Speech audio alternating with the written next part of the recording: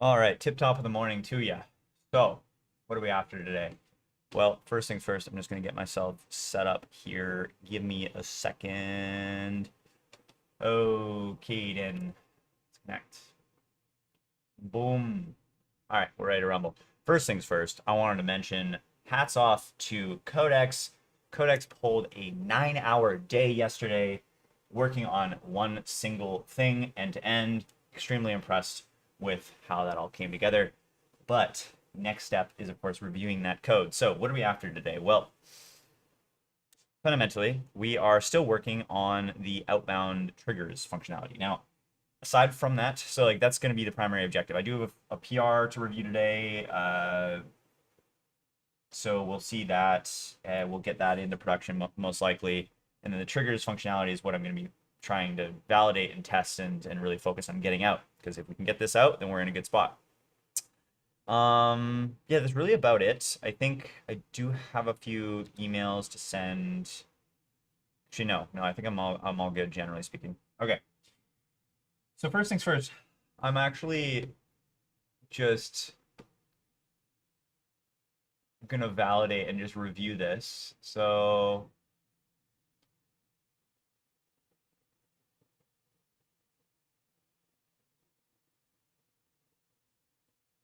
hmm,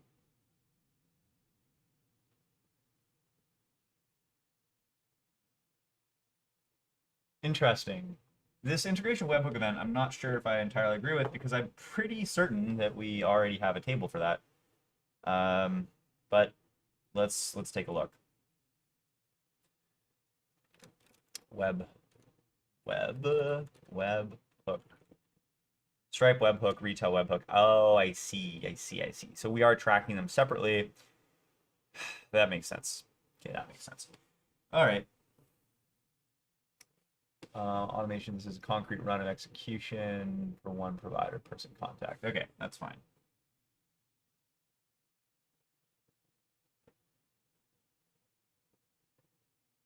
Okay, this is specifically relating to an integration connection.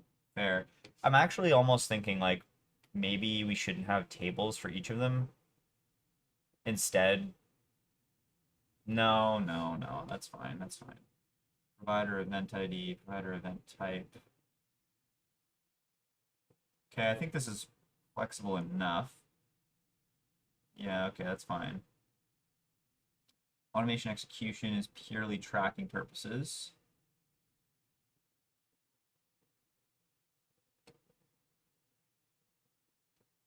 Okay, that also looks fine. I'll create temp key. Okay, actually, no, it doesn't look entirely fine. Um, about the automation execution, it seems a little bit inflexible and narrow to the certain scenario that we're doing right now. Um, yeah,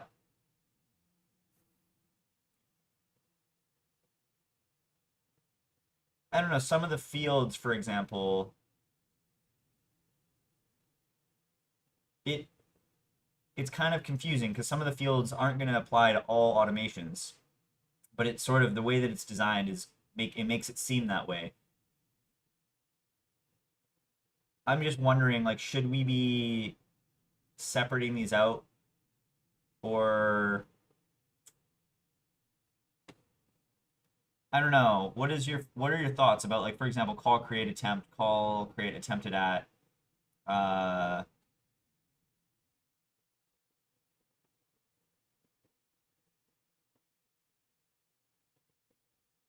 trigger snapshots required too. Hmm. Yeah, I don't know. It looks like both of these tables actually, even the automation table, it looks like it's making a lot of assumptions. Like trigger integration connection ID, for example, like shouldn't trigger integration connection ID be in the trigger config JSON? Or are we keeping it at the root for query, like for easy querying? Or, yeah, I'm not entirely clear or confident in the way that you've done these tables. And I'm wondering, yeah, they looked like they're way too narrowly scoped to the design or like to the situation at hand, and you didn't really think about. And I asked you like quite a lot of times to think about how these are going to expand going forward. Um, am I thinking about this wrong, or just look into the tables and give me your perspective? I don't want you to be sort of influenced by what I'm saying here, but at the end of the day, I'm not entirely confident in what's there either. So if you agree with them, definitely push back on me and say that it's fine as is. But if you're seeing where I'm coming from, then let's talk about it. Yeah. I mean, it got the job done probably, but I'm not. I don't know. I don't know how I feel about the design here because it's saying integration connection ID. Like this is actually a required field. It's not even optional, and you know, we we talked quite extensively uh,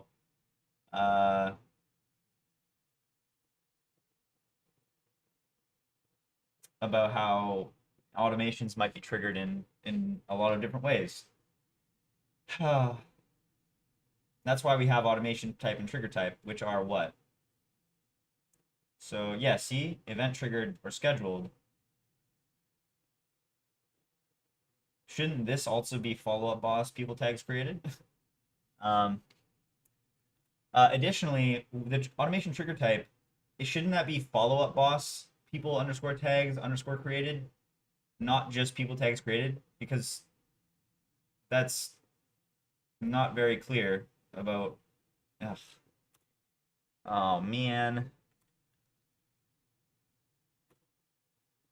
Well, it is what it is. I mean, I know AI is not perfect, but I really was kind of hoping that it would have done a little bit better than that, to be honest. Why is there a bunch of tests?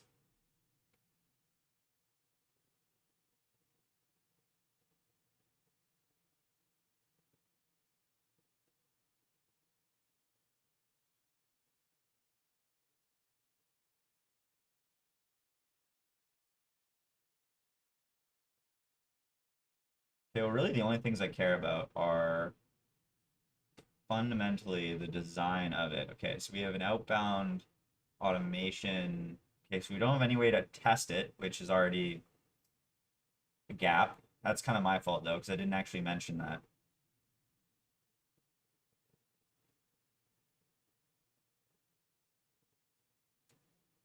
Let's look into the API changes themselves. So, okay, we have a new automation section. It looks like it's following the approach that we did already, which is good. Yeah, okay. Generally speaking, it looks sound. Although,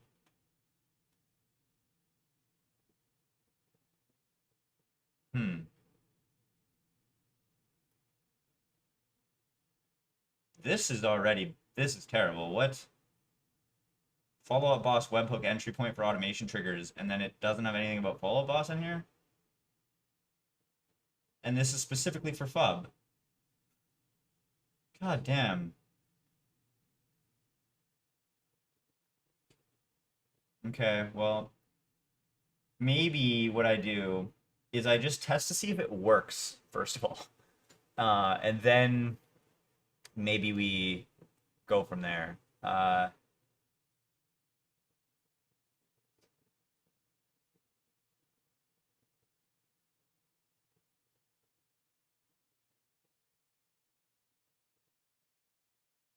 Hmm.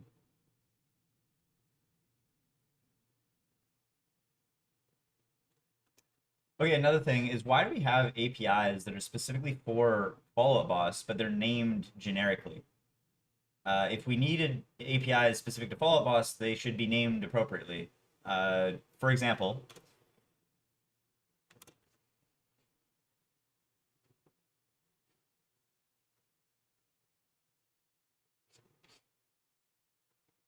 we have a post which is a webhook post, and it says integration slash integration connection ID slash automations, and then the description is follow up boss webhook entry point trigger, but the endpoint itself has nothing to do with follow up boss. Yet, looks like everything is specifically to follow boss.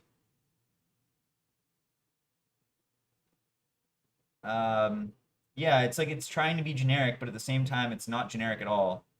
It should either it we should either be doing it one or the other, right? Like it should either be as specific as possible or as generic as possible. But for webhooks, I don't think generic is even really an option, if I'm not mistaken.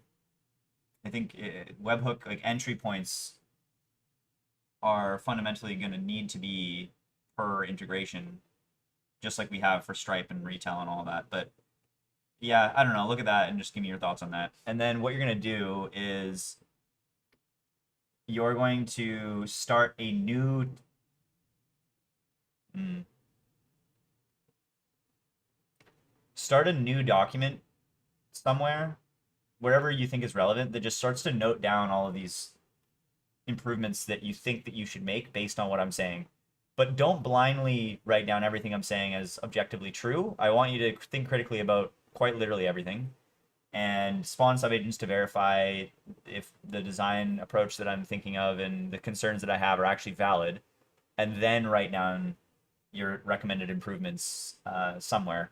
We're just want like a running task list here or a running list of improvements so that we can eventually create another task planning step or task planning document accordingly to make all of these refinements.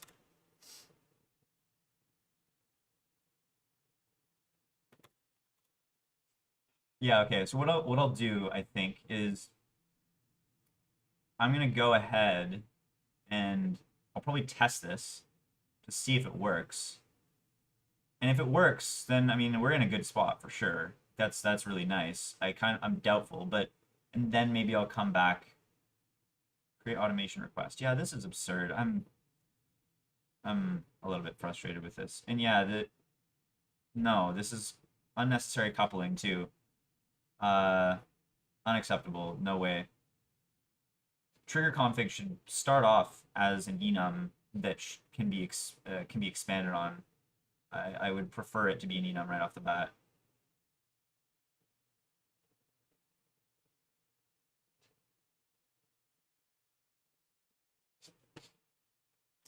Even for example, like create automation request, the trigger config, it's hard coded to be follow up boss people tags created trigger config. And then action config is also hard coded. I'm just a bit confused. Like I thought that we were trying to make this generic. So that should actually be those should actually be like enums that only have one value in it, right? Or not enums, sorry, pardon me. Like they should be uh, mm, like a collection of types, if that makes sense. I can't remember the technical term for it, but it's basically like where a specific object can take multiple shapes, and it's sort of a switch on type or something like that. For example, the way that we have the modules set up. Um, yeah, it's just the way that it's done right now is it doesn't allow us to. Like, it's not following the open close principle at all, whatsoever, actually.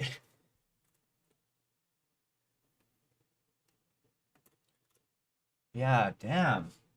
I have a lot of hope in Codex sometimes, and I think generally it does pretty well, but it it frustrates me seeing stuff like this because I really want to be able to blindly trust it, but then there are design decisions which are just so clearly cooked that you can't blindly trust it.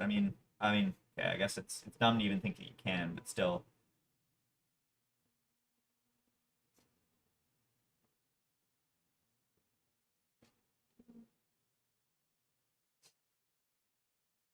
Okay, I like this. Although, why do we have scheduled? Automation type, event triggered, scheduled. Why do we have scheduled? Because we don't even support scheduled yet. So why is that even there? Um,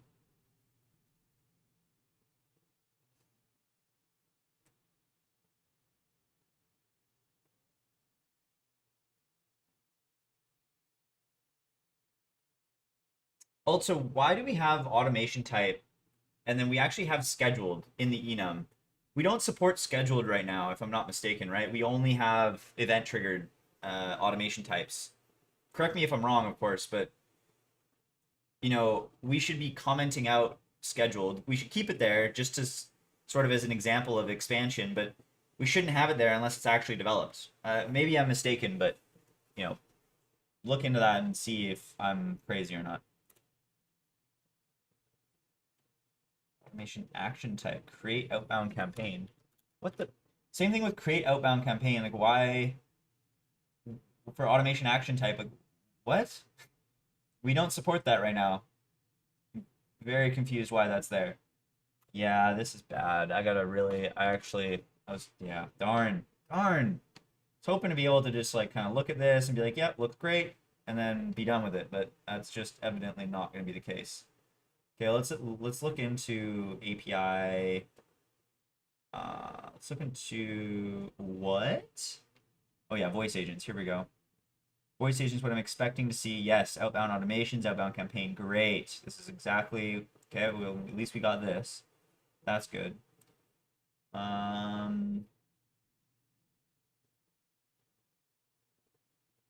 This is a bit interesting.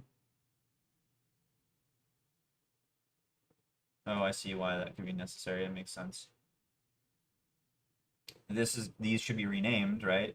So that's already a flaw.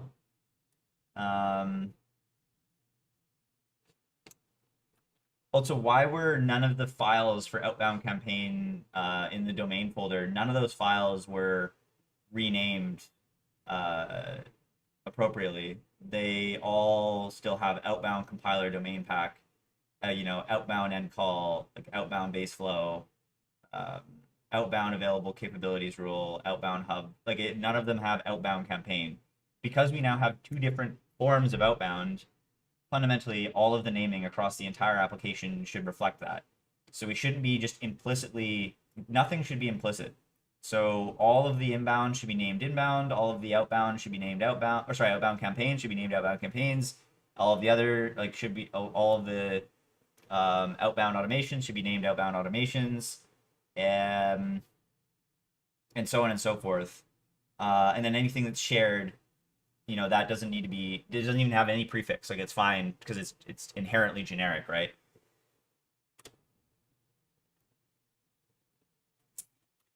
Yeah. All right. Well, so yeah, I got a meeting I get a customer meeting, or actually, no, it's on a sales meeting. No, kind of sales, kind of not, in 15 minutes here. And really, oh, okay, yeah, I gotta actually quickly figure out what the heck this is for. Um,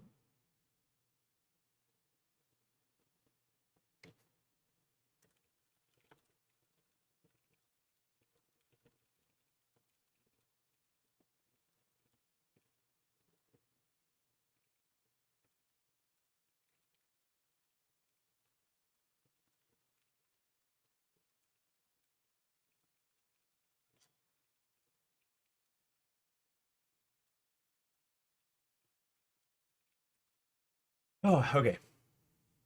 So yeah, I had a meeting in 15 minutes. Um,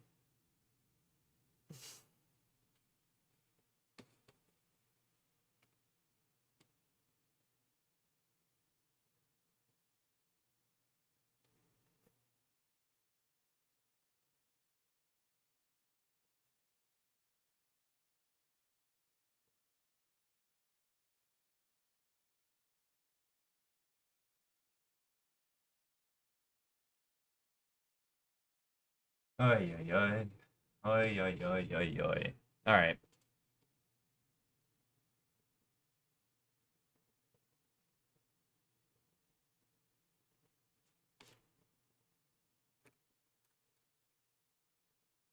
Uh, one other thing actually. I want to plugins. Let's go to Codex and open up plugins.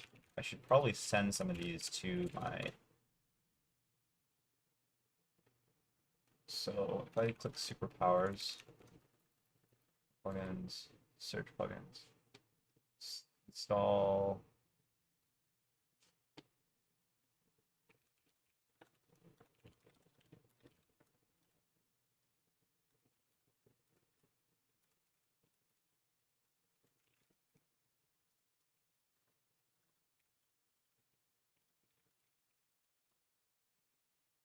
I just got my intern to install superpowers. I think that's beneficial. Um,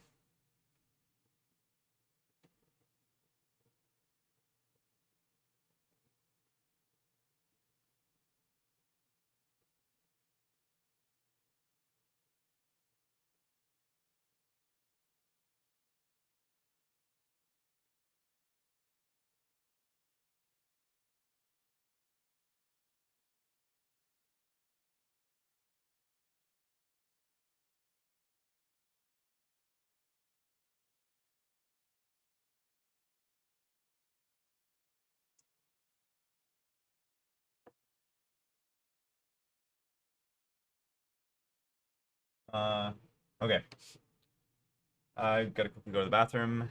Honestly, by the time I'm back, I'm probably just gonna hop straight into that meeting pretty quick. So I'll just pop up my do not disturb stuff, and I'll be back in a bit. And then I don't have another meeting until 1, so we can go into some heavy coding. Why is this not working? That's a little bit concerning. Okay, I don't know what the heck happened there. No such file. What on earth do you mean, my friend? There certainly should be. No such file or directory. What? Okay, let's see if we can do this. Maybe has something to do with this? No, there's no way it does. No such file or directory. What the heck? I mean, it's not like it matters because the BRB thing still works, but if I hit BRB right now, yeah, so BRB works, and that's system, scripts, brb.sh. Maybe I need a, yeah, okay, so maybe it just didn't type the slash in the beginning, so that's fine. Anyways, BRB. Packing how long? I don't know, let's say 1 hour, maybe, depending on how long this customer meeting goes. The sales meeting, kind of. Yeah, I guess so. All right. We shall be back in a bit here. Yeah. Okay. Peace.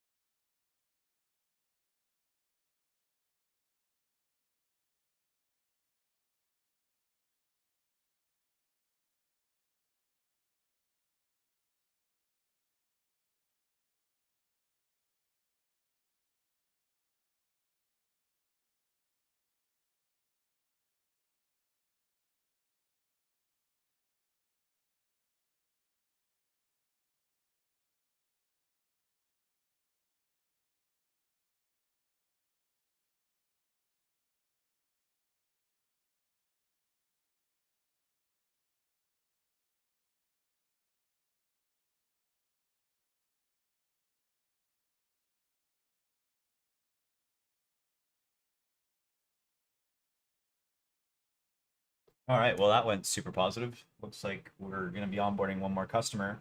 Uh, we do have some action items on our end to strengthen an integration, but honestly, it looks like even without the integration, we might be able to secure this. She's ultimately very impressed with the functionality that we have. So, um, yeah, anyways, so I guess we got to get back to writing some code here and reviewing this solution. So let's get back to it. Okay.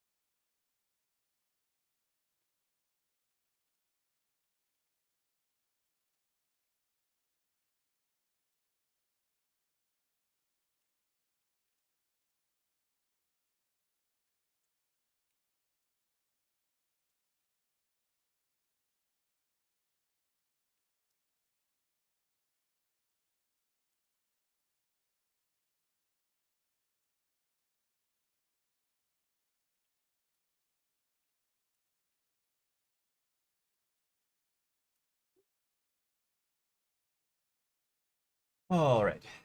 So actually, before I even go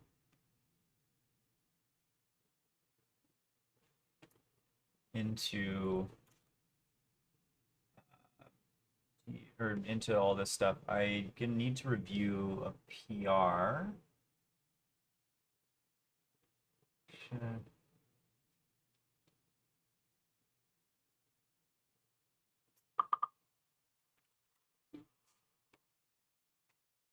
Okay, so yeah, this is the OAuth stuff. Um,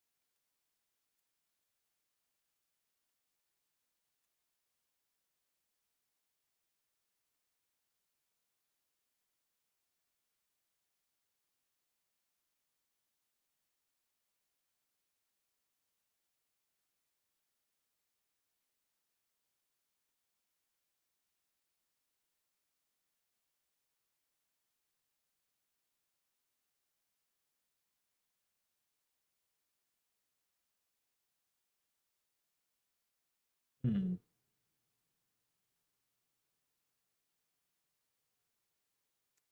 Something obviously went wrong here.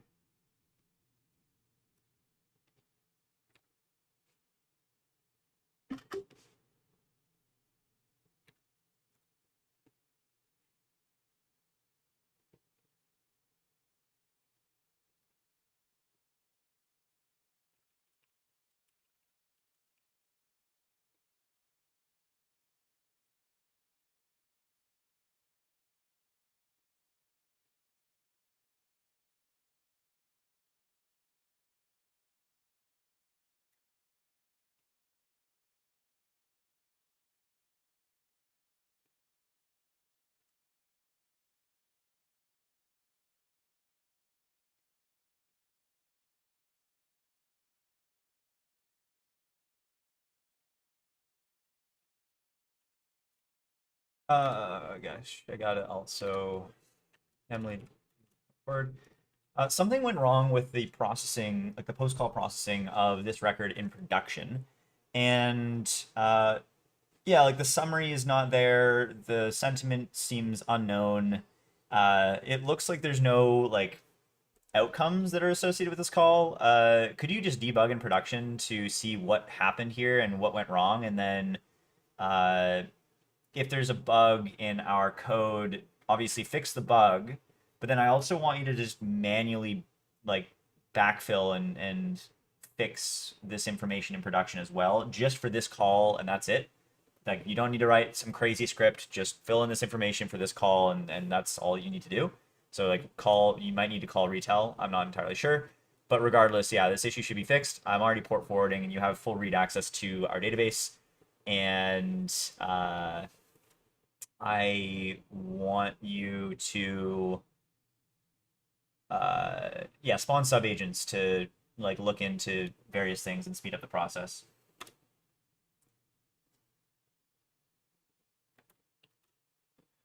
All right, that's super good. And then I will be right back. Oh.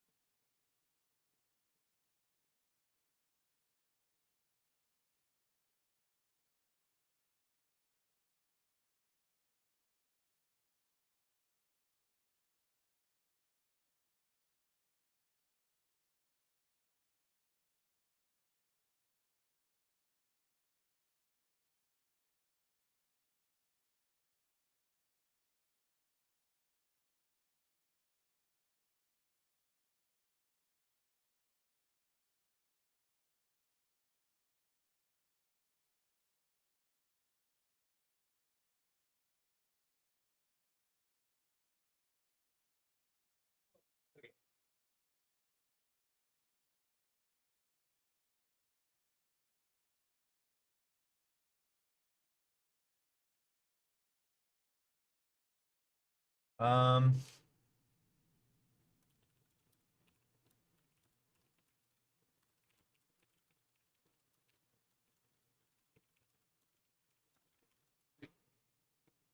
all right, so what we need to do here is actually give me a second. Doing stuff that you can't see.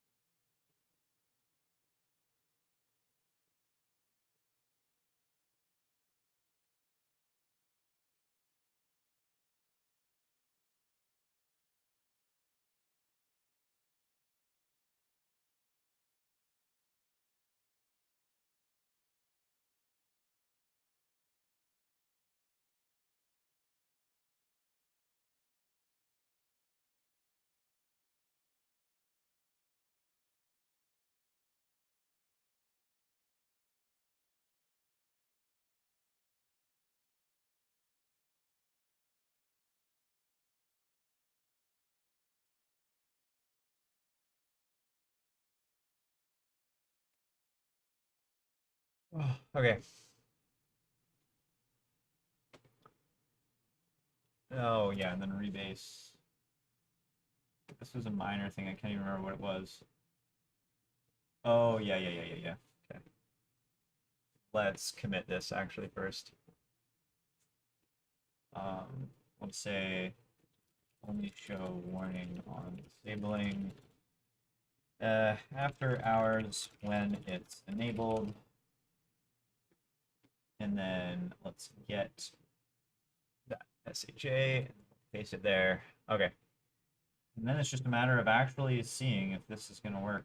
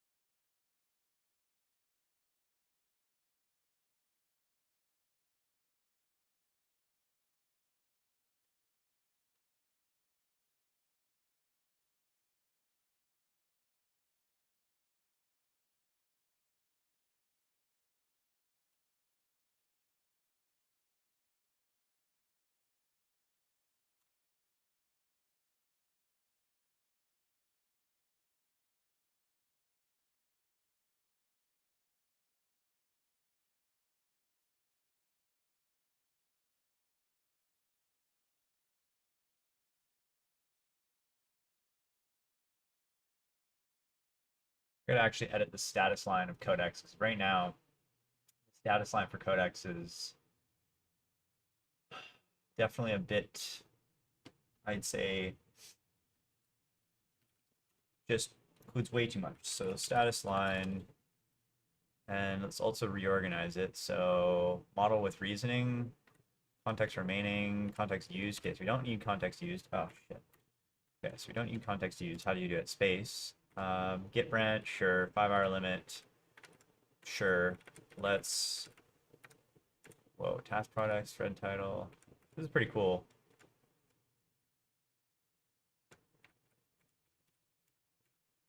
All right, so let's start with model. Then we'll do context remaining. Then we'll do current directory. We don't need model at all. Get branch. Yeah, okay, that's necessary. I think that is good.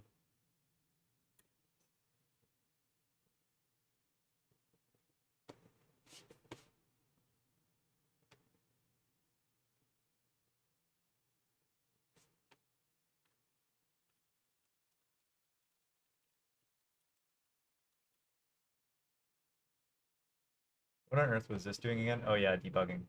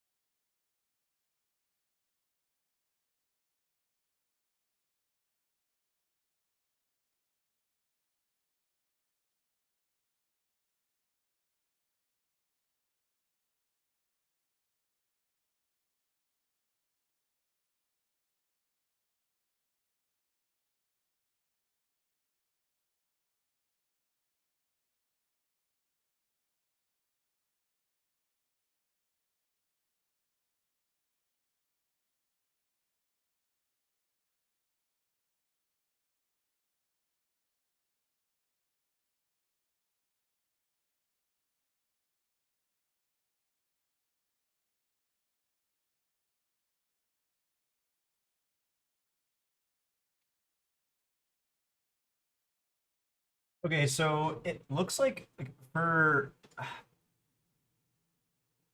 the first three commits should be dropped entirely. Like, why are you making changes, or like, why are there commits related to the docs, like docs add automations implementation plan, docs refine automations config model? Uh, oh, never mind. I'm cooked. Yeah, okay, that's completely fine.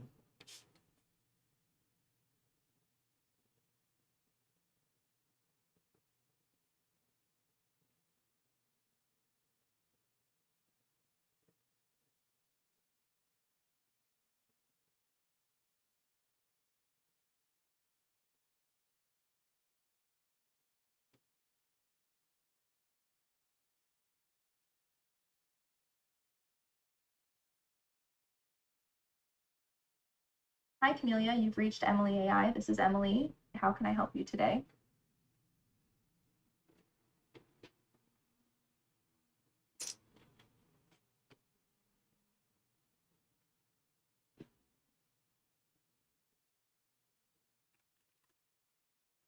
Could you make it so that the default tab when you open up the call history is actually defaulted to the summary tab instead of the analysis tab?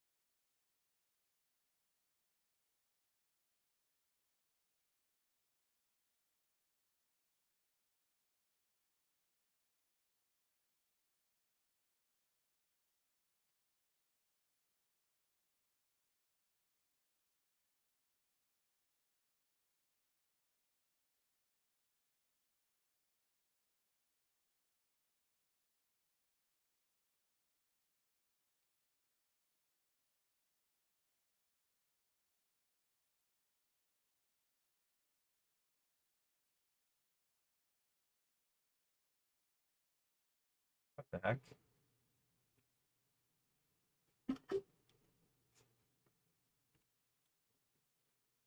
Could you explain what's going on here and fix the logic? It looks like there's some sort of bug because it has inbound 90 minutes and outbound 6 minutes, but it says 0 out of 1,000 minutes used, which is kind of confusing.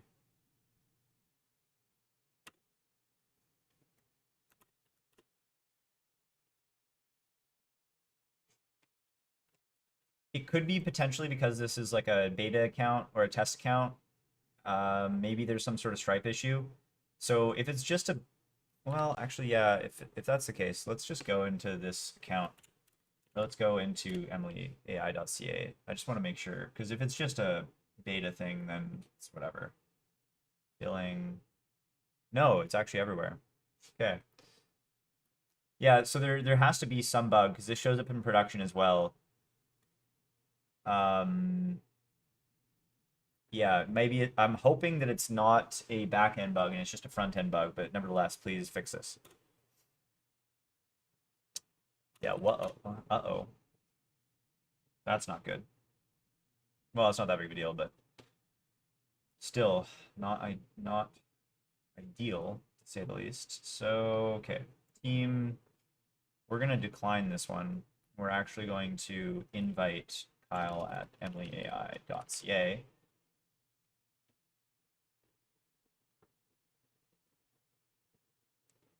And I want some other account as well. I don't know what other accounts I even have in beta though. Maybe info? No, not info. CEO. Um,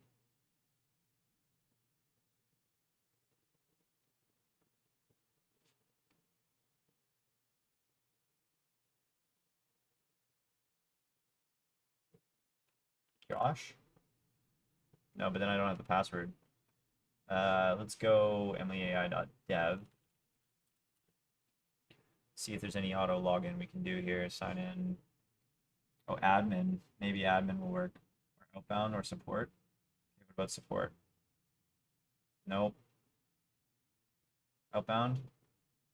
Ah, outbound has an account. Okay, good. We'll invite outbound as well then. So let's log back in to, we're treating Kyle X Rich, I think is the owner. Is that what we did?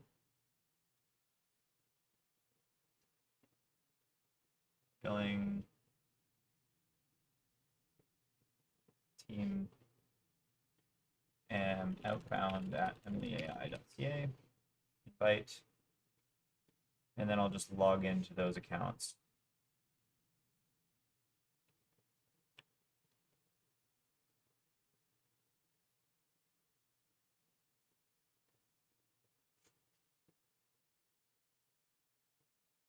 So we're good here. Okay, accept that. Although it's very confusing that every workspace is called Kyle Rich. Kyle Rich, I'll say Kyle or outbound Rich. Outbound Rich. Sure. And then we'll change, we'll log out of outbound Rich and we'll change, go to Kyle at EMLY.ai and we'll change this to EMLY.ai Rich profile. EMLY.ai Rich, save changes, and oh, and then join the team. Accept. Okay, so in theory, then the billing here should show team, and basically, yeah, it should not show anything else. But then professional is canceling soon. Manage billing, yeah, this is all accurate. This is the active one, and they can't set it as active. It's just going to be active because they're the ones. Okay, this all makes sense. We're good on that front. Go to billing here. Billing should never show. Oh, I guess localhost. Localhost should, if I refresh, it should have that drop down, right? But oddly, it's not having the drop. Okay, here we go. The drop down. Okay, so it still says Kyle Rich, which is interesting, which means actually, I bet you there's a bug in the update path. So let's go /new. When you update your name on the profile page in settings, could you make sure that it also updates the workspace name as well? And then it also should sync to Attio.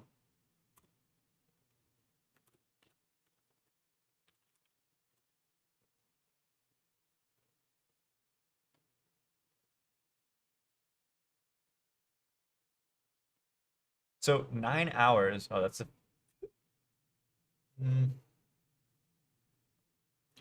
Wait, what is happening here? Oh. Sorry, I enabled port forwarding again if you're trying to look into the database. My bad. So go ahead and just you can look at you can look into the database now in production or in beta, either one.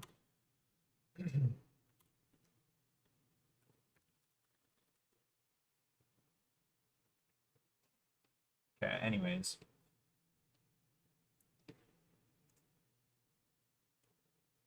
So this is for one of them. Now it switches, should be that one.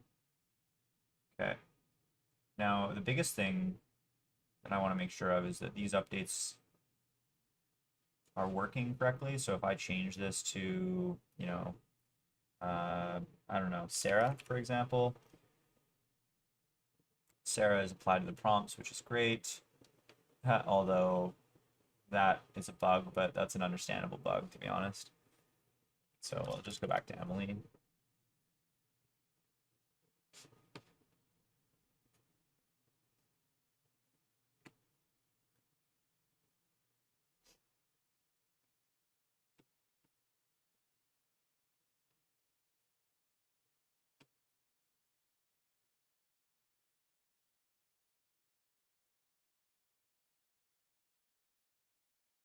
Let's ask Claude. Actually, so Claude, what did Claude just do? Oh, switch the default. Okay, great.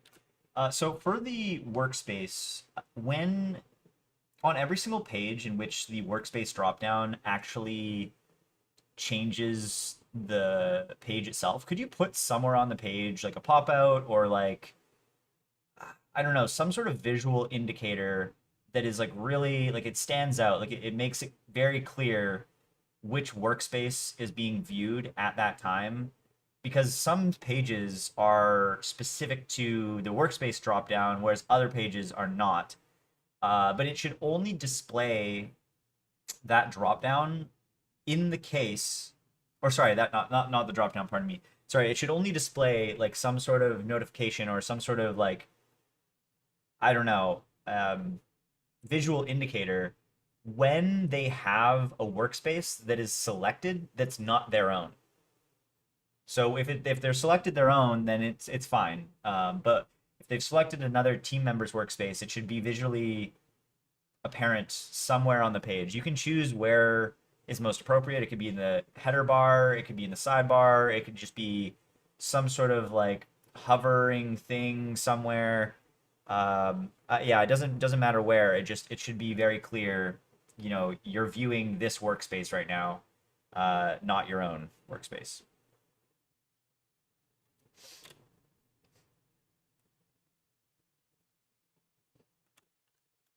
Oh, and another thing is that you can't actually click on the workspace dropdown whenever the draft changes like kind of pop up is present. So if the draft changes pop up is present, it doesn't actually allow you to click on the workspace dropdown at all for some reason. So fix that as well.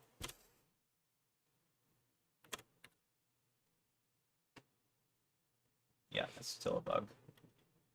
Okay, cool. Things are looking pretty decent. What time is my next meeting at? I think it's not until like 1. Who's it with? Oh, perfect. Okay. Uh, I gotta remember.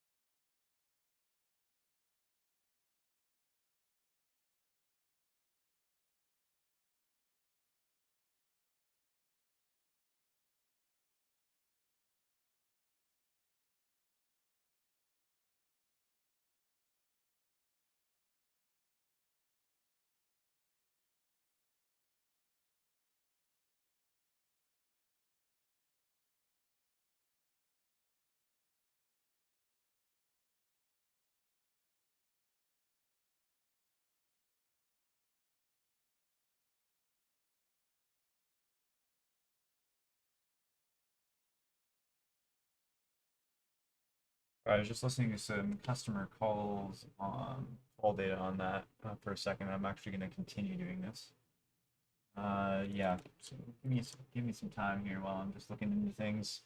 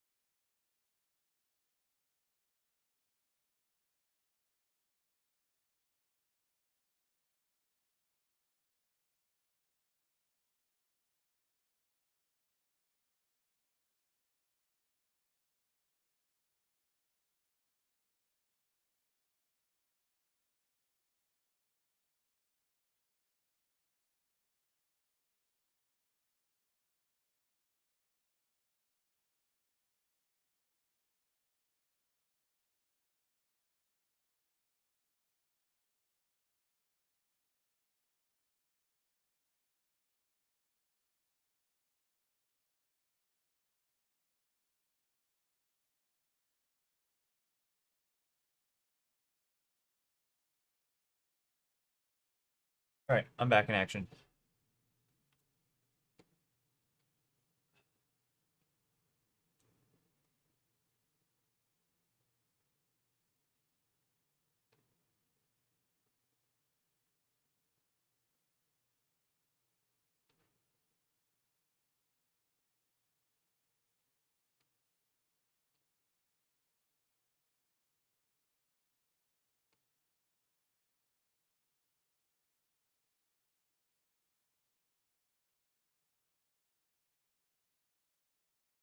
Billing, that's weird.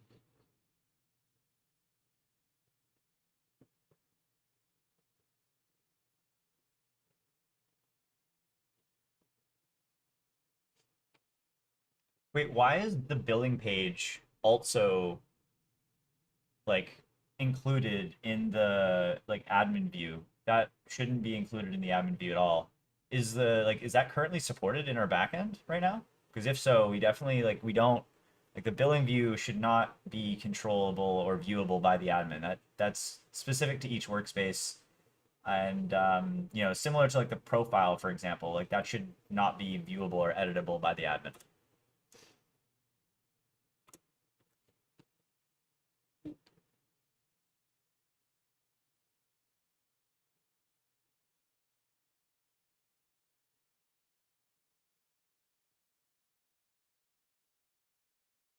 Weird.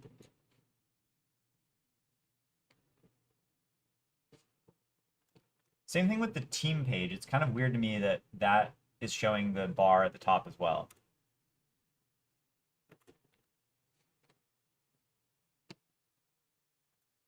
Like, actually, I'm gonna just.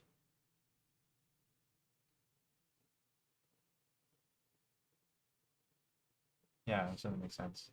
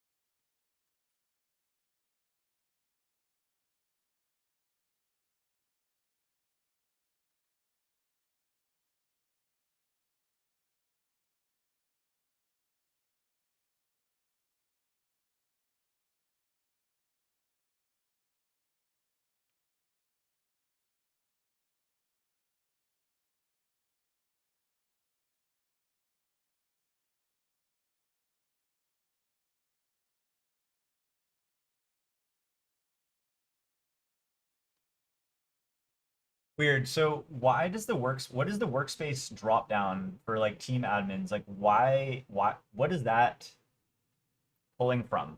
Because that's not being updated at all. And I'm a little bit confused as to why that's not being updated.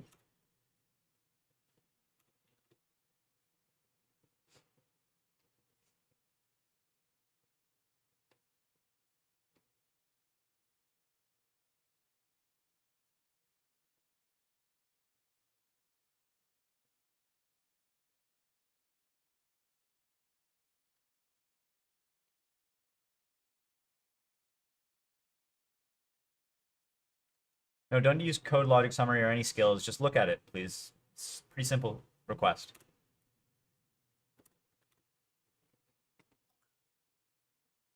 Oh, I realize why. Actually, I'm an idiot because I made that update on the beta, which doesn't have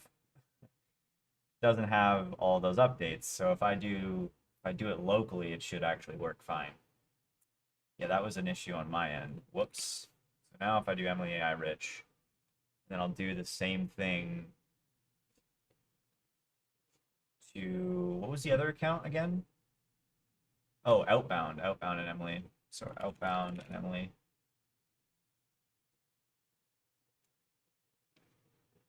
then we just gotta change. So let's go into billing here. Yeah, okay, nice. Um, profile.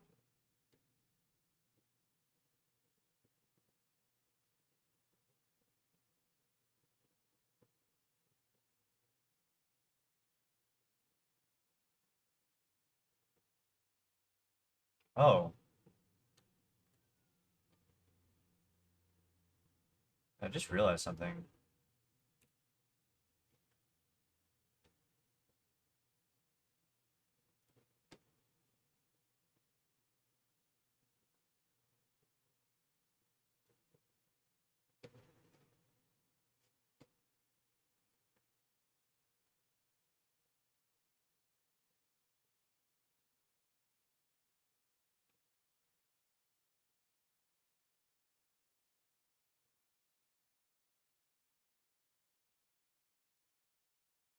Can you explain to me briefly how the usage ledgers work? Actually, you know what? No, it's fine. I'll just look at this manually. I just realized like I'm not entirely clear. Usage period. Okay, so no, not this. There has to be a ledger somewhere. Yeah, usage period. So usage period, interesting. Okay, so this is actually, it does support multiple. Oh, I see, I see. When it works, remove uniqueness should be enforced by owner team after cutover. Owner team ID. No, that's not true, right?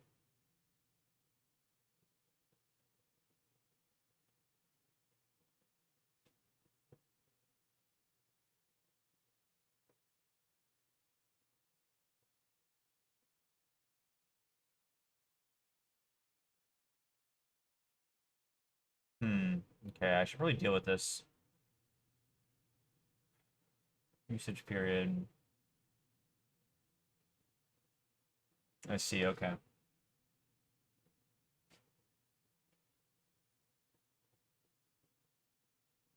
Wait, yeah, why is this not? Oh, this is Emily AI Rich. I should have gone into Kyle X Rich.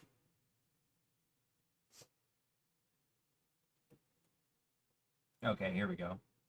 But oddly enough, weird is that it takes a while for this stuff to load, but all right, here we go. Now it's working as expected.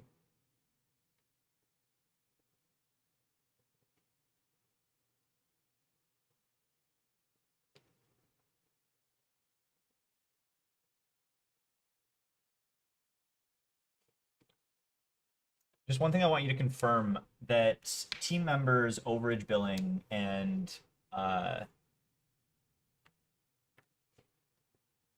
okay, let's see, let's make sure this billing issue was actually fixed. Oh, okay, this is not very helpful.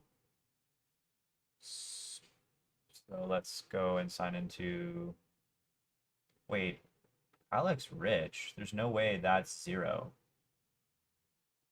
That definitely should not be zero. We have lots of calls. Hmm, that's weird. Um, okay, well, clearly there's a bug then because the second, so now what's happening is it says zero inbound, zero outbound, and 0 minutes used. So there's clearly a billing bug then because this is not being tracked properly.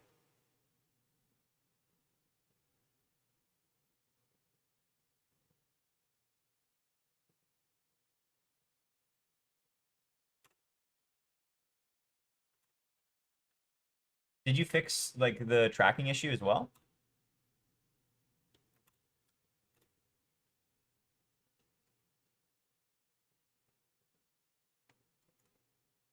Oh man,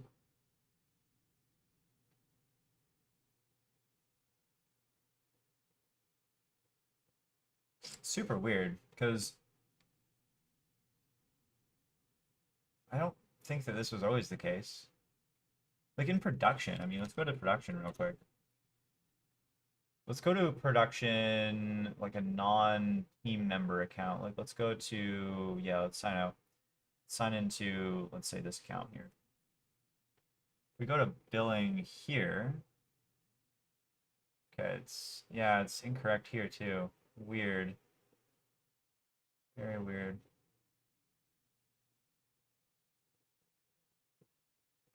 Also, he's on business. Oh, I see, I see, I see. Okay.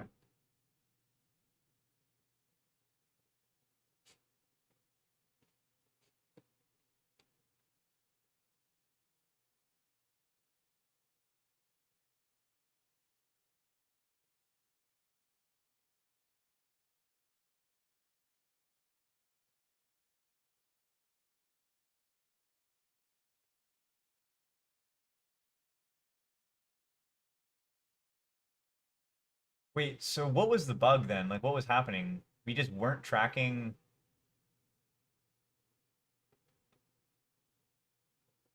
like, we weren't tracking usage properly at all?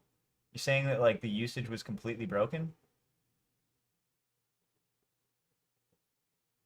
It looks like you made quite a lot of changes. Should I be concerned? Actually, I am concerned. Really? Um, hold on. That's compact. Hold on. I'm honestly a little bit concerned about the billing behavior now in general. Could you spawn like a bunch of subagents focused on validating specific billing behavior? Like, for example, one on the billing behavior when they're part of a team, where everybody that's part of a team, all of those usage periods and all of that should be tracked underneath the team billing account. And and then, if you're just an individual, all of it should obviously be tracked underneath just your individual billing account. Regardless, we need to make sure that the post call tracking and the reconciliation and all of that is being set up properly. So could you just spawn like at least 5 subagents to validate the different billing paths to make sure that everything is correct? And then also,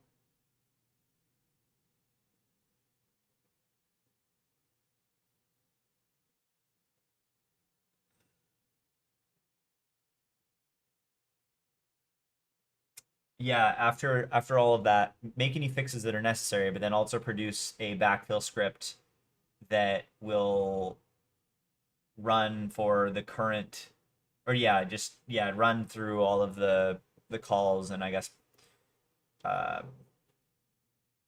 I don't know, just properly update the ledger. But it should also have dry run, and then it should also have the ability to just do it for one workspace as well.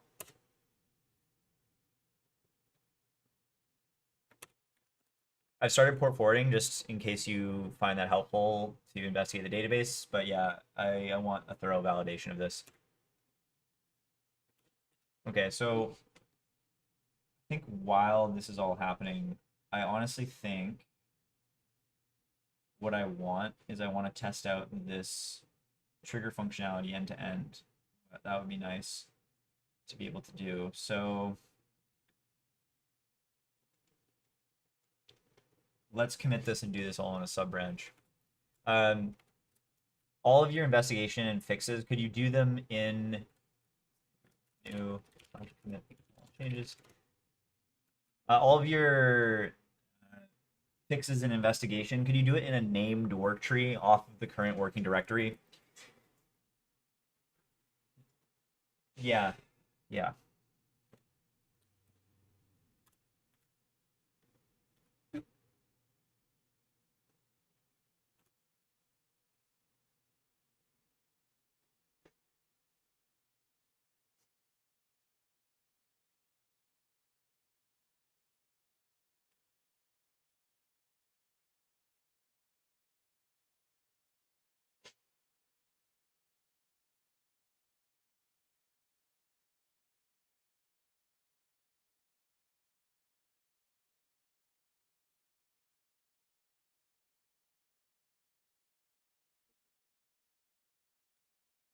And then obviously have one entry point for prod, one entry point for beta.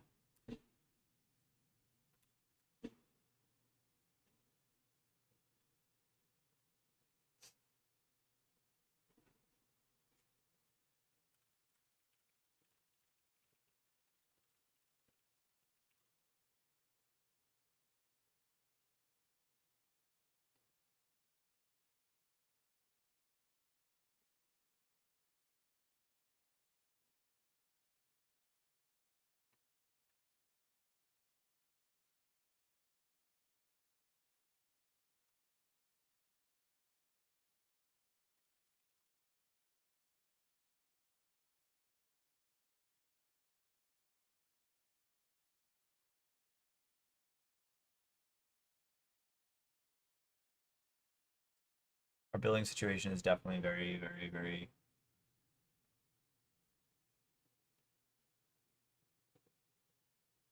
hard to manage, hard to reason about.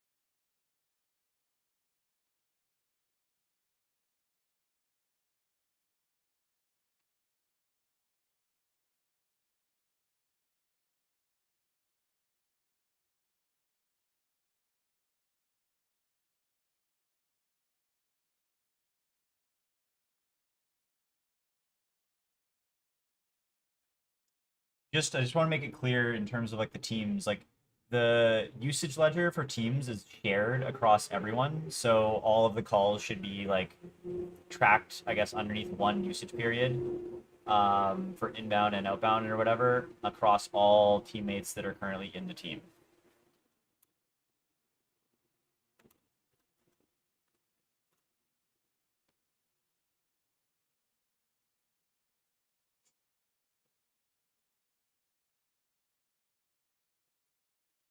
Anyways, yeah, just whatever. Okay, let's do another rebase.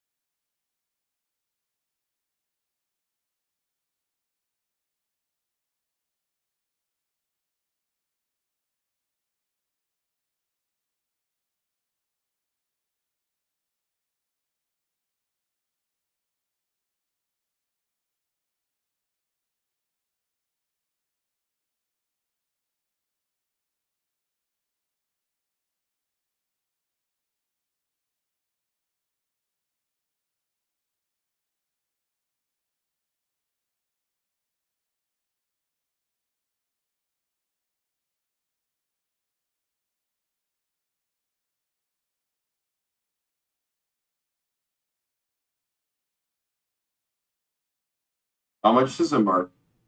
Yeah. I bro.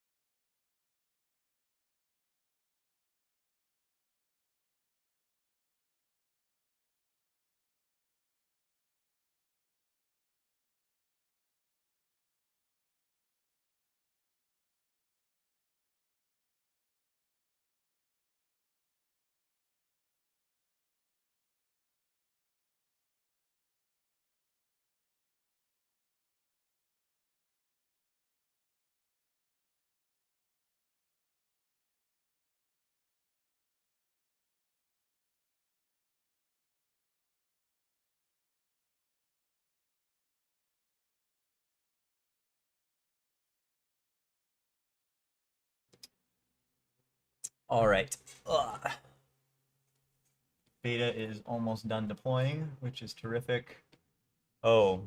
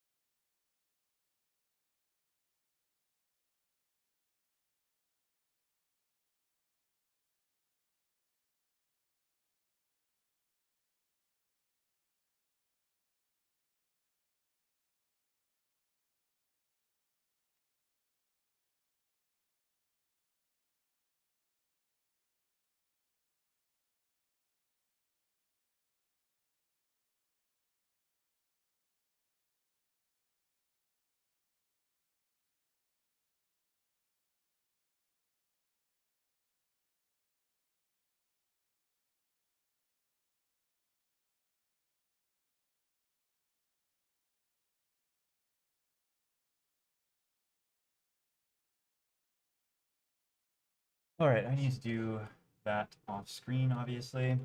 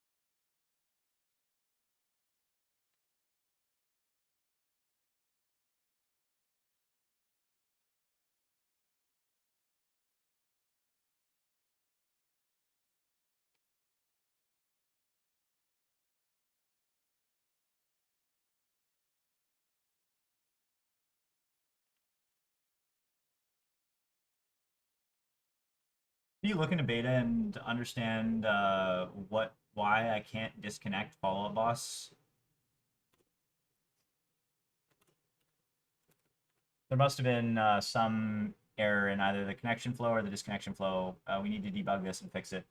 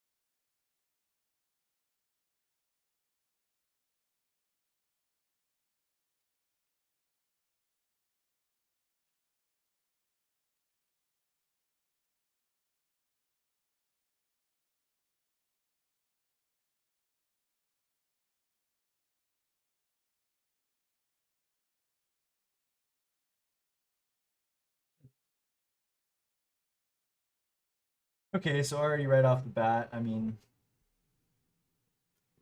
functionality doesn't work, so that's horrific. Kind of unfortunate. So yeah, it's a little bit sad, but I guess it is what it is.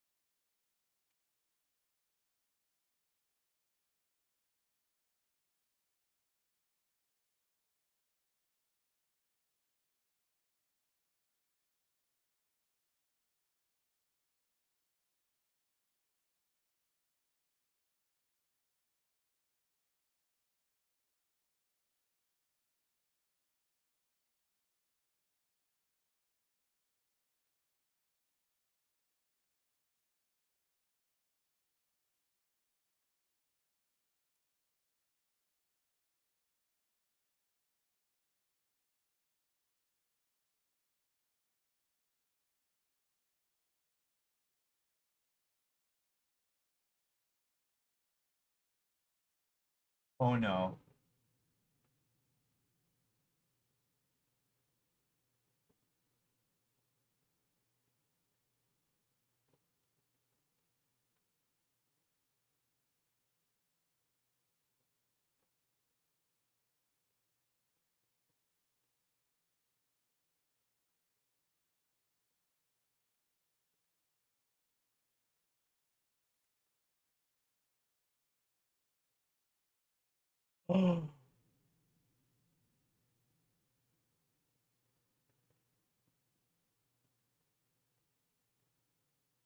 I just broke prod accidentally. Oh shoot. That's not good at all. Okay. Okay, that's yeah, this is actually really not good. I accidentally just deployed migrations to prod, which I shouldn't have. Okay. Uh,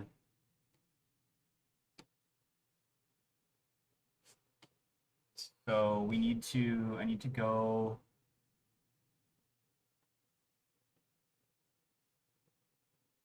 Okay, what do I do here? Let's get, let's split this vertically. Oh my gosh, I cannot believe I just did this.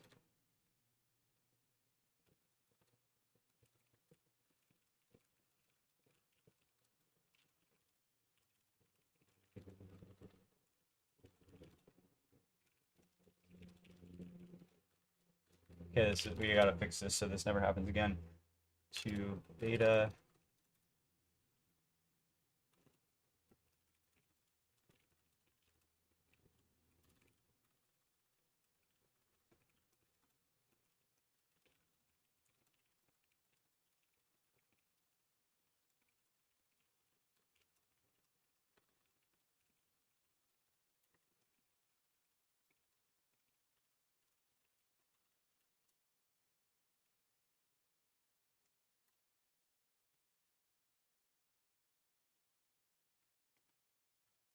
Basically, the commit that I just sent you is like the last commit that should be deployed to production, and then all commits after that contained migrations that should not have been deployed to production, but I accidentally just deployed them to production. We need to revert those as soon as possible.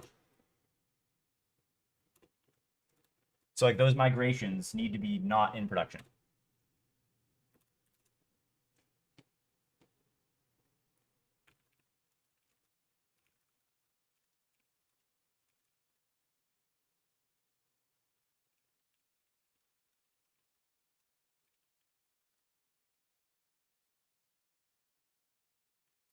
Hold on, no, don't use any skills. Give me a quick answer right now.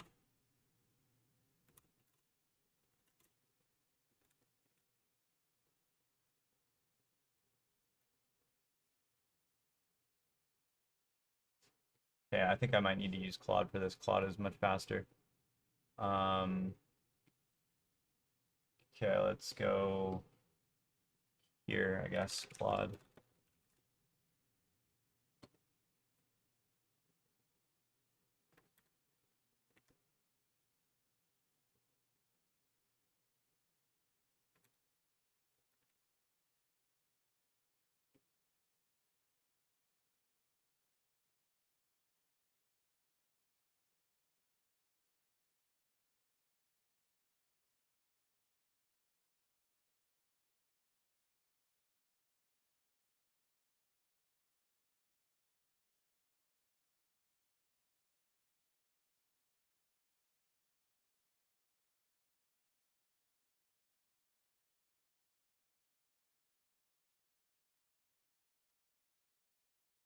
How hard is a point in time restore in like is something super simple I could do in AWS?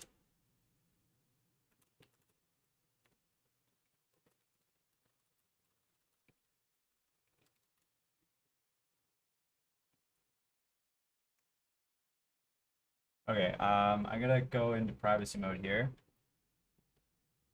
And it'll be good. I seriously cannot believe I just did this.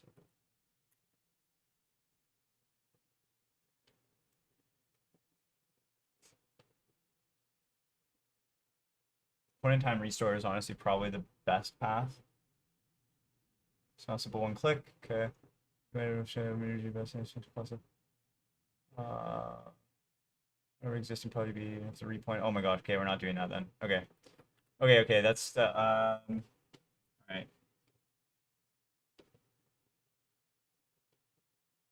Okay, so what we need to do then is I need to basically let's delete this. I think I just need to basically roll back those changes. So in order to achieve that, I need to reset soft to this commit, and then basically, yeah, let's create a branch here called prod db rollback. Reset soft to this commit, and then we need to actually go forward and keep or discard the changes that were made. Yeah, discard all these changes. And then keep the migrations. So let's unstage all changes. Just keep the migrations stage folder. And then we need to go ahead and actually prod rollback commit, and then discard all of these changes. So we have this. Now all those Prisma changes are gone. So what we can do is we can run a server locally. So let's say, what is it called? Prisma, just Prisma dev, I think. Prisma dev, and praying that this actually starts. Okay, it does not. It's already running and listening to port. Okay, that's completely chill then. So let's do and let's see cd app npm run migrate dev.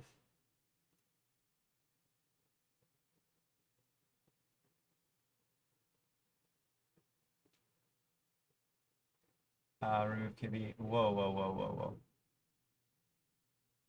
Create and apply the migration. Have been applied. The values will be removed. Call entry point. Yes. Revert prod db changes. And okay, so we should have one migration now that basically copy file path. Okay, so if I deploy this migration, should it fix everything?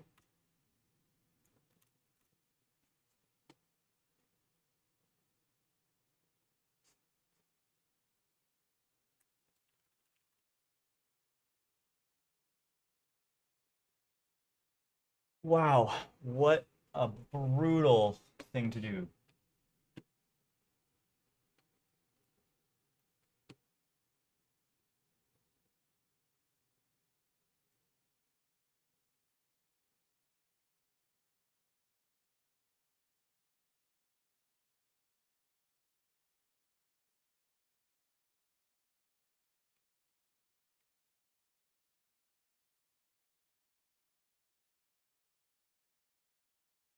I'm pretty sure, actually, like, I think it actually is fine.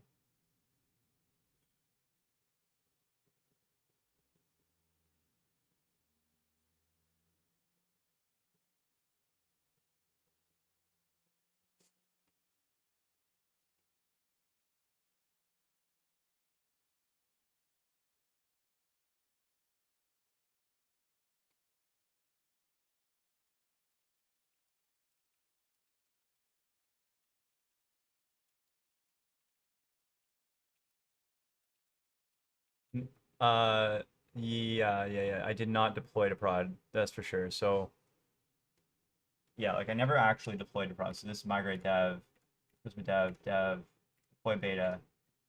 So yeah, I migrated to prod, but I did not actually deploy to prod. Not guaranteed. Rollback should make prod usable again if deploy, yeah, existed. Reverses last two commits. Okay, I think we should be. New migration, yeah, should. Drop the tables, current employee commit to our last migrations only added tables.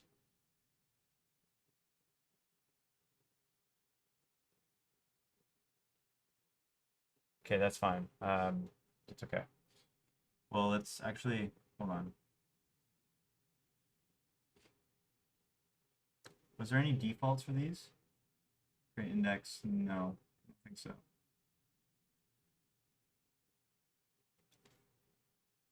Okay.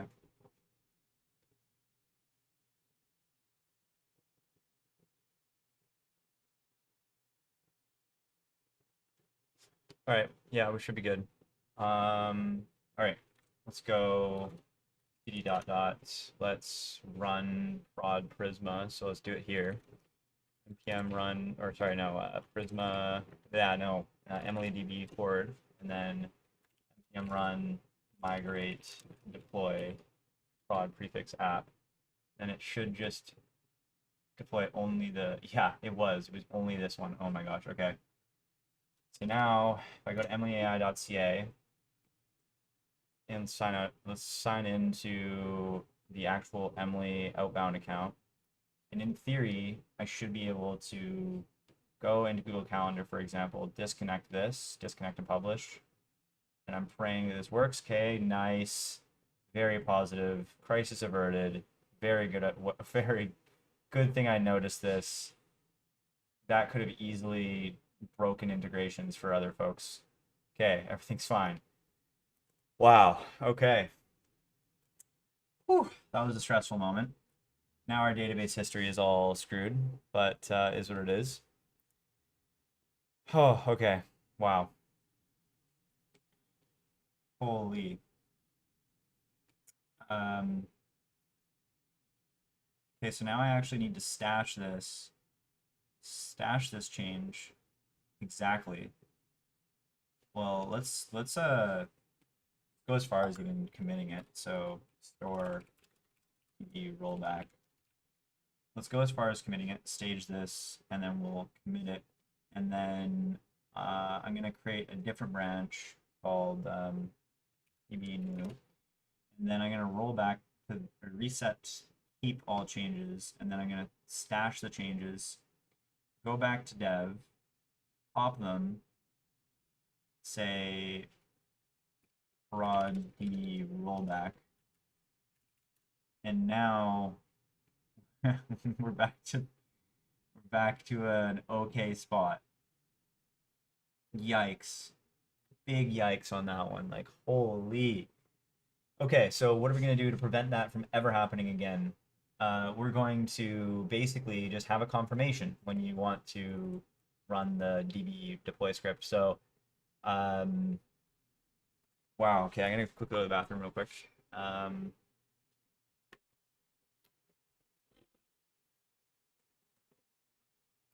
Okay, it's fine. I fixed it. Could you please go into the prod db migrate script, like the npm script, and if you need to create a separate script for this, that's fine, but it should ask for confirmation first before it deploys to production, or migrates deploys to production. It should never, yeah, it shouldn't just run automatically. It should ask for confirmation first. Whew.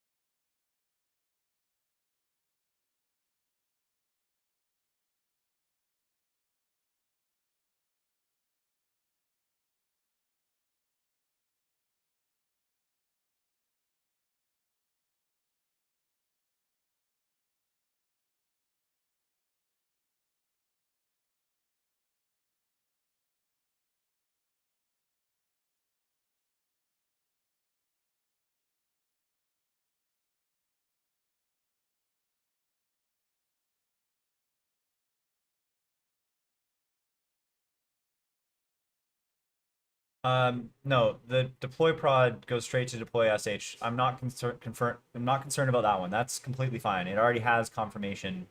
That's not a problem. I'm just talking about the migrate deploy. That's it.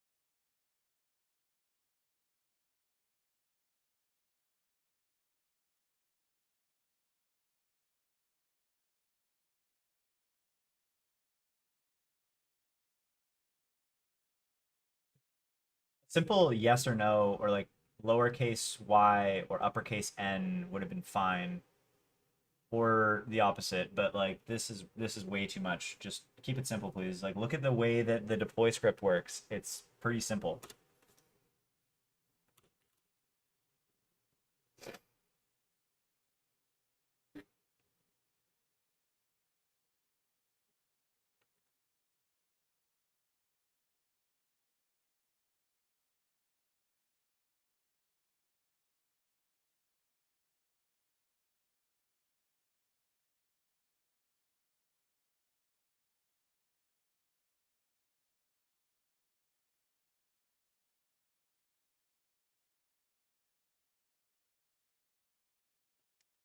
Actually, could you make it capital Y and lowercase n?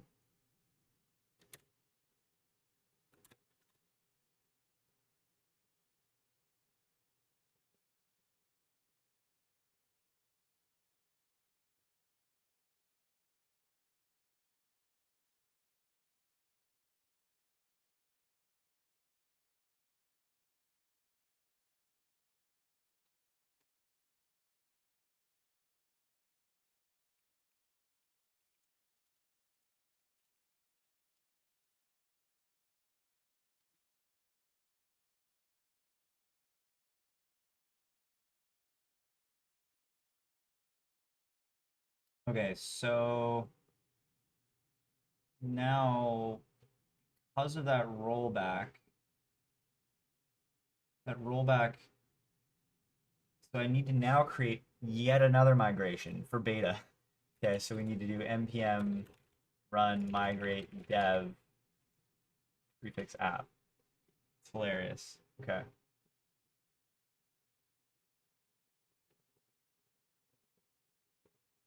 Um, yeah, that's fine. Re-add database changes.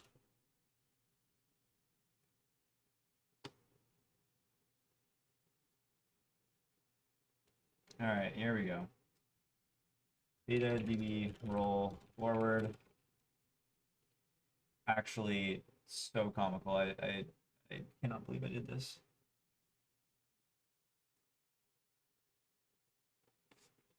All right, npm run migrate, or no, npm run migrate deploy, not prod, beta.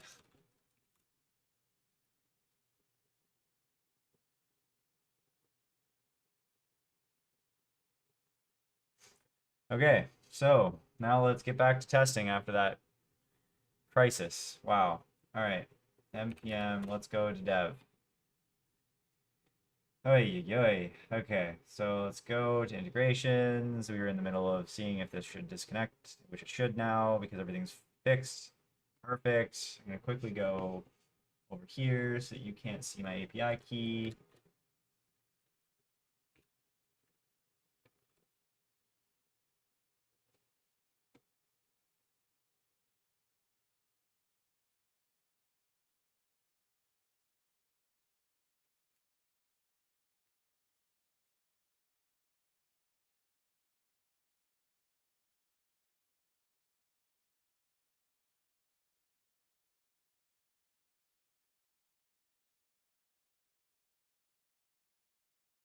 All right. Test. Emily, call them out 1 minute.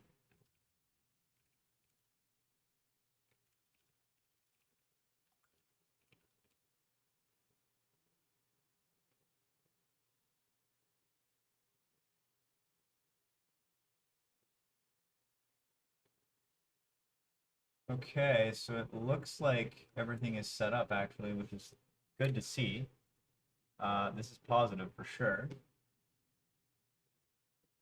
Now I just need to actually go ahead and click save tags. And in theory, I should actually get a phone call in about a minute. Okay, so that's clearly not happening. Even though the tag is, okay, so it's Emily, right? So we have Emily. Something's not working. All right.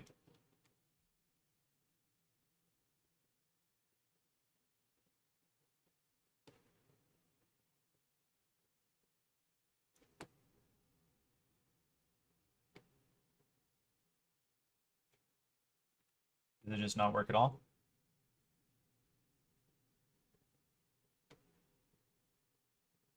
Yeah, doesn't work at all. Yeah, let's do this again. Let's remove the tag, add the tag again. Create a new tag called Emily. Save. Is there any like save button here? No. Just that's kind of it. And then, well, actually, now that I think about it, like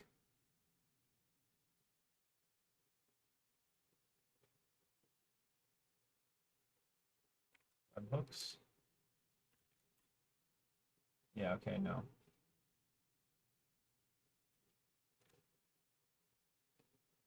Yeah, it's not happening at all. All right, so then I guess if it's just completely broken, then I'm not even gonna bother fixing it. I'll just fix all of the terrible things that were done in the meantime, and we'll go forward after that. So, all right.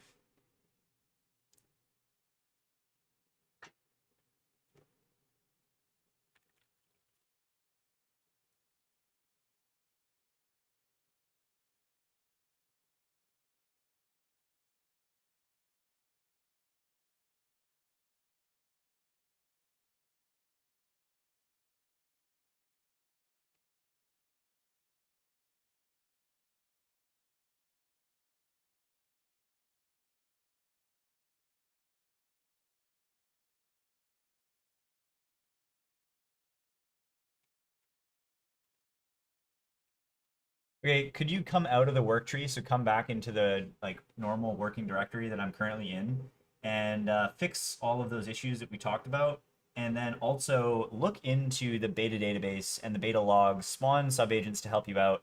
I want you to spawn multiple subagents to help you out with the actual changes themselves, but then also I want you to spawn subagents to like figure out and debug like the actual end-to-end functionality, because it's just there's really nothing else to say beyond just the fact that it just straight up does not work at all.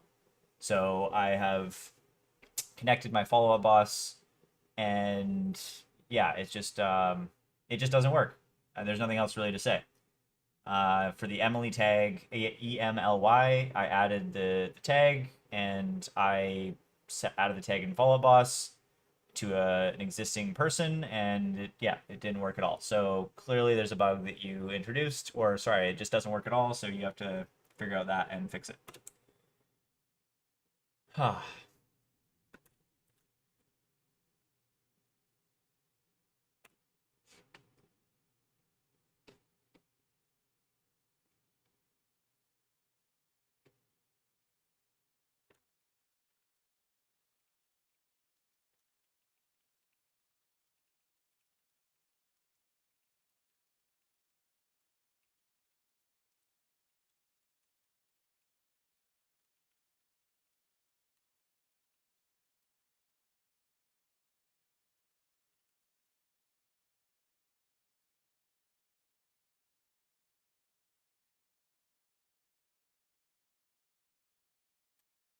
All right, well, I got a customer call, so I will be back once again.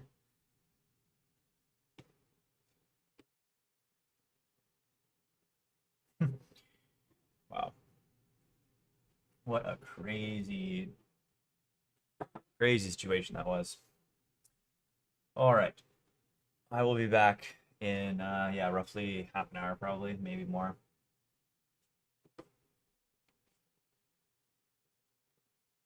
So 45M, customer call.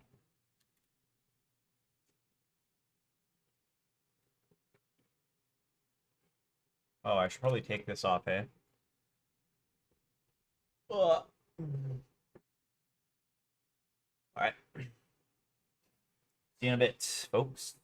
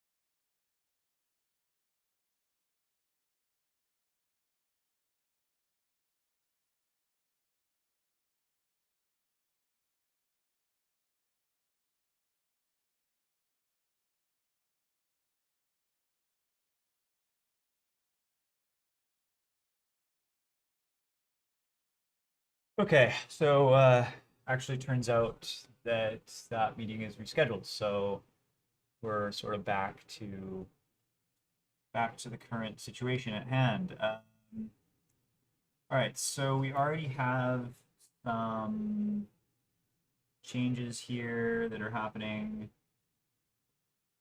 I'll create attempt key. Interesting.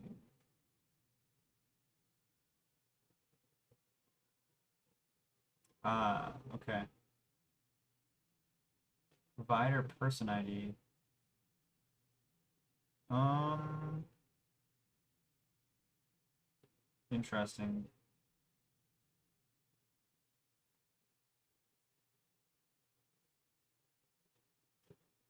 Shouldn't that be like I feel like this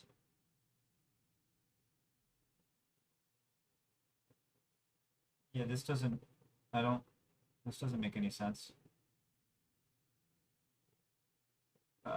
Automation outbound call execution.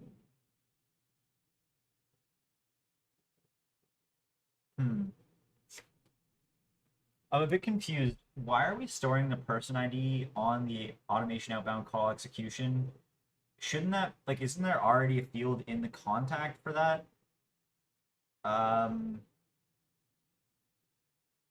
yeah, I guess that's slightly confusing to me why it's denormalized like that. And then also, why is the retail call ID on this record as well? Like, shouldn't that be associated with like an actual just a call record, just linking the call record itself?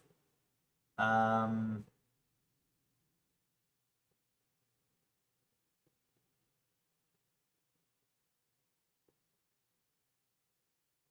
yeah, I guess that's about it.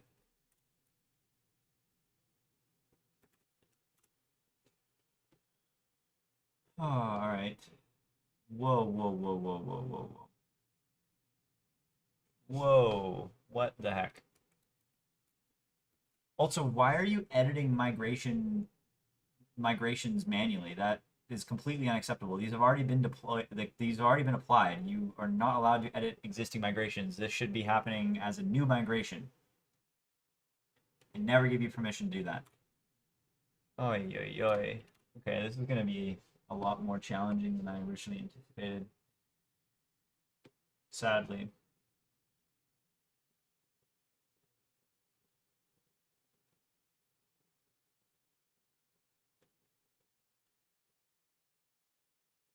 I don't have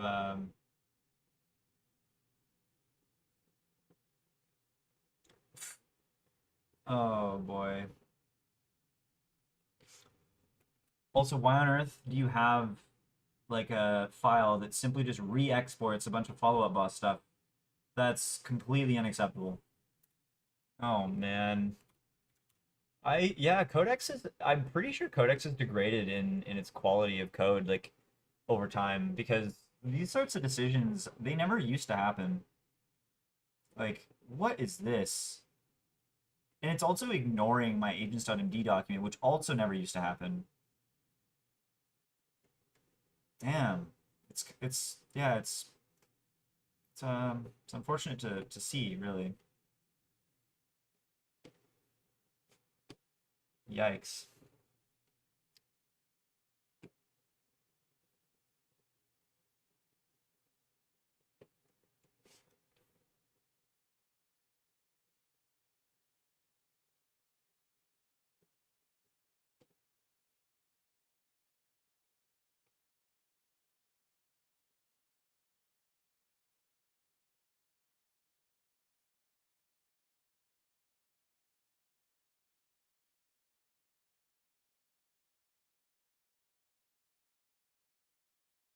Day is it today? Wednesday? Do I have anything on the books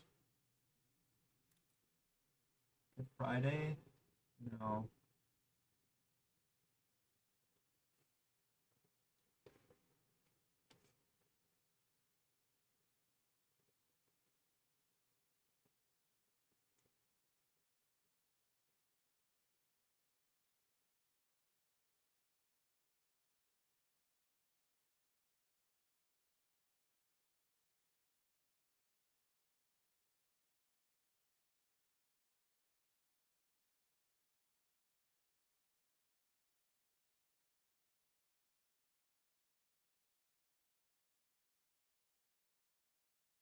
I'm free until 3 p.m. Let's have some grub. I'll be right back.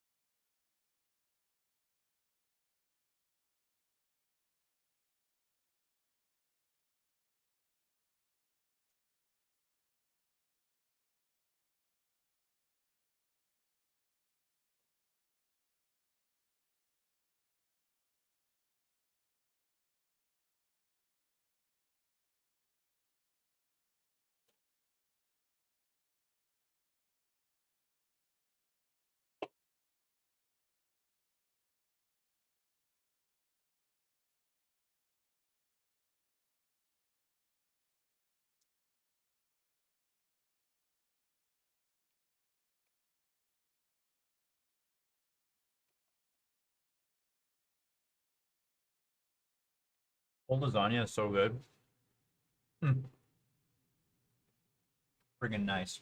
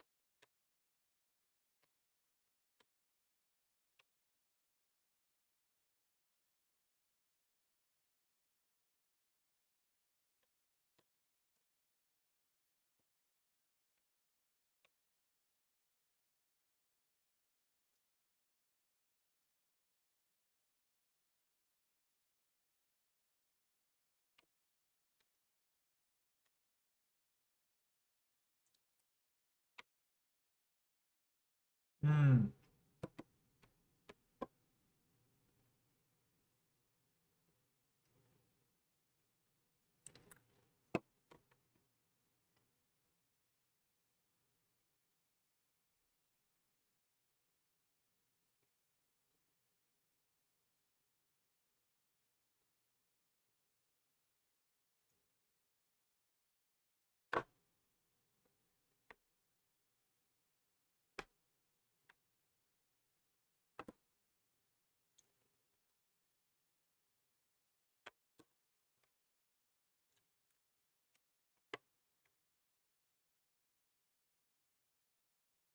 All right.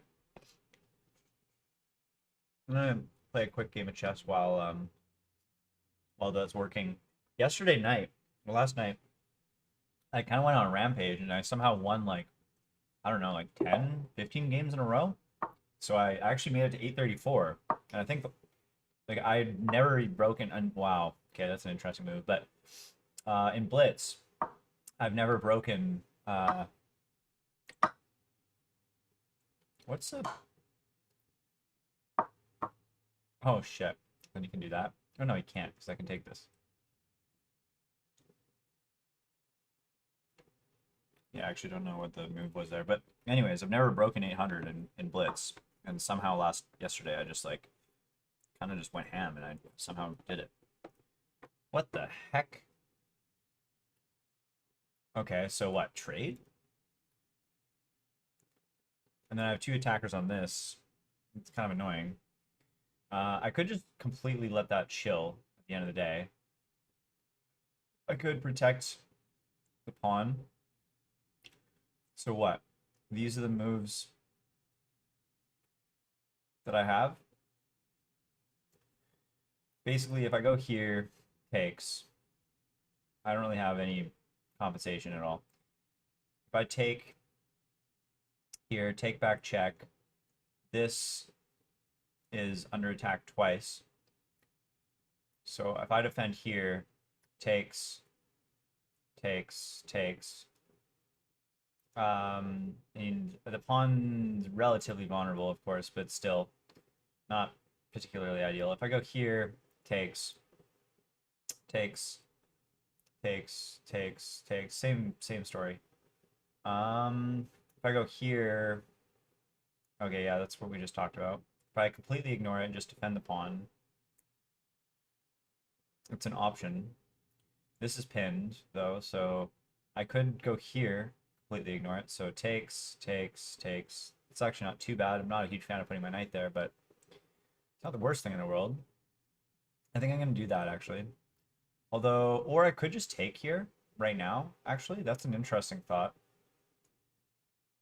I just take, which then take. He can't take, actually, because he has to defend this. So he'd have to trade first. So what? Take, trade, take, and then he'd take this back.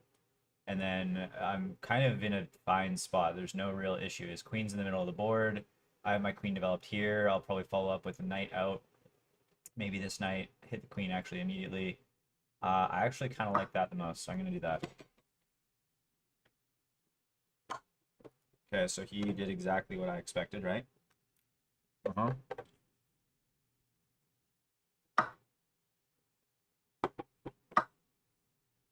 All right. Perfect.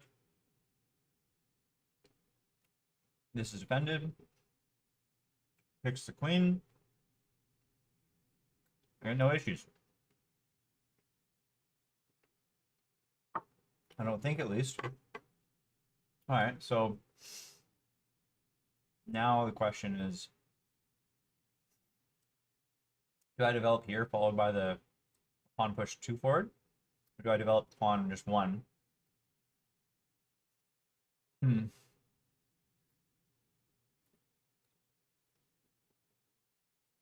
Like, does this diagonal open up anything creative for my queen? Not really. I think I'll put knight out first, regardless. And then it gives me the flexibility to choose on my next move. So I can't push 2 forward because his knight defends, so I'll just do 1.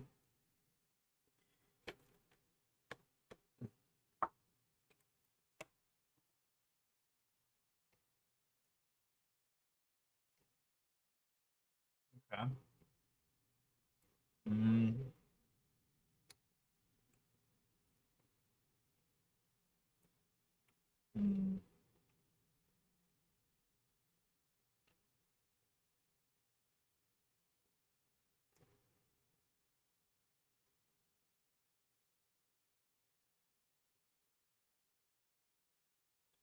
This is interesting.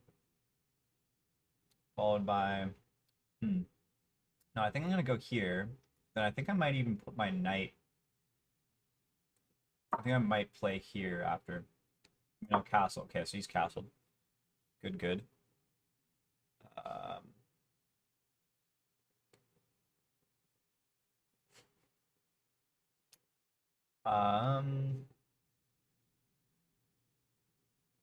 So I can go. No, I should not do that. I can go here, hit the queen, forcing him to take here. No, that allows that. think I'm just gonna castle actually. Yeah, I'll castle.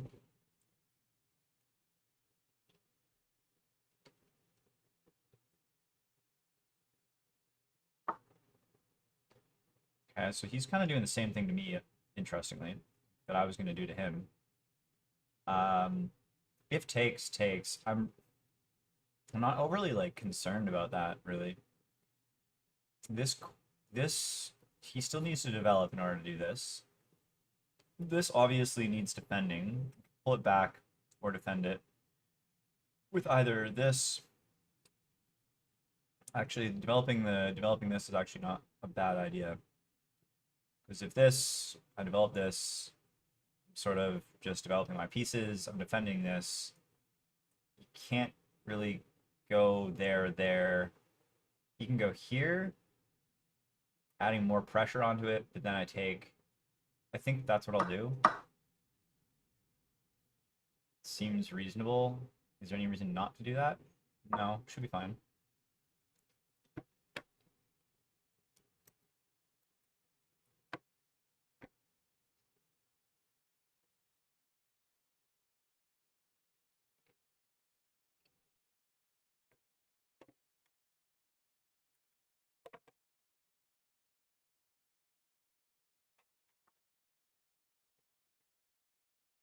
Oh, okay, so the idea is to push with this.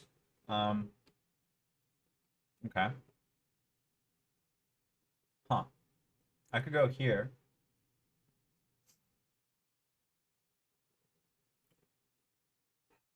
I could go here. I could go here. Oh my gosh, 19 seconds. How have I really been spending that long on my moves? Like what's been happening here? I guess I gotta play like bullet chess now.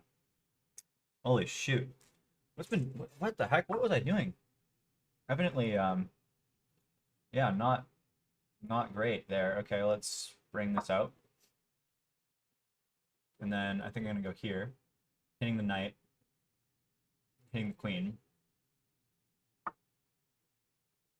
Okay, that's fine. Knight is pinned. And this is actually mate. Oh my gosh, I can take,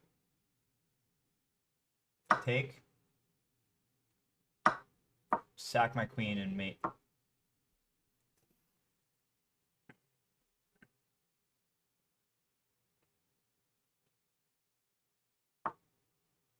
Okay, so he ignores that, which was totally a great move. Now I have to go here.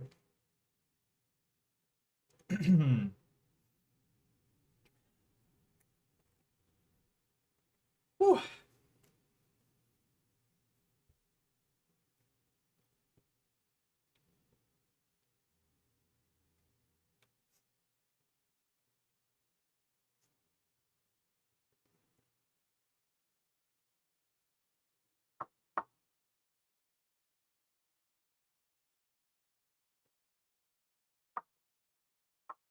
Oh, no, no, no. Let's do this one.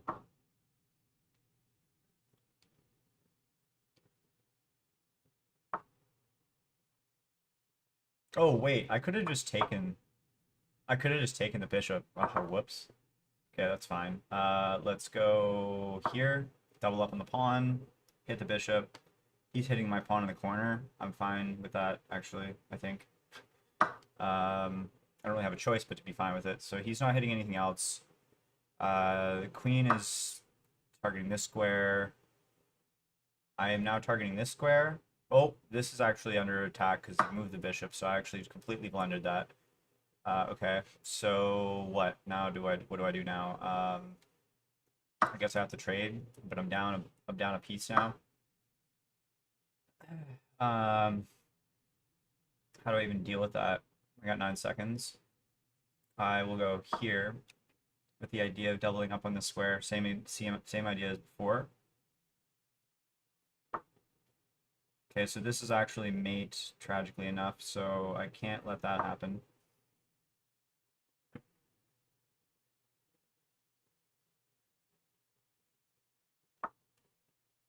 Okay, good on him. I will go here. That's completely a blunder. Doesn't make any sense at all.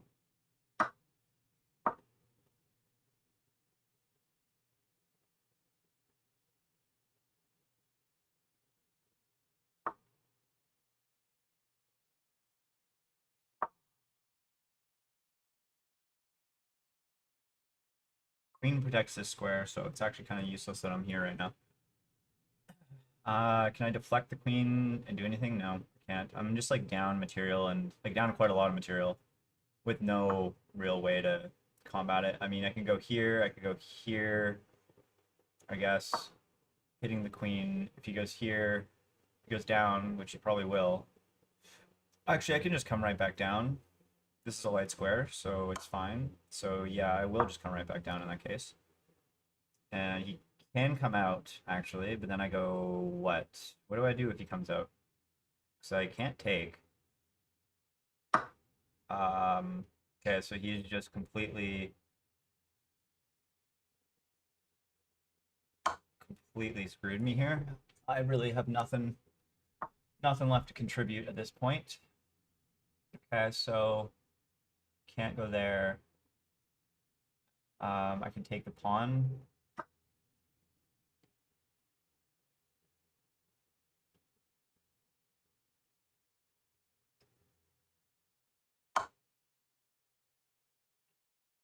Okay, gotta go here.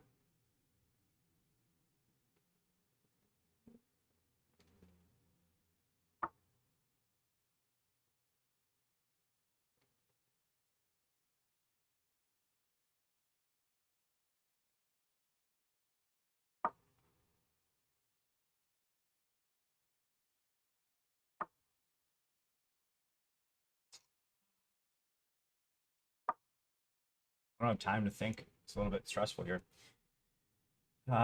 He can go here, but that's protected now, so I will take the pawn.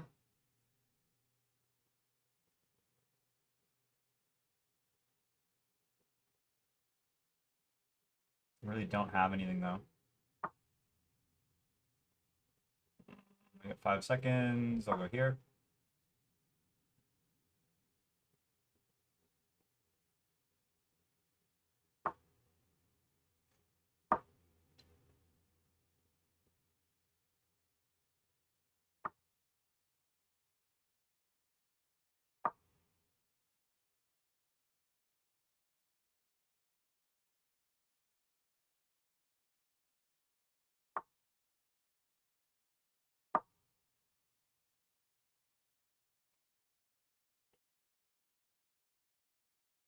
I have check here, potentially. Can't do that. That's nothing. This is something. So what do I do? I can check here. Not that it really does much, but it's okay. So can't really do anything, so I'll just come right back. Oh, wow.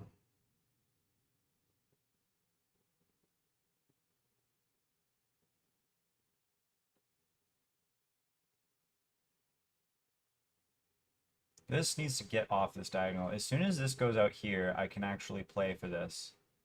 Oh, no, I can't, because the pawn's here now, so it doesn't work. Yeah, okay, so he wants to trade, which is totally understandable. Oh my gosh. Oh, I timed out. Damn. Whoops. All right. That's fine. Okay, so let's start working on the UI UX changes then for this. npm run dev. We got to use Claude, although Claude, I'm at 99% usage, which is pretty tragic.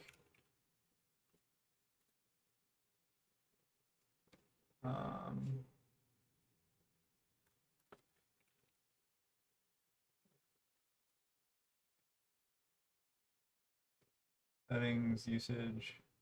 Oh, I'm actually at 100%. I'm now.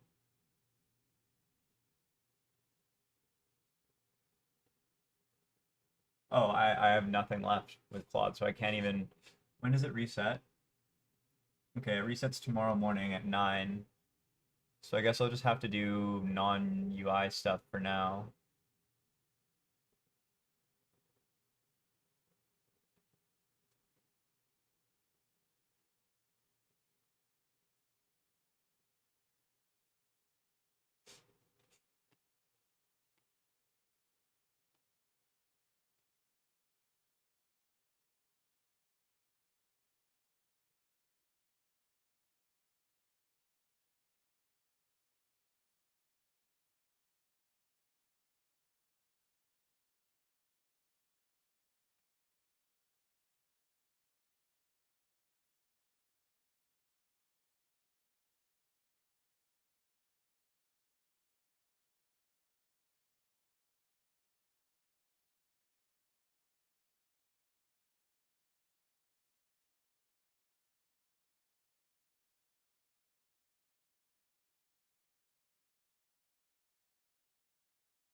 very, very confused.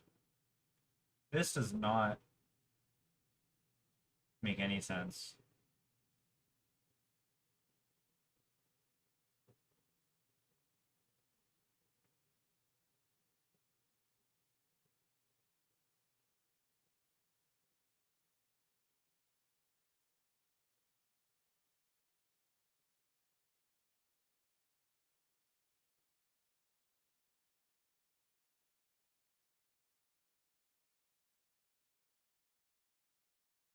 Like, why do we have two separate tables now? And we don't even have the... Yeah, I guess I just gotta get, like, I gotta get my. Okay, so we're actually doing CI now, so... Okay, so we're at that time. Oh, I gotta review code.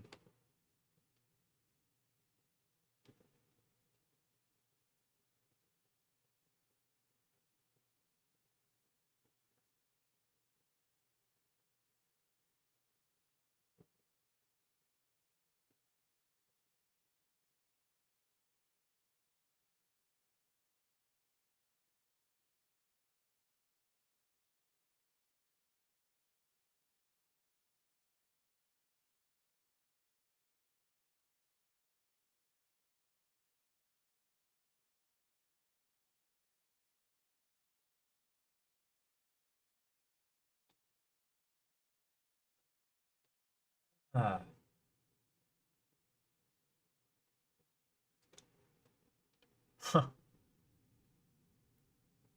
This is not very confidence inspiring watching this. It really does seem like I'm gonna need to manually do this. I thought that I trusted Codex to design this, but evidently, at the end of the day, it just was not sufficient. Does not meet my standards.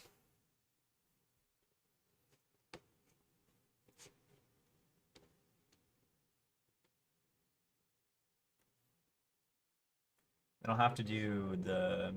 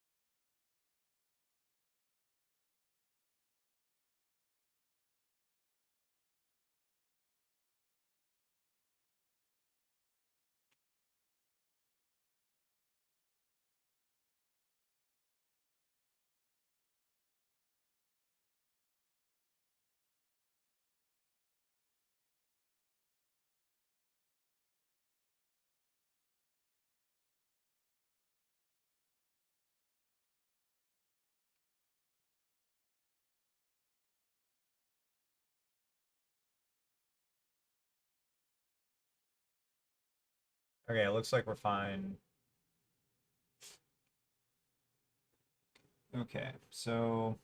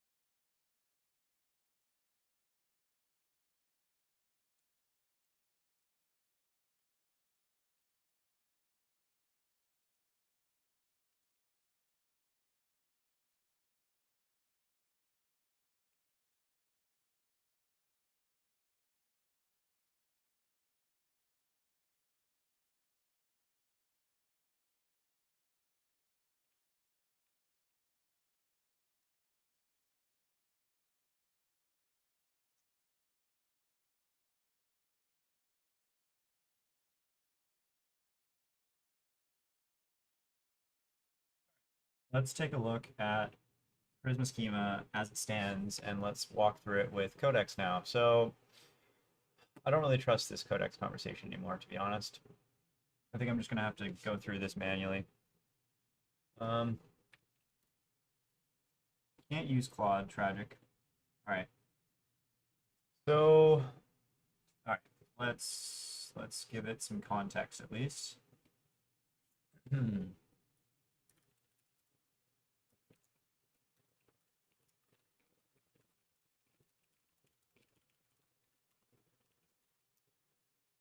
right, let's look through basically everything. Can I record by also going here? No, I can't. As soon as I click, click, then do this. Okay, it does actually capture in the background, which is helpful. Although I don't really want to rely on that too much. This is the only situation in which where whisper flow actually might make a little bit of sense. Because basically I want... Yeah, I see. I want a situation where I can just make sure this is always recording, but as soon as I click out of it, then it's still recording, but it's just not visible, and it scares me to know that I could be rambling on for a long time and it not actually capturing it. So, all right, let's just...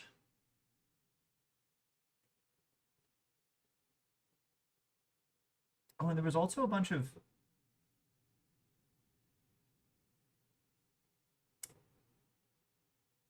slash automation. I completely forgot that one of these was in the middle of fixing a bunch of billing ledger related stuff. So some of the changes, oh, I see, okay. So this, okay. Could you apply, or sorry, could you, if you created a commit, great. If you didn't, definitely create that commit with all your changes. And then could you amend the commit with a document, or just make sure that the actual billing documents are correct and just outline very cleanly and clearly like all of the like billing scenarios that I should be, or that map to actually our current production code. So yeah, just a very simple English explanation on various cases. Like, okay, like what happens in personal plans, what happens if they join an existing plan, or sorry, join an existing team, what happens when they leave that team, you know, like where is the pointer, like how are we separating inbound versus outbound, are we even doing that at all, uh, et cetera, et cetera. Just, I don't know, just like map out like every single billing flow and just create a document, like a very simple document that just kind of outlines all of them in clear as day.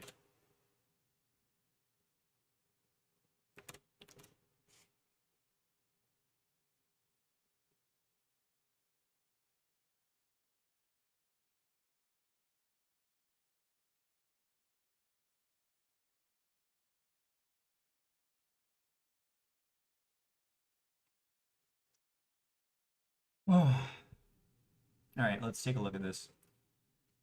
So outbound automation. Okay, first things first.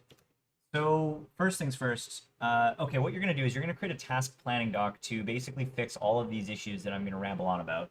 So like the task planning skill, use that, and also leverage subagents extensively to speed up your investigation and maybe scope to do investigation or to write specific steps, or you could even create multiple. You could actually use the step.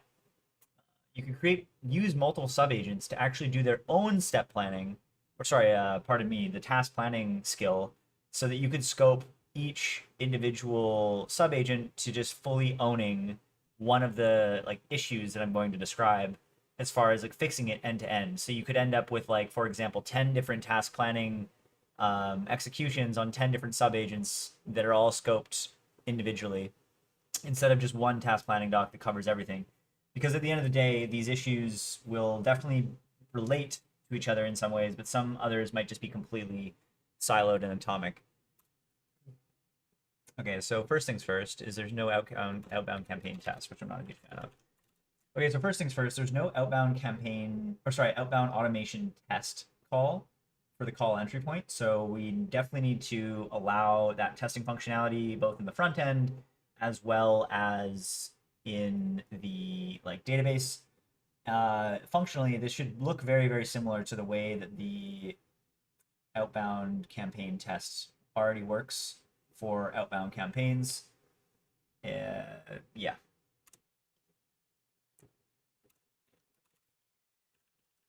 All right. So there's that. Now we have automation status active, paused, archived. Why do we have archived?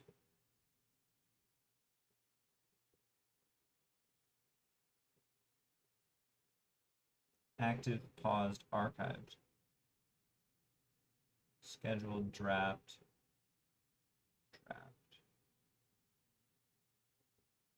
Hmm. I feel like draft would be kind of nice here, no? Pause, completed, canceled.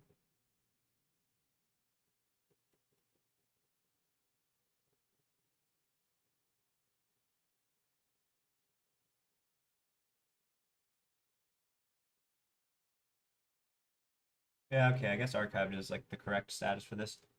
Automation type, we still have event triggered and scheduled. Automation type, we should only have. Oh wait, actually, we should. I think I'm going to use maybe a different subagent to actually understand why we even have scheduled before saying that we shouldn't have it. Outbound automation action type. Outbound. Yeah. See, no. There's no way. Yeah. Yeah, that's completely incorrect. We should be completely removing the automation type scheduled, or you should just put a comment saying like, comment it out. Just basically keep the value there, but just commented it out, saying like this is a future expansion that we could do. But even if so, actually, scheduled is a inappropriate name. It should be like cron or uh, repeat or like scheduled repeat or scheduled cron or something along those lines, because fundamentally this is like a recurring thing. But regardless, we definitely want to remove it from an official value as an enum. You can either remove it entirely or comment it out with a better name. Either way, it needs to be removed. Similarly, create outbound campaign as an automation action type is completely unacceptable as well. We don't support that right now. It should not be in there at all. Okay. What else? Good, complicated, failed, canceled. Pending. Operation ambiguous. What the fuck is this? All creation pending. All creation ambiguous. What? Scheduled, queued, pre-flight. Automation execution status. Okay, I need to understand. Could you just explain to me very simply what the automation execution status, call creation pending, call creation ambiguous, and pre-flight are for? In fact, I think just a one sentence explanation of all of the statuses and how they're actually used and when they're set would be helpful.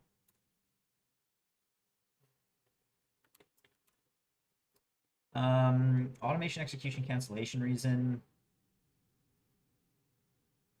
Contact not callable. Okay. Integration unavailable. Oh, this is an interesting one.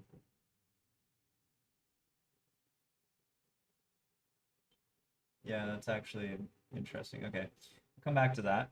Let's go moving on. Automations, automation executions, automation outbound call executions.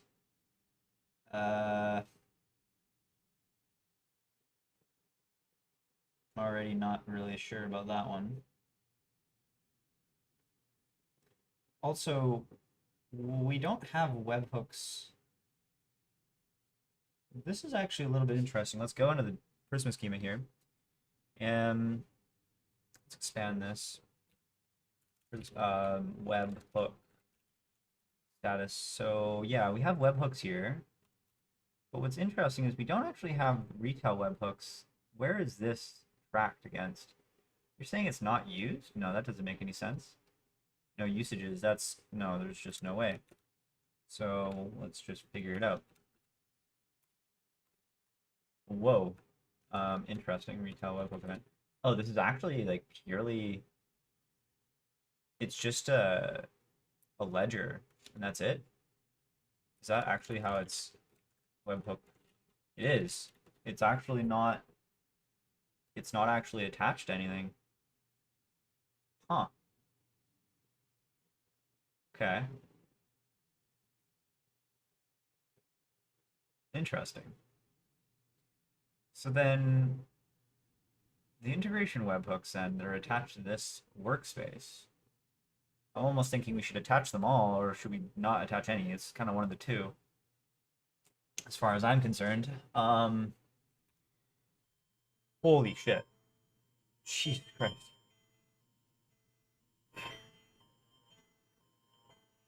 BC's, I actually no, I think it's just Canada, but like, or it's BC. I don't know. Either way, they do these tests every once in a while to make sure that their emergency alert test system is working, and it scares the shit out of me every time. Oh my gosh! Wow. Okay, jumping out of my seat. Back to focusing. Webhook. So yeah, integration webhook events. Um. Huh. Integration connection ID. Contact external identities. Do we have even contacts? Contact external identities. I see. Integration connection webhook. So wait, hold on. Is this on the workspace or is it just on the integration connection? Oh, it's just on the integration connection. I think I misread this. Oh no, no, it is. Oh, I see, I see, I see. It just associated with a workspace, whereas the others aren't. Okay, that's fine. I'm fine with that. That's okay. All right. That's all fine then. Moving on to this part, automation execution, part of a job. Okay. Hmm. Interesting. So let's go to job.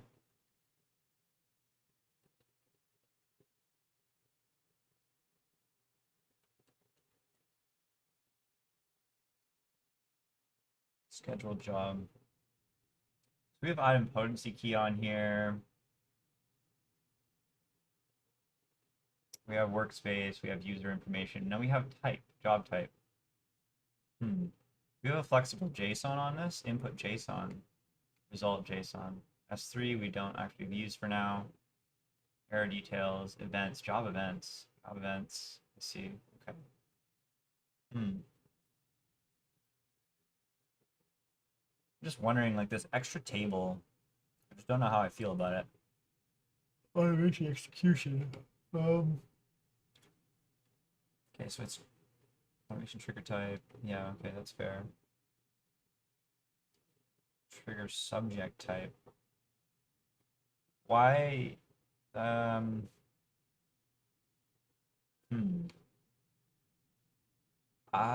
These aren't optional, which is already a red flag in my opinion. Yeah, these should be a part of the trigger config JSON resource type. How? Okay. Okay, let's look at this. So we have scheduled. Let's use Grace. CRM trigger and is waiting for a scheduled time. Pre-flight. The job is claimed the execution, checking whether it's still allowed to call. Okay. Call creation, pre-flight pass, and item potency call attempt key was saved. Call creation reported a retail call create attempt, but it cannot prove whether retail created the call, so it must not auto retry without manual correlation. Huh. What the hell? So this is the one I don't really get, and I don't really like either.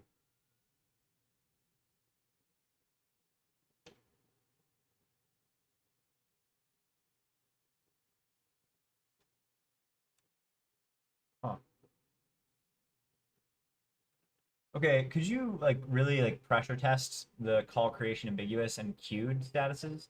Like, why do those need to exist? Because I mean, queued versus call creation pending seems like the exact same thing, and then call creation ambiguous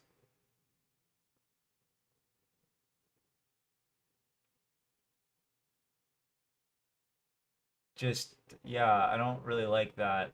Like, I don't really understand why we would ever set that. Hmm. Okay, yeah, and then all these resource types, I need to understand all this stuff too. So, okay, let's do slash, or no, this is the billing one. Let's keep that. I kind of want to keep that hanging around for a bit. What time is it? 2 p.m. I'm gonna meeting at 3. Do I have any emails to send out today? No, not particularly. Could you explain to me the values and usage of the trigger subject type, trigger resource type, trigger selector value?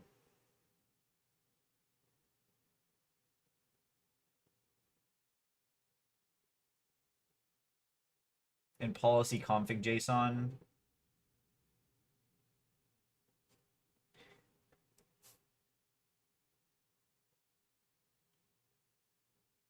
on the automation? Um,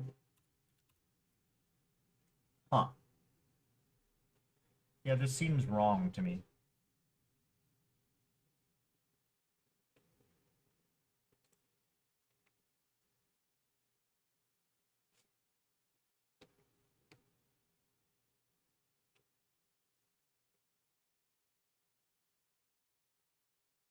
And also calls, like shouldn't calls just be associated with an execution?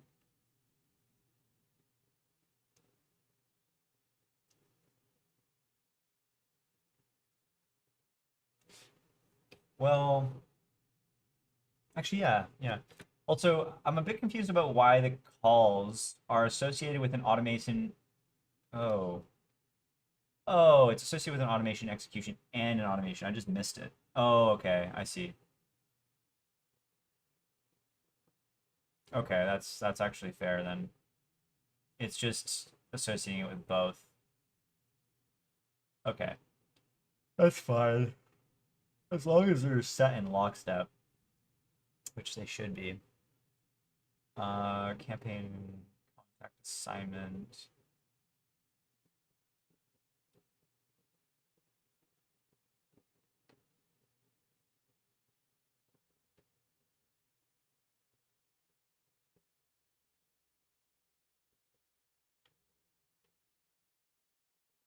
Trigger snapshot type.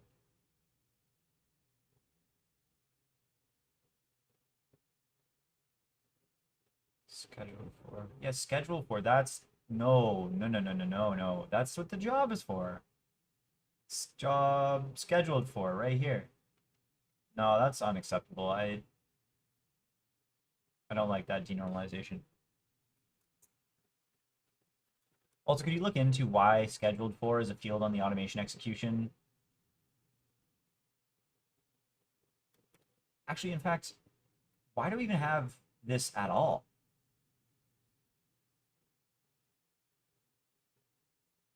If this is a job at the end of the day, if this is associated with a job, then why don't we already have a job status? Priority and dependency. We must. We must have a job status somewhere. Job status queued. Yeah. Job status. Here we go. Canceled. Yeah. What the? So why do we have both?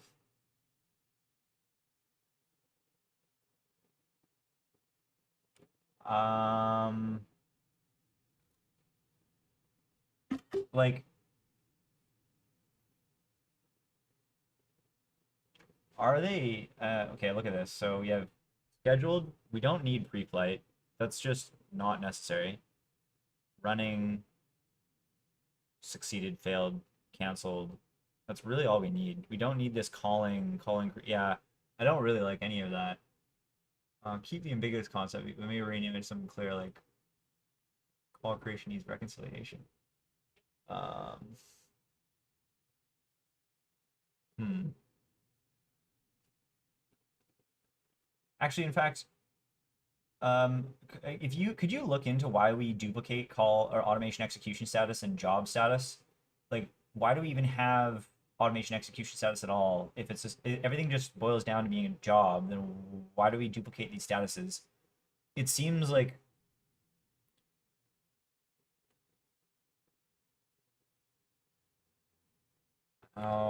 okay. I think I can see why. It's a different business. It's like additional information. It's almost like this is like it's coupling. The reason I don't like this though is it's coupling together job status with like the almost the call status, and I think that those are two separate concepts that need to be treated as such. They can't be coupled together because right now it's ambiguous or it's not very clear. You have to combine two statuses to understand the whole thing.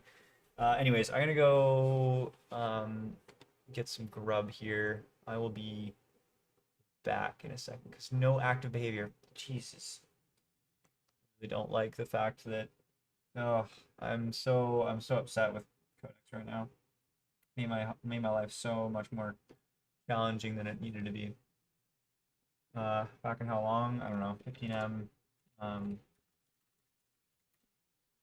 Yeah, all right. I will be. Oh, where did it go? Oh, it's right here.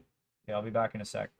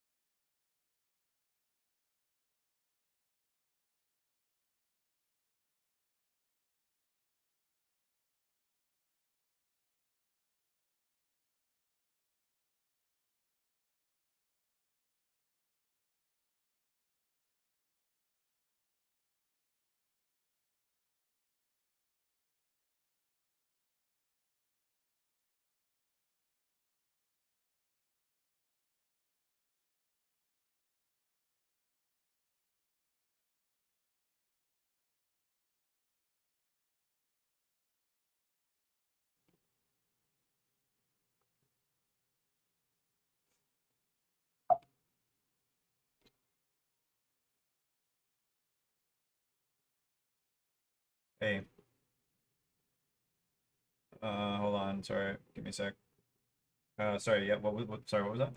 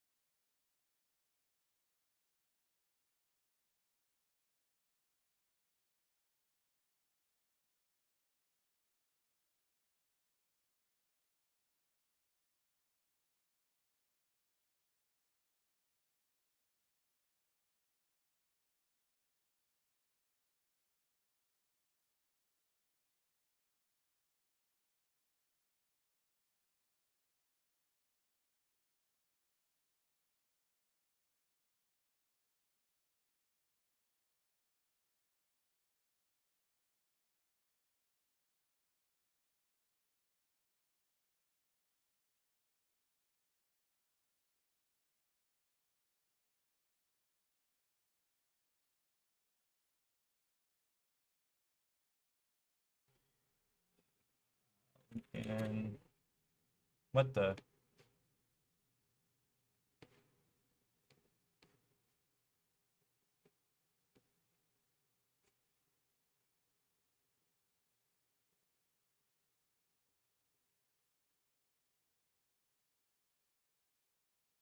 How do I repost this?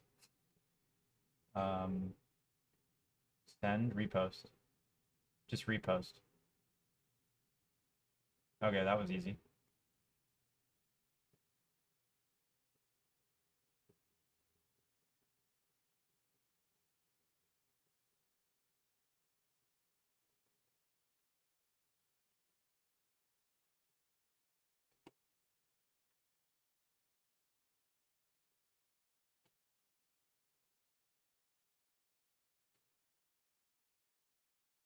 All right, back to the grind. So I need to start thinking about. I've just started to think like maybe this automation, like maybe there's. Maybe there's enough difference that we shouldn't even be calling it automation, and we should actually have separate tables depending on the type rather than trying to force it all into one table. But no, that doesn't really make a lot of sense. Like it's all triggered by a job at the end of the day. I'm just sort of thinking that potentially trigger subject, the thing being acted on is a CRM. Okay. Trigger resource type tag. Okay, I don't like this at all.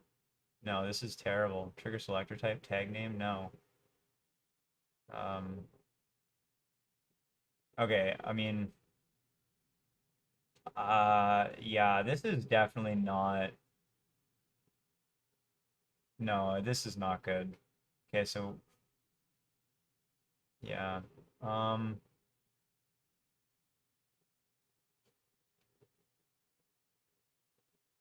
basically, okay.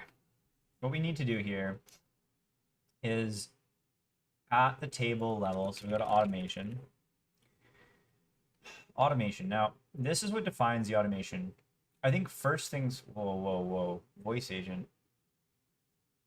Ah, see, no, this is so much coupling. There,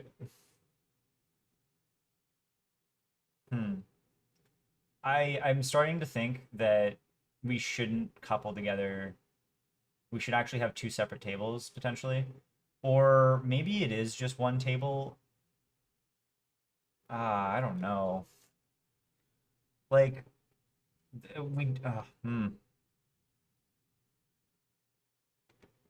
trigger config action config policy. These should all be in the like So what are the shapes for the trigger config JSON and the action config JSON right now? Like what are the shapes that actually exist in our code? Because like basically like all this stuff should be in here is what I'm thinking.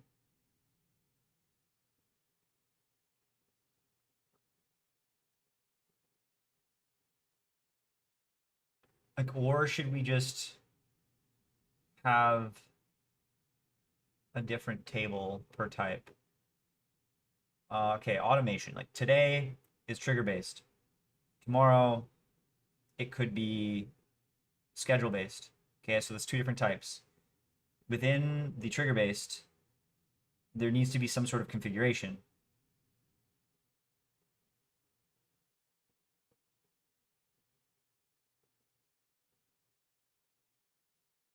So it's almost like automation config JSON, trigger JSON. Okay, so why do we duplicate this then? We're duplicating it on here, which makes no sense. Okay, could you help me understand why we have trigger integration connection ID?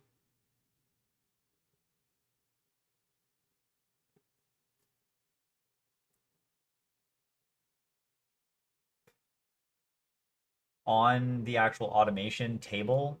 Like, why is it duplicated? Yeah, this is a mess. This is an absolute mess. I need to design this with my own eyes then.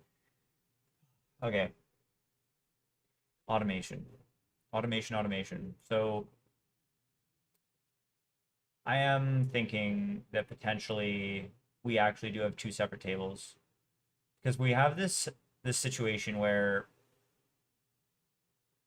we have now automation and we also have, so we have automation type, and then we also have like this, like we need to then also have types within here, which is not good. The real FK, so the FT can force relationship. Okay,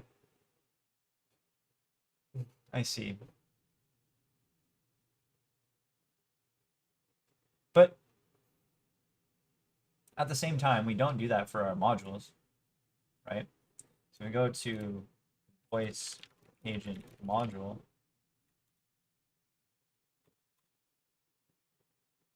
Voice agent modules.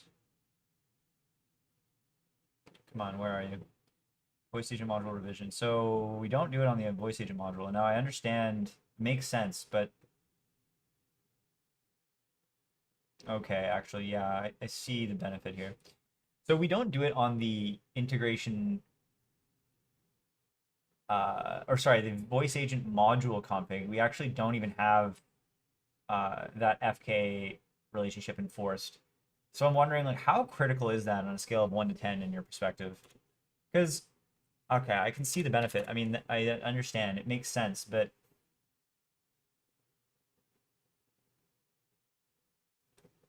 it just,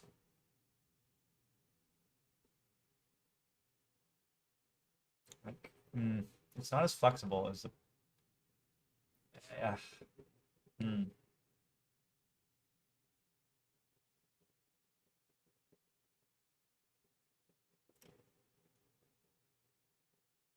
It is really a question of, like, whether to enforce it in the database versus to enforce it in logic. Right now, we actually leverage JSON quite a lot. My practical take, I would not fight hard to keep it the F key. It makes it feel inconsistent or too rigid. I would fight harder to keep the scalar projected integration column. What? Huh? Wait. Why would you fight harder to keep the scalar projected integration trigger integration connection ID column? Materially useful for lookup logic. Sorry, how is it materially useful for lookup logic? Like, why you couldn't you just look into the config itself and then grab it from there? I'm not talking about the F key relationship. Like, as an index root column, like why? Because yeah, no, I don't fully understand why.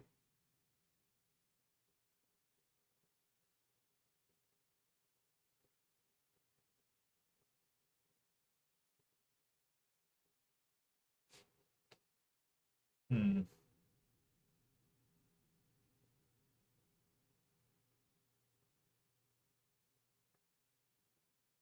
Like I get the obvious version of it, but it's like not the whole trigger projection set. I'm just tempted to just basically say, yeah, okay, here we go. You're right to push on that. I overstated it.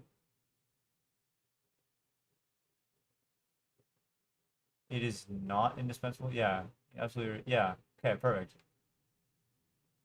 Use for the direction of the lookup at webhook time. The backend starts with, okay. At webhook time, the backend starts with how, okay, so it starts with the integration connection ID. I see. It needs to find the matching active automations with this. Ah, okay. Is that necessary though? Is the kind of question, like, why are we even using integration connection ID? Why are we using integration connection ID? Like, why can't the backend start with the automation ID, for example?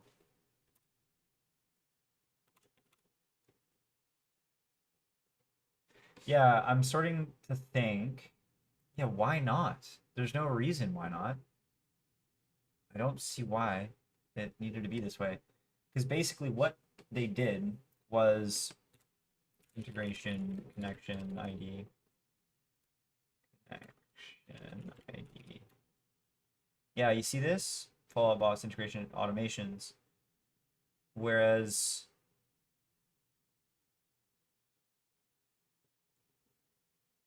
so it's registering this webhook, and then this is a All bottoms, event type, resource IDs. Okay, so this is the actual shape from follow-up boss. Webhook data. Yeah, okay, so this is the actual shape. So that's totally fair. I agree with this.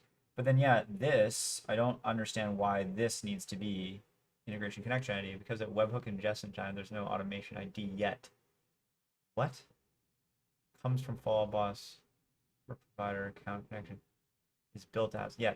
No, sorry. I'm asking like the fundamental question is like,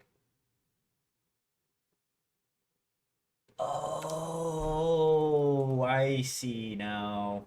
You can only register with one webhook, but we want to be able to support multiple automations. Okay.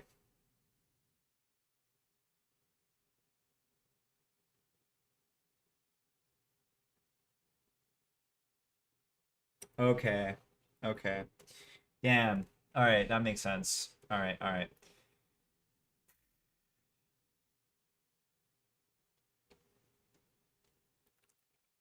Automation.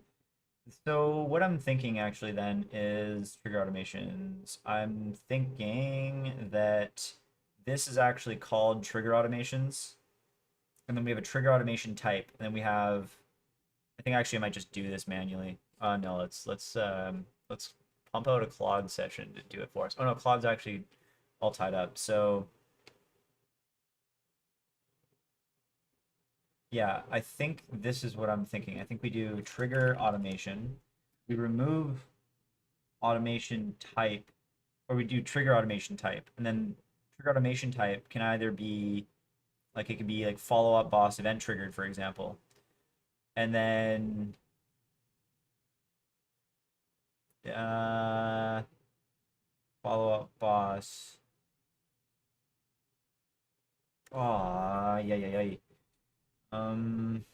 Trigger type, CRM contact added. I see. Okay, trigger type, automation trigger type. Follow. We could just have follow up boss, CRM follow up boss contact tag added. Essentially, that's what I'm thinking here. And then action type. Right now, it's two separate things. Outbound phone call, create. I see. Okay. I see. I see. I see. Okay. Then maybe, and then we could have. So wait, what do we do for the modules? We have the module, and then we have config JSON. Yeah, yeah, yeah. Okay, so I think let's do something similar to this where hmm, yeah,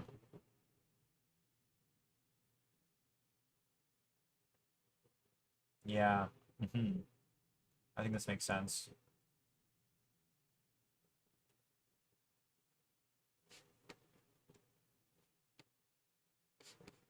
Okay, let's just actually go ahead and make these changes. So I'm thinking, oh, voice agent, same. Okay, yeah, that makes sense. Why do we have the voice agent? Voice agent direction type. Hmm, this needs to be removed, right? There should be like a to-do on this. Retained, but until campaign on. I see. We need to start cleaning that up too.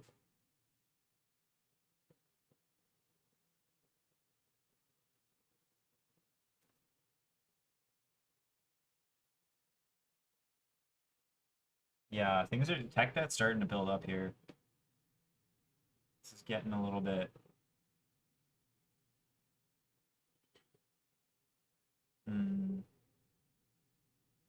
A little bit no bueno. Uh,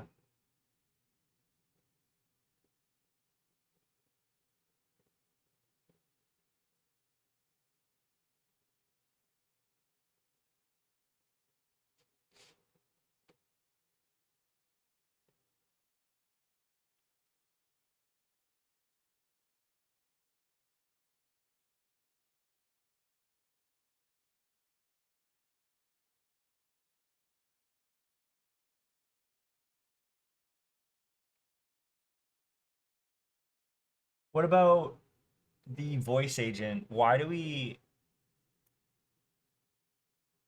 Oh, I see. Because the voice agent is fundamentally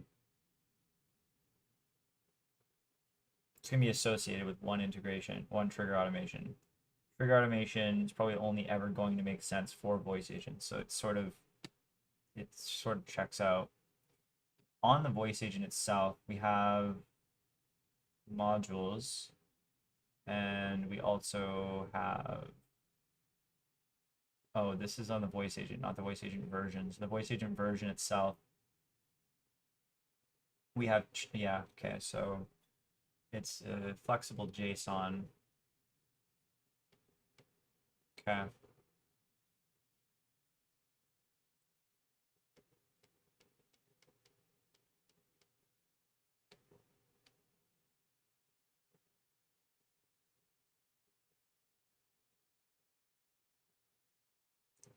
Hmm.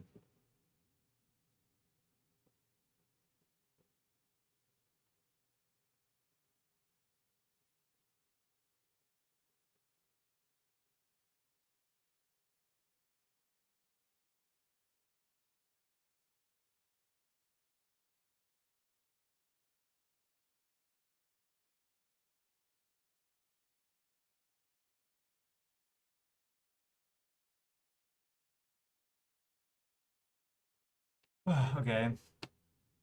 So for the voice agent then, call entry point, animations. Let's look at what they did. Common source.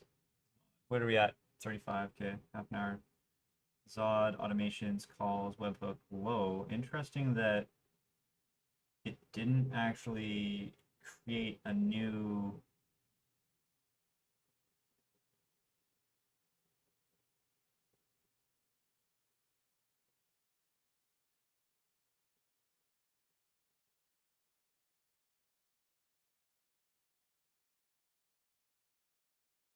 It didn't actually create a new like a shape for voice agents, which is odd.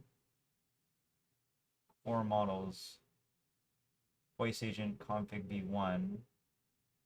Whoa, wait, why is it called voice agent config v1, not inbound voice agent? Ah, I see. Outbound. Okay, so this needs to be renamed. All of these need to be renamed. Yeah, this is not good. Um, yeah, outbound voice agent. Okay, it just happens to have the same things. Um, okay, that's actually fine for now, although it's going to quickly become not fine. I don't like it necessarily. Uh, okay, darn, this is pretty complex. So let's definitely rename this to trigger automation and voice agent. Yeah, let's keep that. That's fine. Automation status. Okay, that's also fine. I think let's just call it trigger automation status. Trigger automation status. Trigger automation type is going to end up being the current trigger type. Let's literally call it trigger automation type. And that's quite literally going to be. Let's go as far as saying. Actually, no. CRM contact tag. That is fine.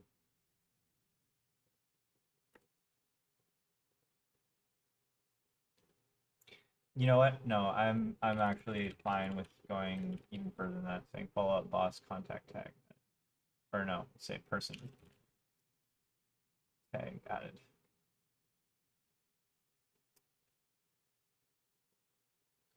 Delete trigger type or automation type, delete action type entirely. Or no, we'll keep the action type, say trigger automation action type. And then this one will be trigger automation trigger type, trigger automation. This is now going to be deleted. This is going to be trigger automation status. Or, you know what? I think this is actually fine to say automation status. Those are all okay.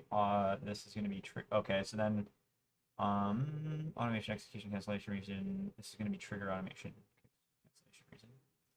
Well, I might as well just rename these both, but trigger automation, cancellation reason.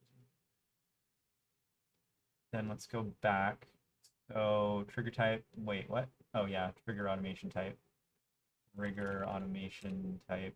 Trigger automation action type. Wait, what? Trigger automation triggered. Oh. Whoopsie. Okay, trigger provider key. So provider key, now this is relating to like config stuff now. So we have voice agent ID and voice agent. So basically we have a choice. We have this trigger provider key, integration connection ID, trigger subject type, resource type, selector type, selector value, automation name, description, config, action config. What is these shapes again? The shapes are like trigger tag, delay amount, delay unit.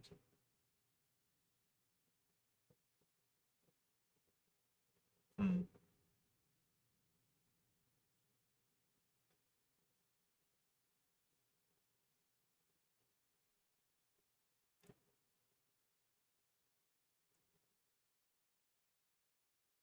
And then the action policy.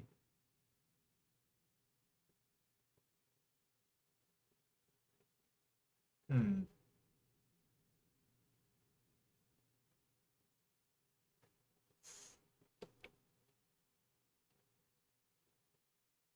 Let's say like trigger action type. Fundamentally, I mean,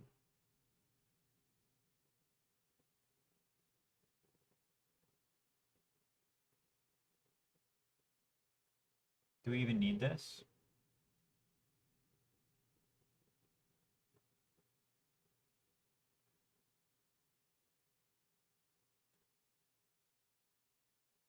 In terms of triggers, I mean, it's fundamentally, it's always going to be a call. It's always going to be a call that's going out. I think we should be okay to just remove this for now and just have trigger automation type.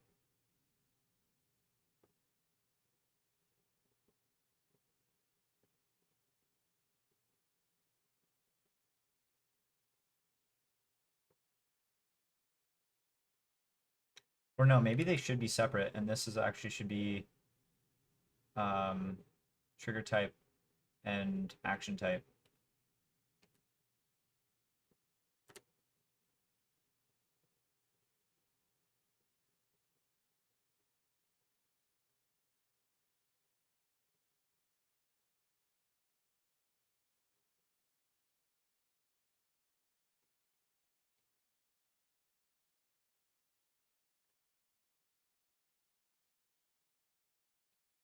Trigger type, action type.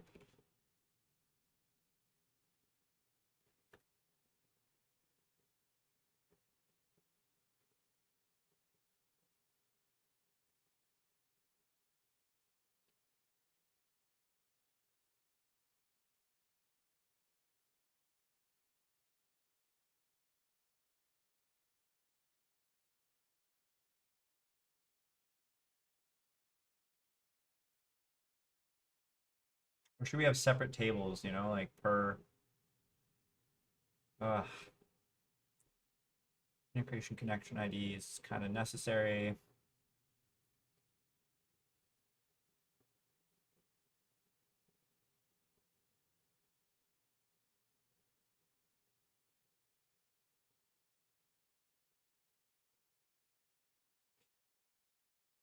Okay, that's fair. Follow-up question. Does the voice agent ID need to be on there?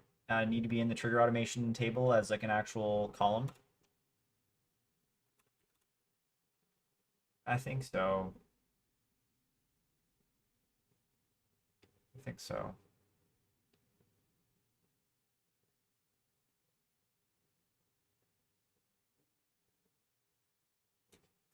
No, it's fine.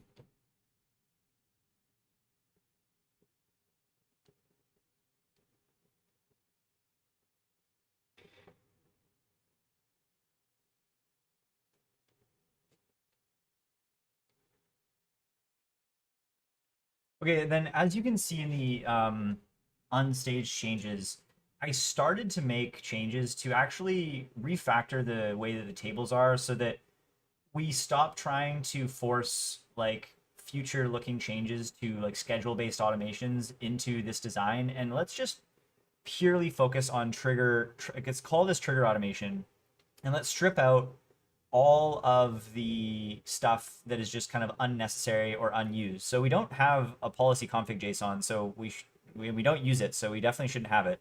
And then we also want to do our best to reduce any duplication across like the config JSON and the actual like table, like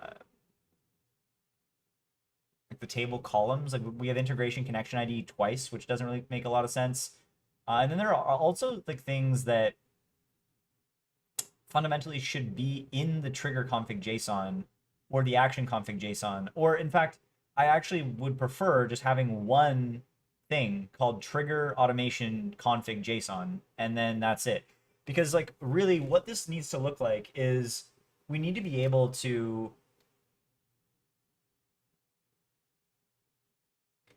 expand this to multiple different types of integrations. Or sorry, yeah, different types of integrations. And the way that the like we can't always guarantee that we have like subject type, resource type, selector value, or whatever for we can't like I feel like that's an incorrect generalization. It should really instead be a like JSON, like everything should just be everything that we can feasibly put into a config JSON, we should put into the config JSON. So for example, integration connection ID and voice agent ID, I understand that that seems like it probably should be like an actual column. Automation or like the name, the description, also fair that that's a column.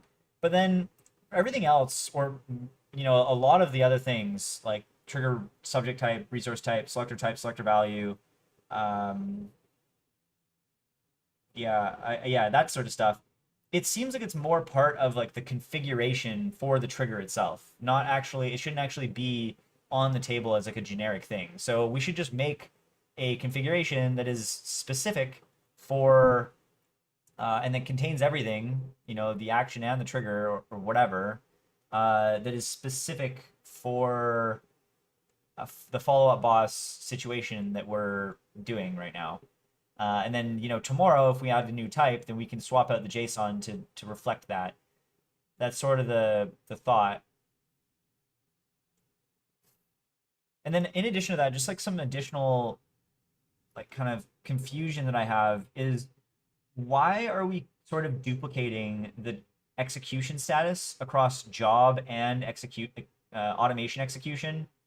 So first of all, this is now going to be trigger automation execution, just to be clear, just because we are going to actually have separate tables. We're going to have one for trigger automations, and then in the future we might add another one for scheduled automations. But let's keep them completely separate. So don't even have anything about scheduling at all right now. Recurring schedules. I mean, like triggers obviously still involve jobs, and they still have delays and stuff. But at the end of the day, it's just we want the design to just reflect that we just have one trigger automation type now. And then, yeah, anyway, sorry, I'm looking at like the trigger automation execution, or sorry, yeah, the trigger automation execution. I'm just a bit confused about why we have, um,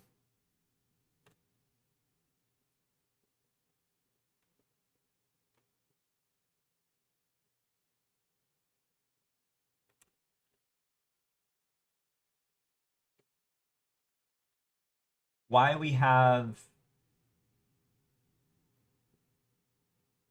like why we have scheduled for on there when like scheduled for is part of the job, or at least that's what my understanding is. We also have like dedupes when I thought that we sort of have like an idempotency key on the job that we should be using. We also have like execution status, which again, it seems like it's duplicating what should already be on the job. Uh, yeah, it seems wrong fundamentally. Like error code, error message, error details. It just seems like we're duplicating a lot of information that's already on the job, like itself.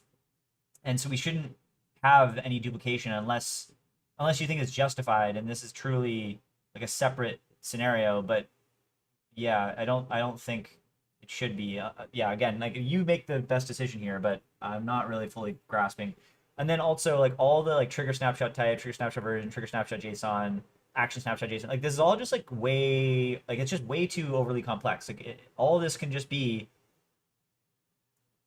um I guess just really as simple as like a like config JSON snapshot or something. I'm not. I'm just a bit confused about why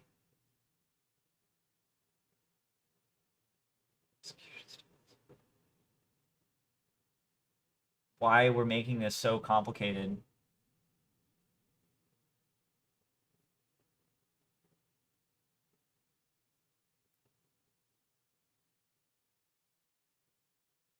Yeah, especially considering we also have outbound call execution,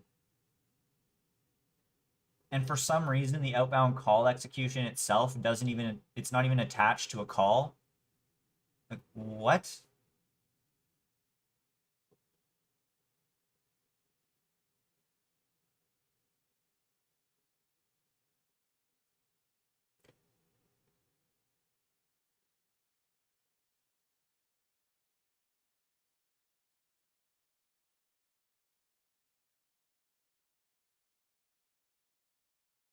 Overall, this just seems way overcomplicated and poorly designed. I want you to spawn a bunch of subagents to really pressure test the entire database design and everything end to end because I just it doesn't make a lot of sense to me and it's yeah, yeah. At the end of the day, our requirement here is we want to expose trigger automations and we want to be able to flexibly add triggers for like different types of triggers, maybe for follow-up boss in the future, but also different different integrations in the future as well. And it should all just be trigger based, and that is about it. So we're going to completely ignore the schedule use case for now. Um, yeah, and then also I was looking at like the models for like the config models for like the voice agent, and we're still using the same outbound config model, which is completely incorrect. This is a completely different business domain. So we should have an outbound campaign call model, and then we should have like a trigger automation outbound voice agent module or something like that. So we should have two different types, even though the values or even though the shape is the exact same. They're two distinct like configs that should be treated as separate because we're going to be adjusting that config very, very soon. And yeah, so we shouldn't be coupling those together at all.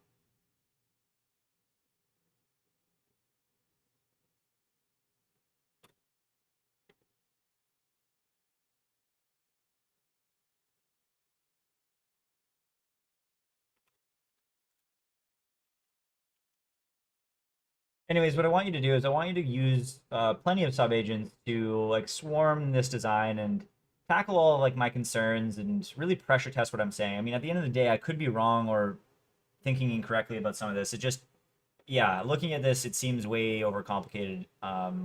We have a bunch of tables. They're trying to do way too many things at once, and they're not well organized. There's information duplicated in multiple locations. There's information that should be in some locations and not in others. Uh, It seems like a very thoughtless design that just didn't really consider the whole like kind of everything. And and then yeah, after you get all of those planning done, whether it's separate planning, task planning executions, or just one single step, like one single task planning with a bunch of steps, either way, I don't care. But your objective is to plan out first and then use subagents to like sequentially like fix or sequentially or concurrently fix all of these problems and do not reuse subagents. Uh, yeah, they should be scoped to as small as possible, but use them extensively. And yeah, get the current build into a actual, yeah, like a fixed buildable state where You can remove tables, you can add tables, you can adjust tables, you can rename tables. You have full flexibility in terms of the database.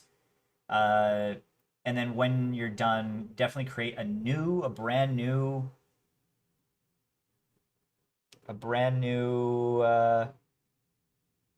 migration. Do not try to edit the existing migration, and don't try to make anything backwards compatible either, please. This has not been deployed to production either yet. This is a fresh feature that we're implementing for the first time.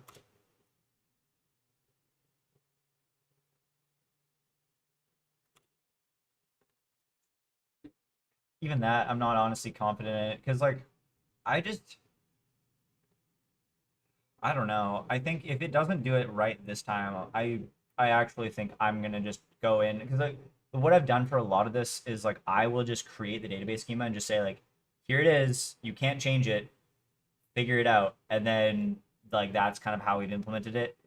And so I'm starting to think that that might actually need to be the case, to be honest, in this situation as well. But I'm sort of hoping that with my instruction just there, it should be able to get to a better place. But we'll see, we'll see. I'm a little bit saddened, but it is what it is.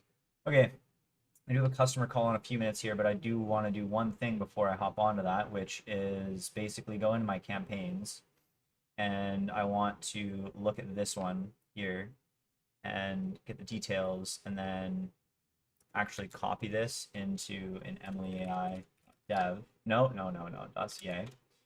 Not that. Okay, let's do EMLY Go here, go to campaigns, click this, come here.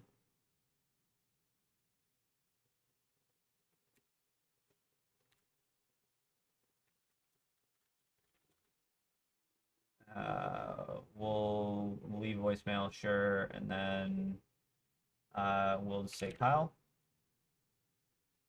Great, and then we'll just have that ready.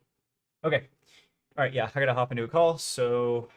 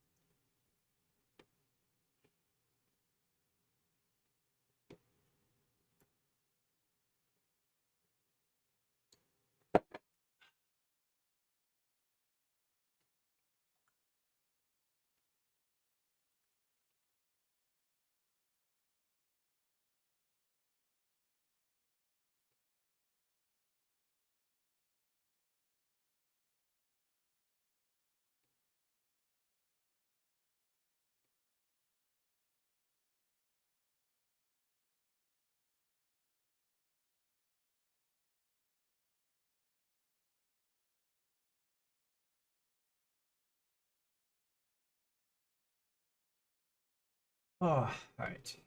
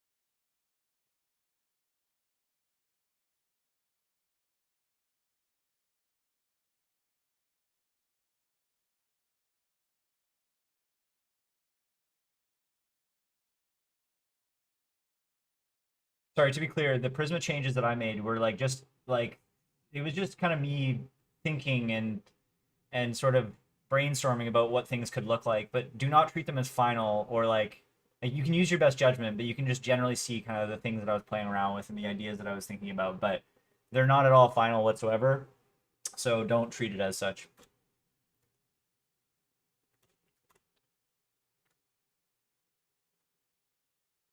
All right. Final customer meeting of the day. We'll say 45. And okay.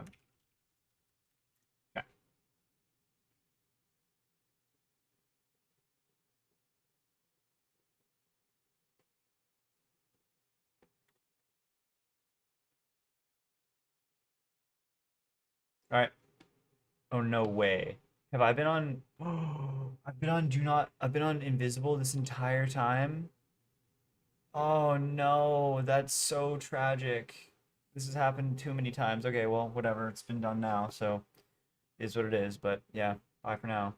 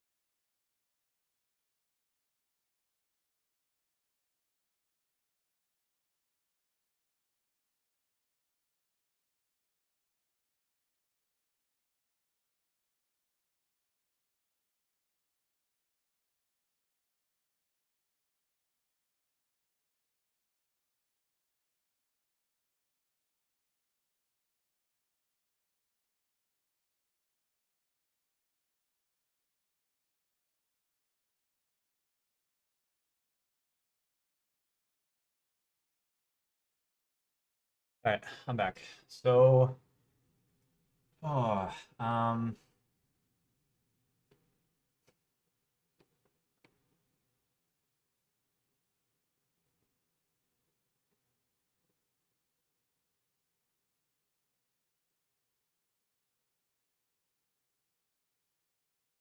hmm.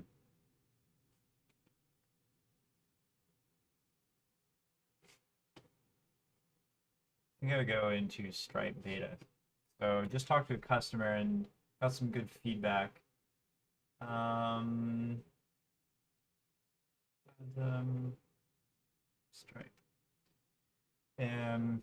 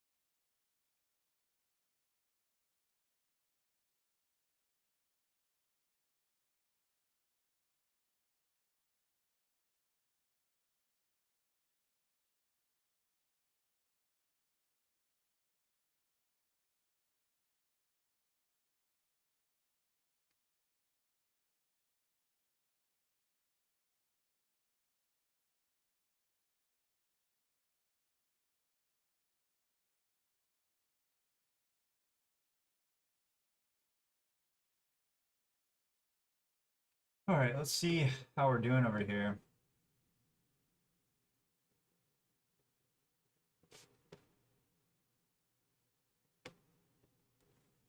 Um, okay, so now we have trigger automation because we still have execution status, which is interesting. Very interesting, actually.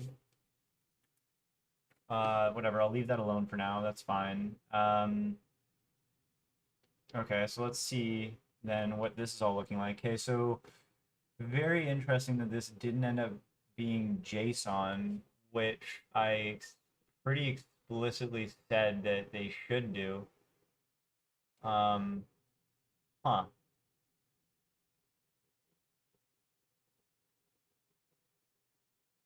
Maybe it's a future step, potentially.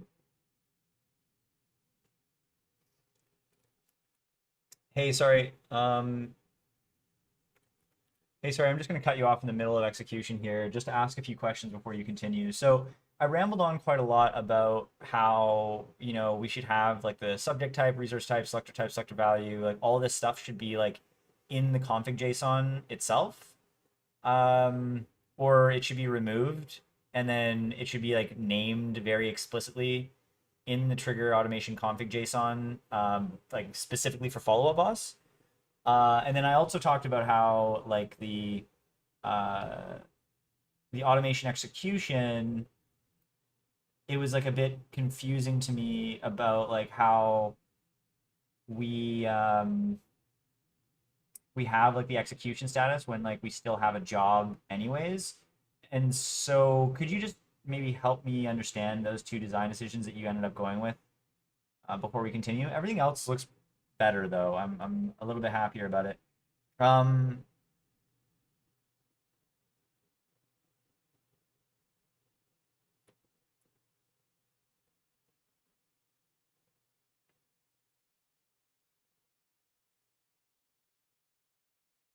I am a bit confused also why we have like the call create retail call ID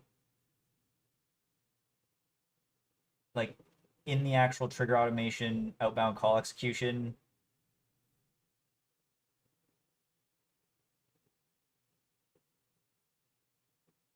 Yeah, I'm a bit confused by that because like we don't isn't that already on the call itself?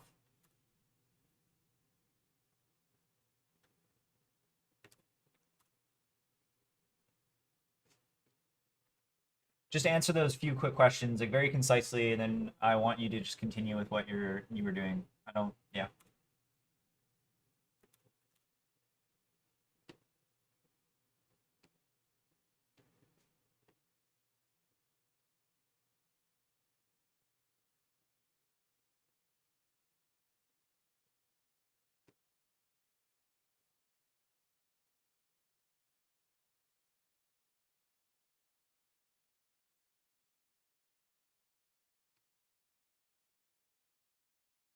Oh,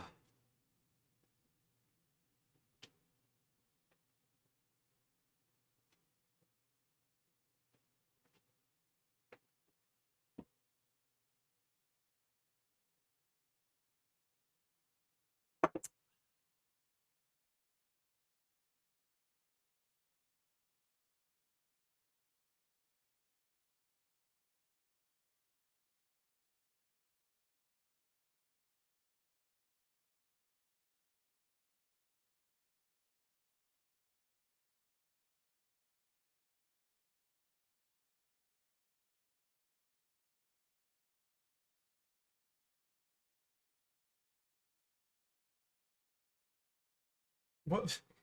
What?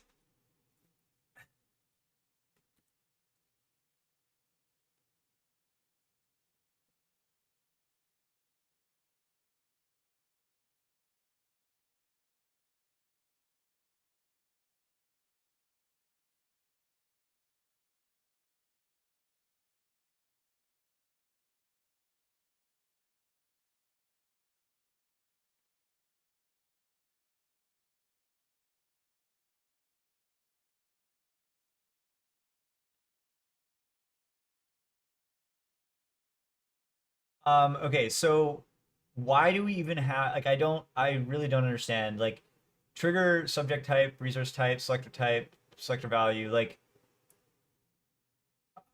I, could you help me like why are we duplicating like you're saying that this is duplicated inside the config as well? Like why and even in the integration connection ID, like why is that duplicated, right? Like that doesn't make any sense at all. You're just forcing it to be updated in multiple locations then. Um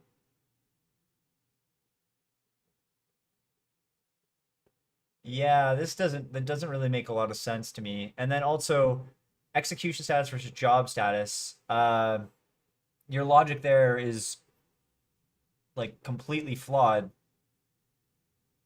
because we don't we don't need like these additional status doesn't they don't provide us any additional value, right? Or Am I wrong? Like what's going on here? And even so, you're coupling like call behavior to the trigger automation execution status when you have a separate table altogether for calls.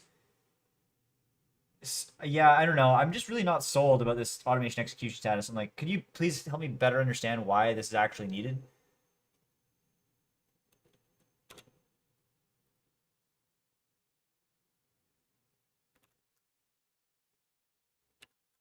Again, just a quick explanation before we continue.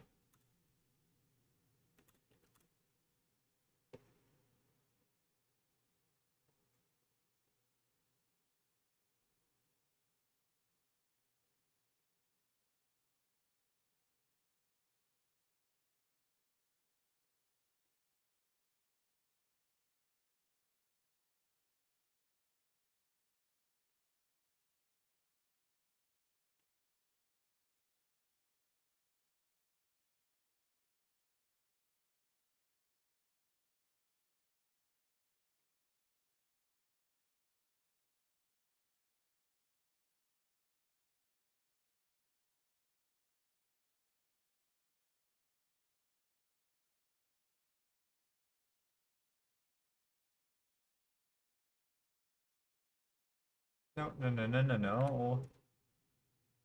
Ah.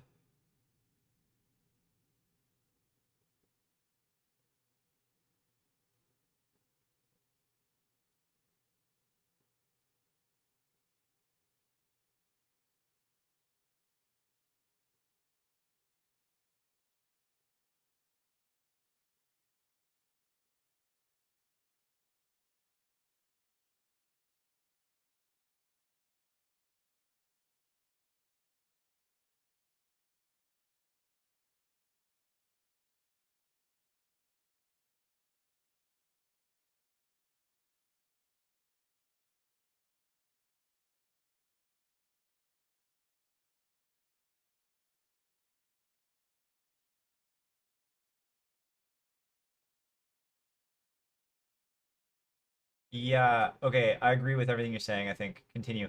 Also, why are you the one making the changes? I told you very explicitly that sub-agents should be the ones orchestrating all of the changes, right?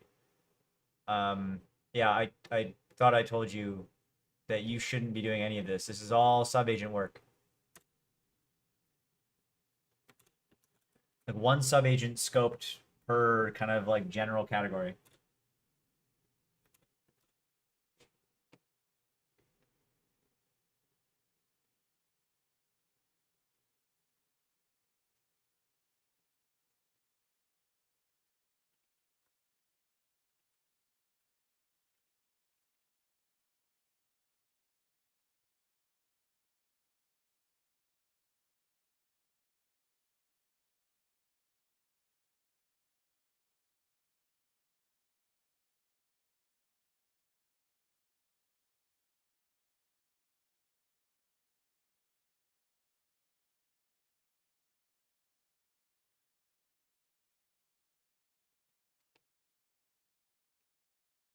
Hmm.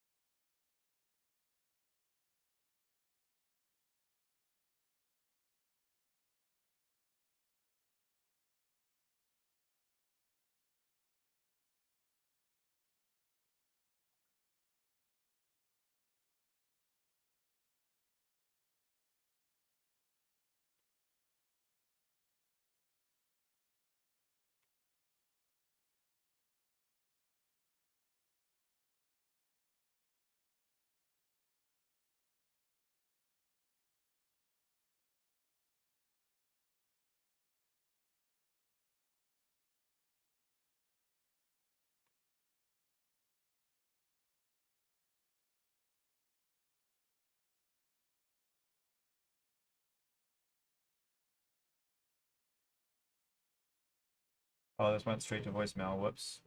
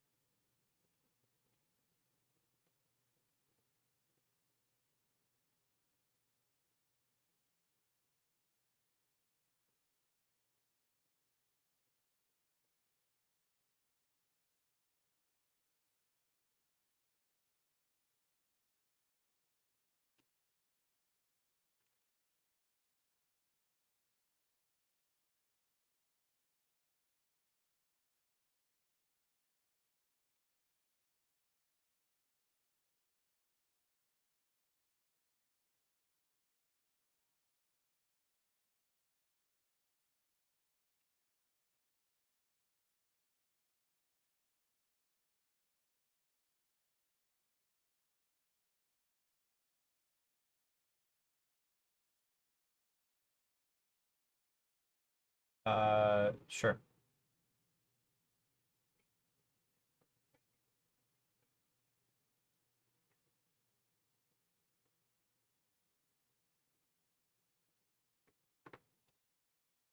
Oh, okay.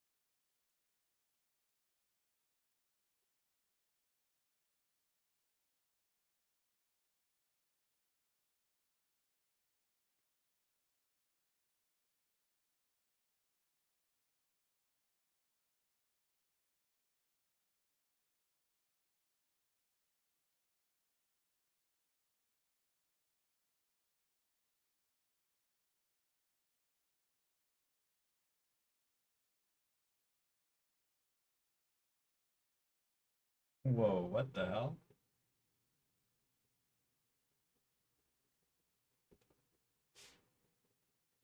So now what's happening? Did he just decide we're gonna remove all of the types? Uh-oh. That's not very good.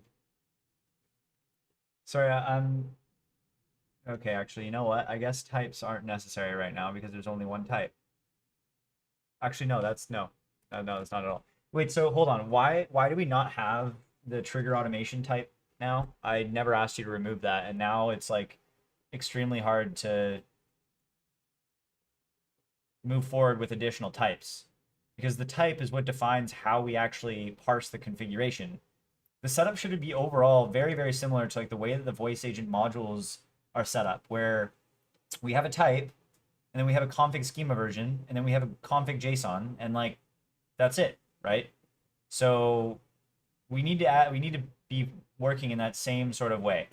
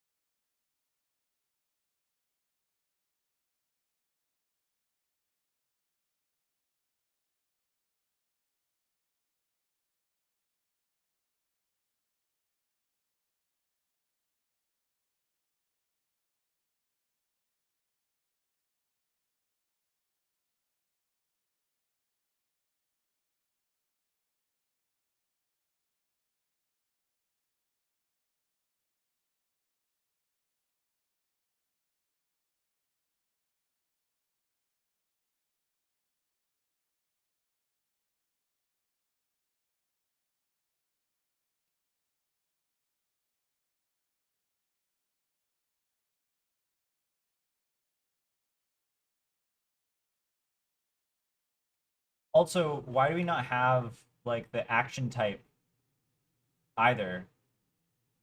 Like, because we had, you know, the action type, we wanted to be able to expand that later on, where we could have like in the future, like right now, the action type is just outbound phone call, but in the future that might be something different, right? Because right now, like you have two separate tables for trigger automation execution and trigger automation outbound call execution when there's no real reason for two separate tables unless we have different types. Or am I missing something here? You know, I'm starting to think that maybe me battling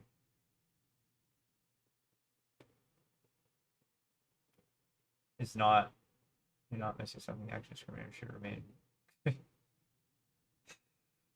I don't, huh.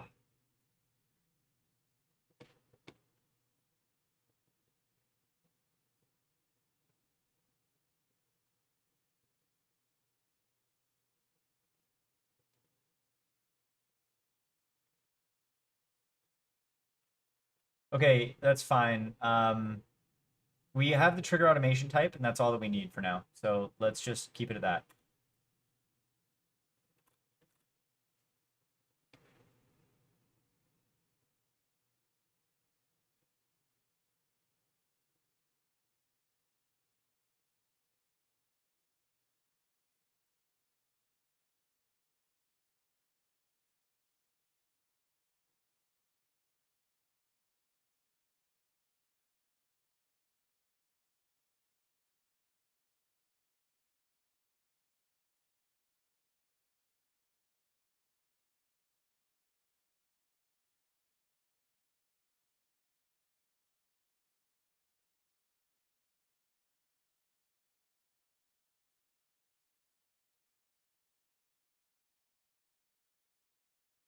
Why do we have call, create, recovery attempted at?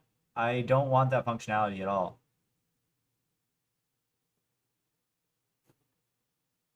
Actually, in fact, like, why do we have all of this?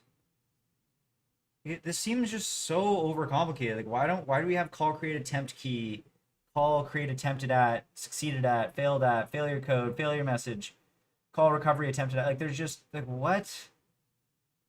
Why, like, is that really all? Like, is that all necessary? It seems to me like way over engineered, and I don't understand why we have any of that. All that we need is like the failure reason, which, yeah, like the cancellation reason, that's all we need. And the cancellation reason for some reason was also removed, which makes no sense.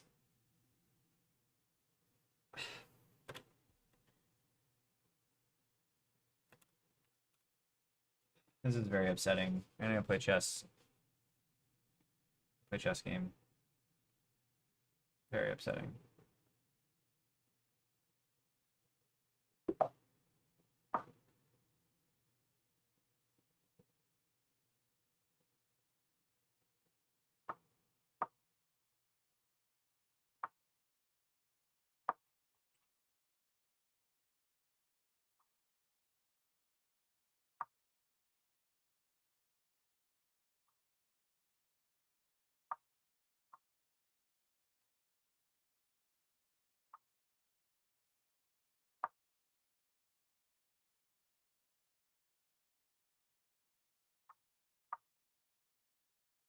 Ooh, that should have been the move.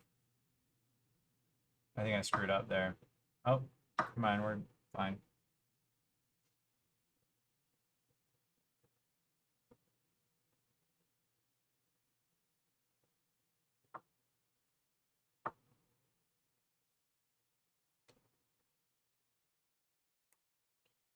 In this position, I'm thinking takes, go here. then takes, and then come here, try to take this. Or I take here, trade.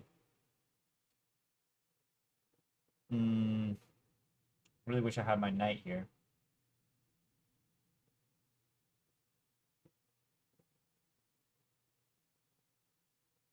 It's a good good thing to know. It's either I take or I put my knight, and then he takes.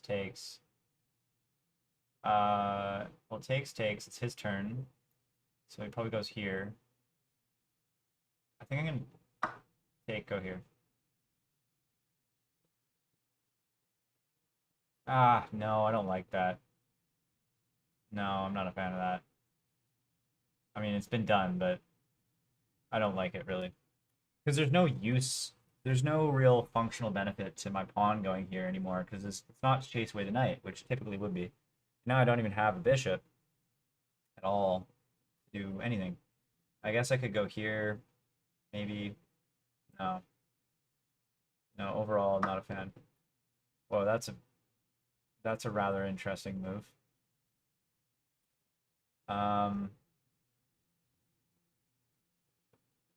Don't I just... No, never mind. Yeah, so then I go here, and then I can actually prevent his castling if he... Oh, no, he can prevent my castling, even worse. Oh my gosh, I just completely screwed up. Big time screw up.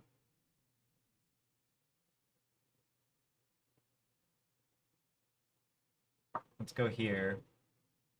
Threaten mate. Then he goes here, and then I take... Oh no, I can't... This isn't threaten mate. Oh my gosh, what am I doing right now? This is ridiculous. Ugh. I am hurt. This is a useless move. None of this is good. I'm just losing in every sense of the word at this point. Brutal. He just takes here. I'm done. I'm completely and utterly done. There's no way for me to come back from this. But I shall not resign. As we learned yesterday, when you're under or when you're bad at chess, resigning should never happen. I mean, now I actually do threaten it. I threaten mate if he moves his knight, so he has to move the pawn, in which case I actually take the pawn. And now he actually loses the knight, I'm pretty sure, which wins me back material, although my king's in the middle of the board. So that's not great, but it's not actually that bad anymore.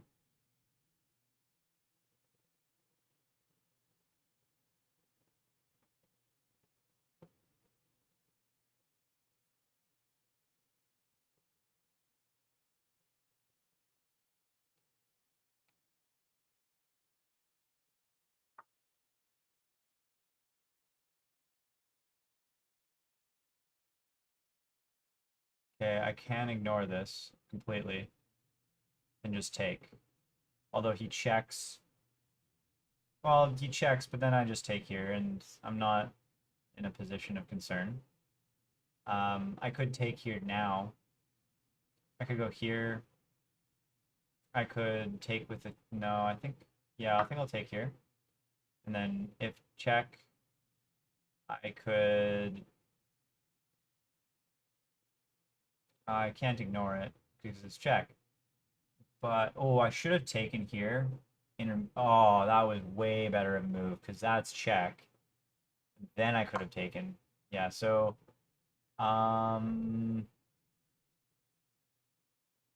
Yeah, I guess I'll take back. I mean, what can you do with this? I can go here, which is nice, if he tries to push or do something funny. I guess if he goes here, I can't do much. Okay, that's fair. So where can he go with this? I mean...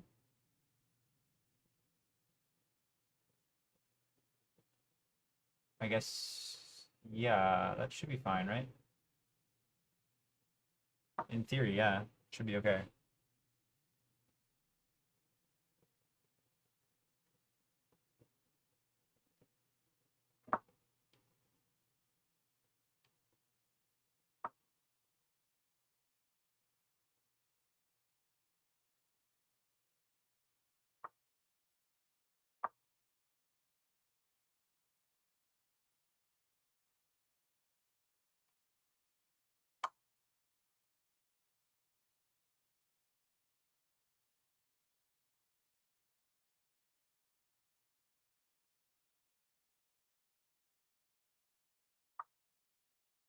Square is very nicely defended.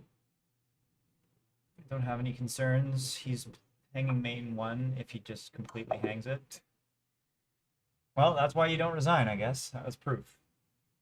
Dumb move on his part.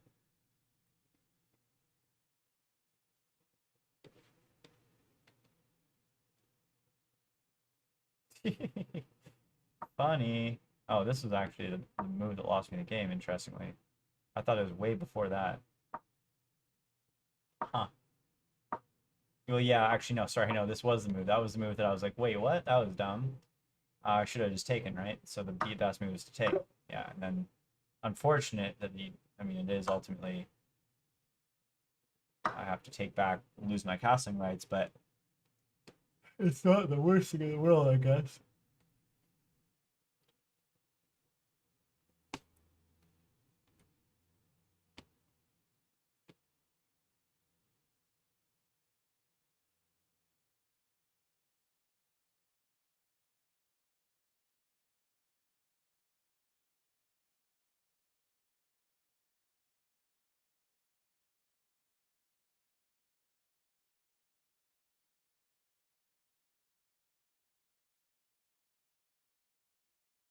Trigger event JSON. Shouldn't that be an integration webhook event? Yeah, no. Why? I don't. So, could you help me understand why we have trigger event JSON as well as the raw payload JSON in the integration webhook event?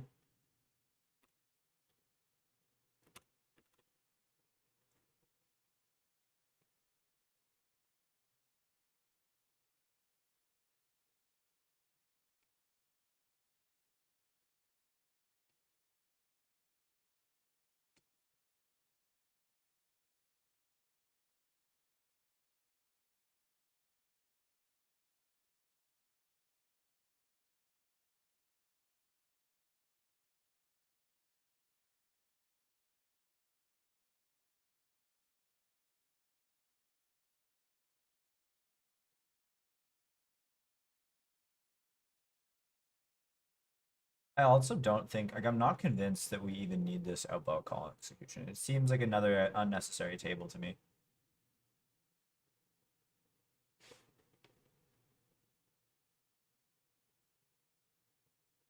The intent is different.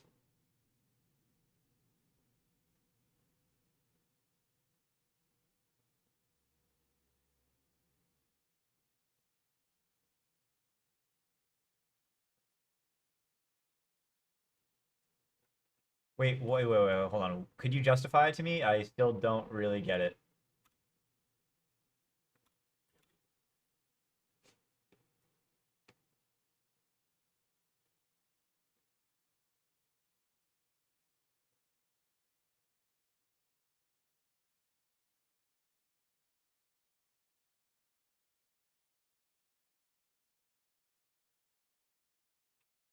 Trigger subject dedupe key. What's this all about?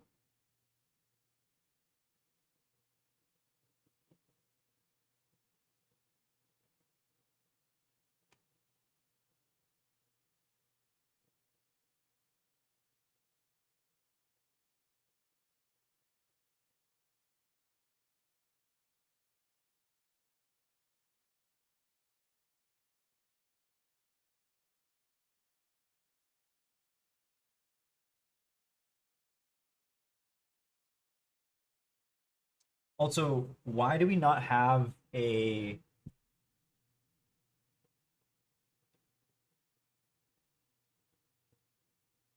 Yeah, okay, yeah, remove it.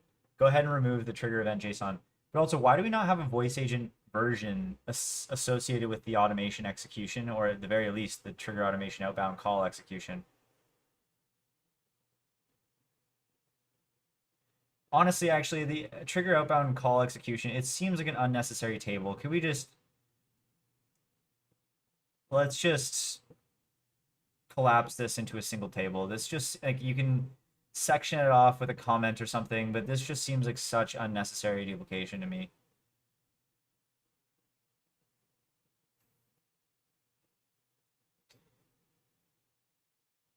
And also, why do we have trigger subject dedupe key? That just seems way like what is a trigger subject? Like we don't even know what a trigger subject is. It's not mentioned anywhere else. It's in the config, right? So and why shouldn't we just have it as like a generic dedupe key or something like that? That can just be leveraged in any other way, or like an add potency key, or like I don't know. Like we already have this on jobs, so why I there's just so much duplication of concern here, and it's really frustrating me. I'm just not. It's there's so like, could you spawn sub agents, spawn like 5 sub agents that act as senior engineers, and like pressure test this from multiple angles when it comes to simplicity, good design, keeping things dead simple, solid principles like SOL, ID, etc., etc. Because this just like this is honestly like I keep on looking at this database schema, and you keep on making changes that are just terrible, and I keep on needing to battle you, and I don't want to get to a point where I have to do this all myself, but I'm pretty close. Yeah, you know what? This ultimately does come down to it is my fault at the end of the day. I mean, as much as that is unfortunate, that really is the case. It's always the prompter's fault. So it is the engineer's fault, which you know, I should have just maybe done these.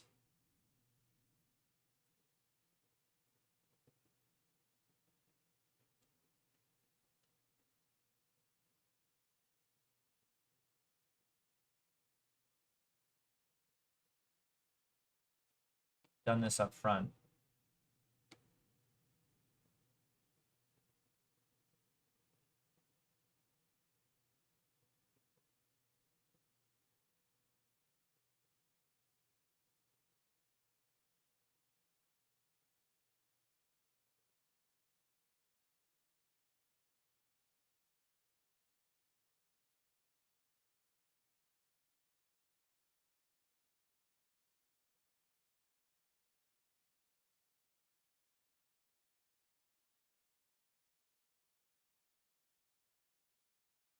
Mm, right now, I'm battling with AI uh, to try and finish the schema design for the database tables and columns.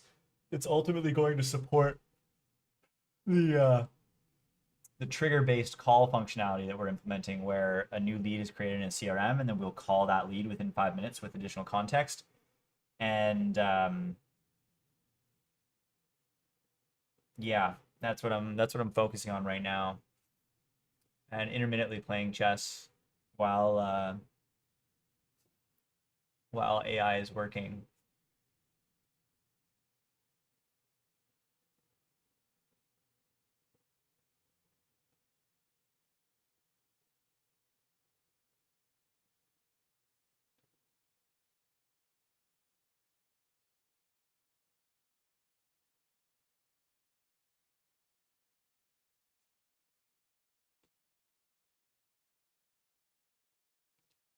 How you doing? What time is it for you right now? Is it breakfast time roughly? Like, is it? You must be super early. Where do you live again?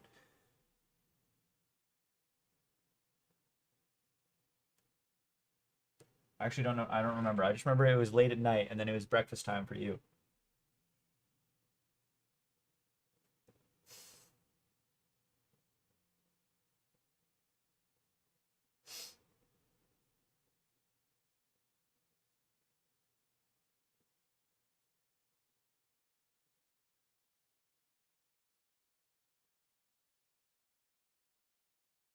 Malaysia, 7 a.m. Wow.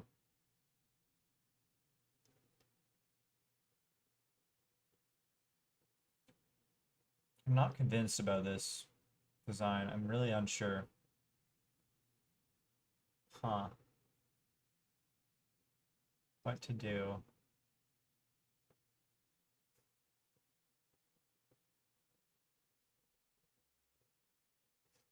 Mm, yeah. Yeah, that's a pretty good morning routine.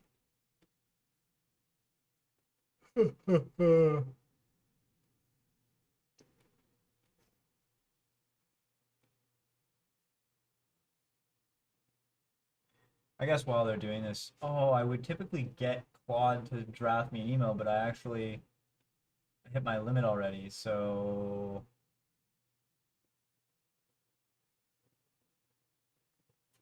oh, yeah, that's a little bit unfortunate. Yeah, 100%. Darn.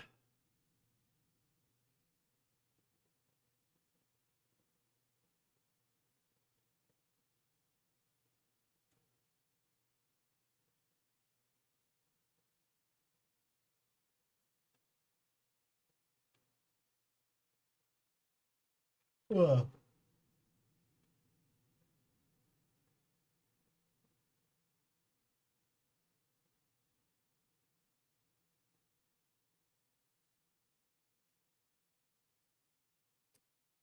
What plan are you on? You should, yeah, I'm on the max plan. And yeah, I hit limits on Codex and Claude with their most expensive subscriptions uh, quite frequently just because of how much development I'm doing concurrently. Like I'll work on multiple features at the same time on different work trees, and then I burn through my credits way too fast. They never tried Cloud Code yet. So yeah, I would keep using Codex. Codex is the best for coding personally.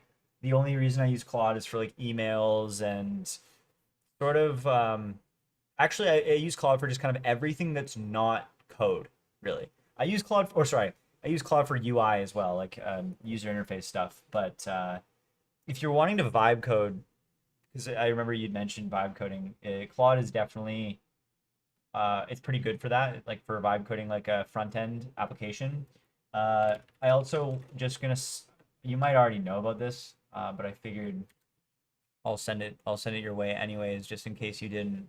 Because I know you'd mentioned, wanting to vibe code, and I know Lovable is quite popular. They're very um, yeah, very popular.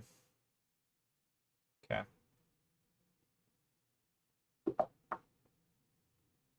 Wait, what am I doing with this again? I'm playing my night out. Oh, we have a London system. How lovely. London, very classic London system stuff here. So I think I'll play this. Go for the immediate queen. If he takes, I will go here. So I've heard about Lovable. Have you tried Gemini? No. Do Gemini? No, absolutely not. Do not use Gemini for front end. Claude wins for front end without a doubt. I don't even we don't even need to talk about it. It's like a easy choice. So I'm like tempted to just do this, and then I think he takes here, and then I think I might take here, because then this, and then this. Okay, so that's interesting, because now this check, or maybe takes, or what? What if I push takes? No, I don't like that. But basically, what I want to do here is I want to get this here, and then I could actually get this here and put a lot of pressure on these two squares. If I check right now, he probably does this.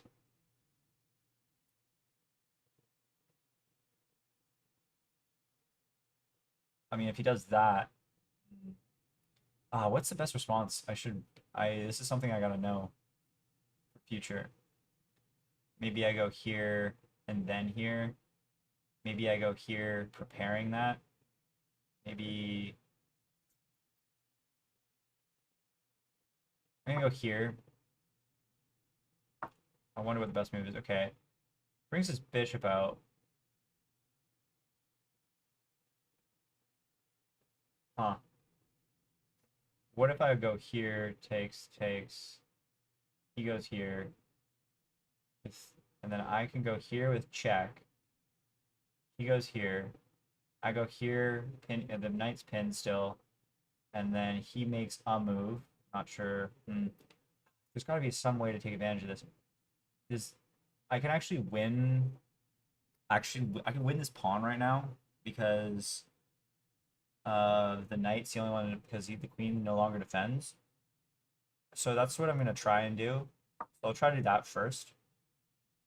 I really would love him to take here, but I can win the pawn. Nice. If he doesn't notice. But he's 870, he probably will notice. Lovable, try down. Oh, I've already read that. So do you have the Codex? Which subscription do you have? Like, do you have the Codex $20 one, or what are you even coding? Like, sorry, I don't think I ever asked because you said you wanted to get into vibe coding or learn how to vibe code, but I never really asked. I don't think like about why per se. Okay, he defends. Wow, that's an interesting. That's not something you see very often. Huh. I think I'm still gonna take. Take. Can I take? Basically, well, he should not take with this. Oh, what? Why would you do that? That's not even a London move. In London, you always take with this pawn. So his bishop's locked in. I'm feeling pretty good now. I can go here as a work electrical engineer. Oh, oh, wow. Data entry. Yeah. So, okay. Basically, I'm thinking if I go here, tragically, the knight gets taken. We trade here. Don't really love that, but then it actually I could maybe get away with this because basically if I go here, this knight is a very big deal, and so let's do that. Let's go here and see what happens. What I'm anyways, trying to automate generating report, but it gets complicated fast. Okay, so yeah, for something like that, I almost would consider Claude being potentially better. Are you trying to generate like a PDF? Oh, wow. Darn. Okay, so wait, now this actually has, hold on. Takes. If I can get rid of this knight. Oh, but the knight's not pinned anymore. Damn. Okay.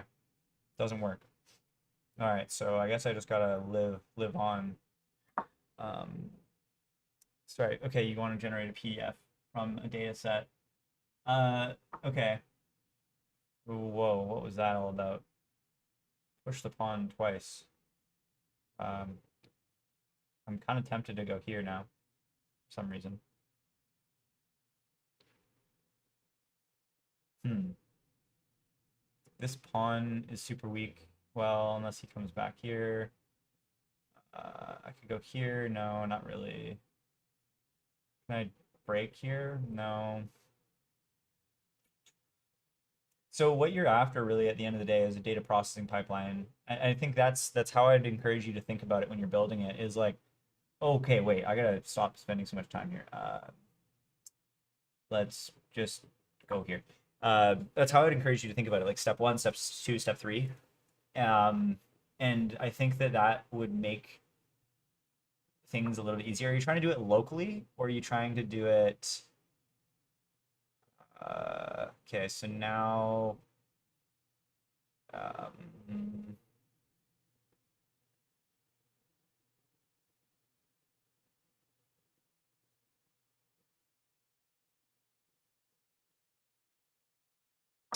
are you trying to do it locally? Like, is this report something you're generating like in the cloud? Is it trigger based, like, or is it a schedule like you do it every week?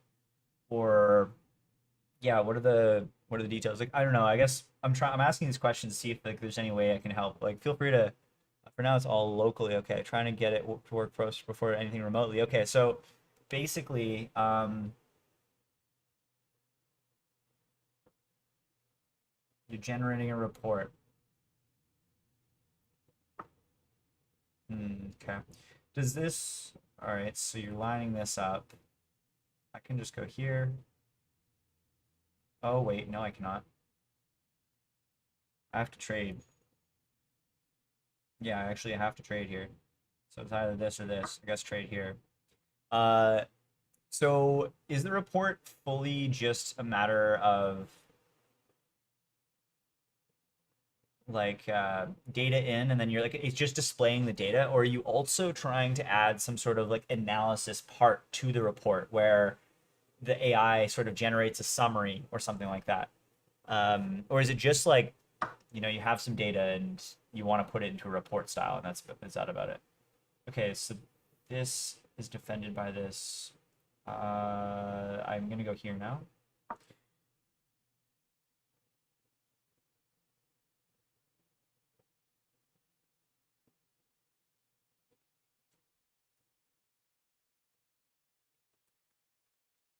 Data visualization. Packages. TypeScript. Actually, maybe Python might be better for this. Charting library. Chart.js. Okay. Uh, what, you want to just trade queens, call it a day? I think I'd be fine with that.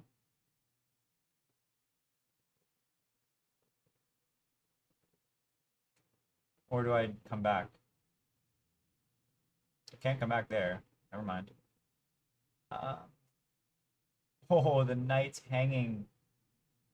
I think I can just take the knight. I think I will. I don't think I can't. I don't see one reason why I shouldn't take the knight right now. My knight's defended. Yeah, I'm fine taking the knight. It's a combination of both. I produce normal data entry one and then one that has anomalies. I have to do some analysis.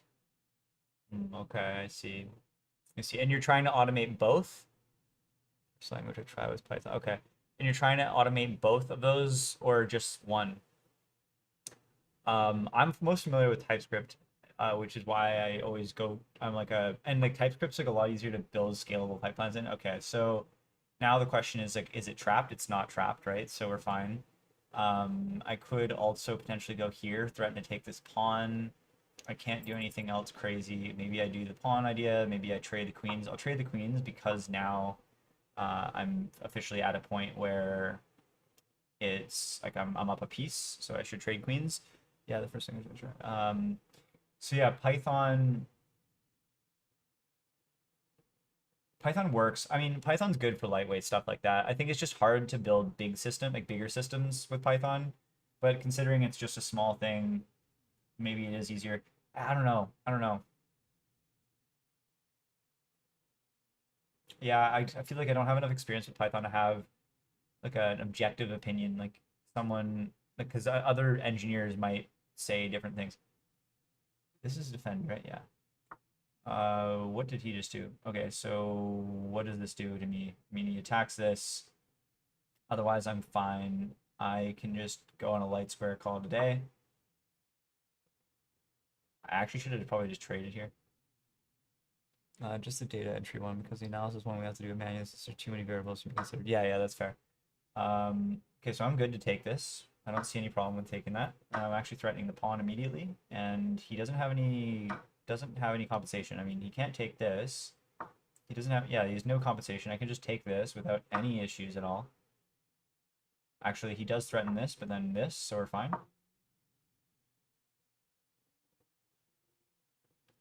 Now my top objective is going to be taking this pawn. That does nothing for me. Yeah, I'm fine with that. I can go... I might go here. Maybe I take the pawn and ignore it. Um... Hmm. Yeah. Oh, 2 seconds. Oh my gosh. Yeah, I guess I'm taking the pawn, doubling my pawns. Sorry, yeah, I'm now at like a amount of time left that I should probably just focus up at this point. Take. This is now threatened. I will go here. Bring my knight here. If he goes here, immediately automating reports part of how standalone scripts generate. Oh, you already have it. Okay, wait. So let's try to trade these pieces off.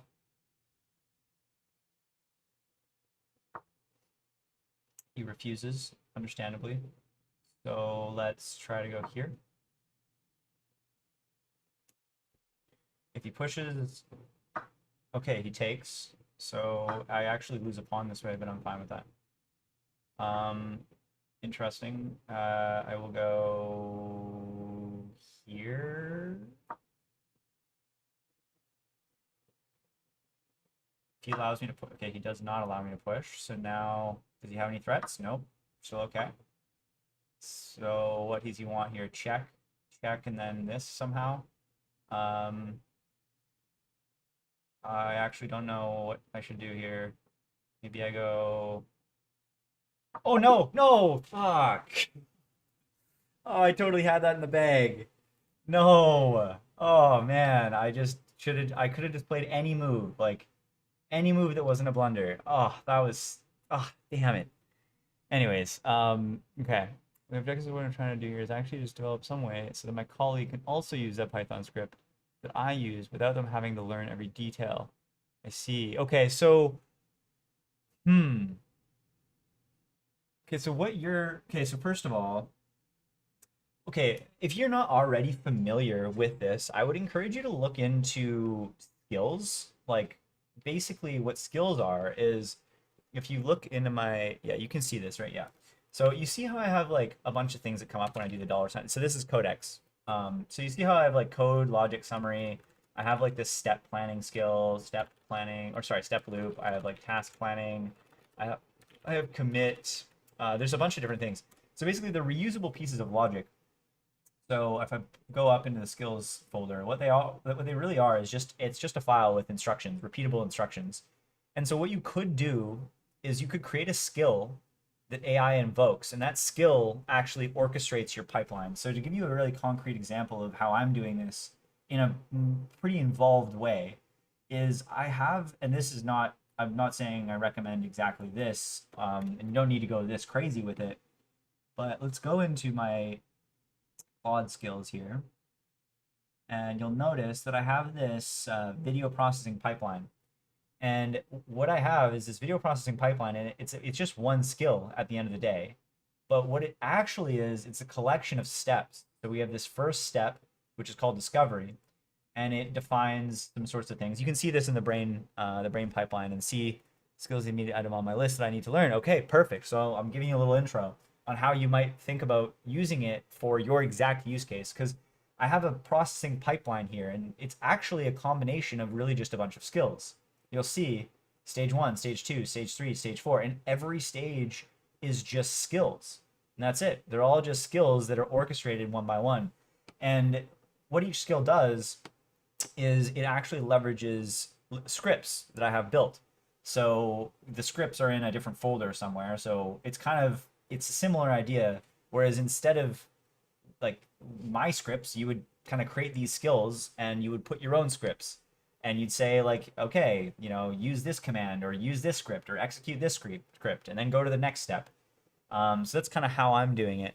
And for basically like my video, this video processing pipeline, you'll notice that every single one of my YouTube streams, and they're hours long, they all have descriptions, they all have chapters, they all have a title.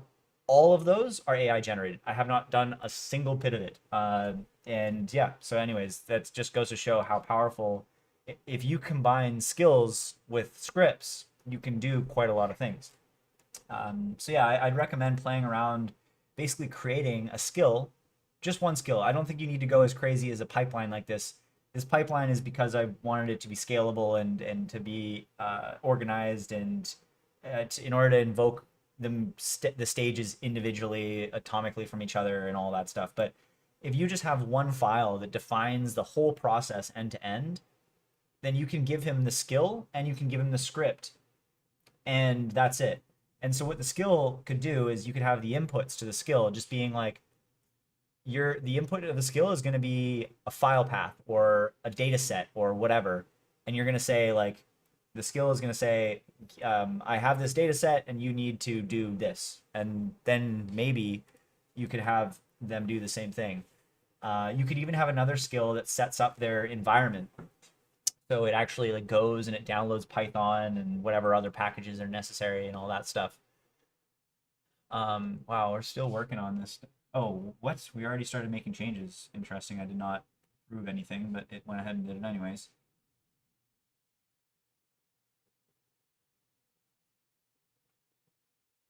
Whoa.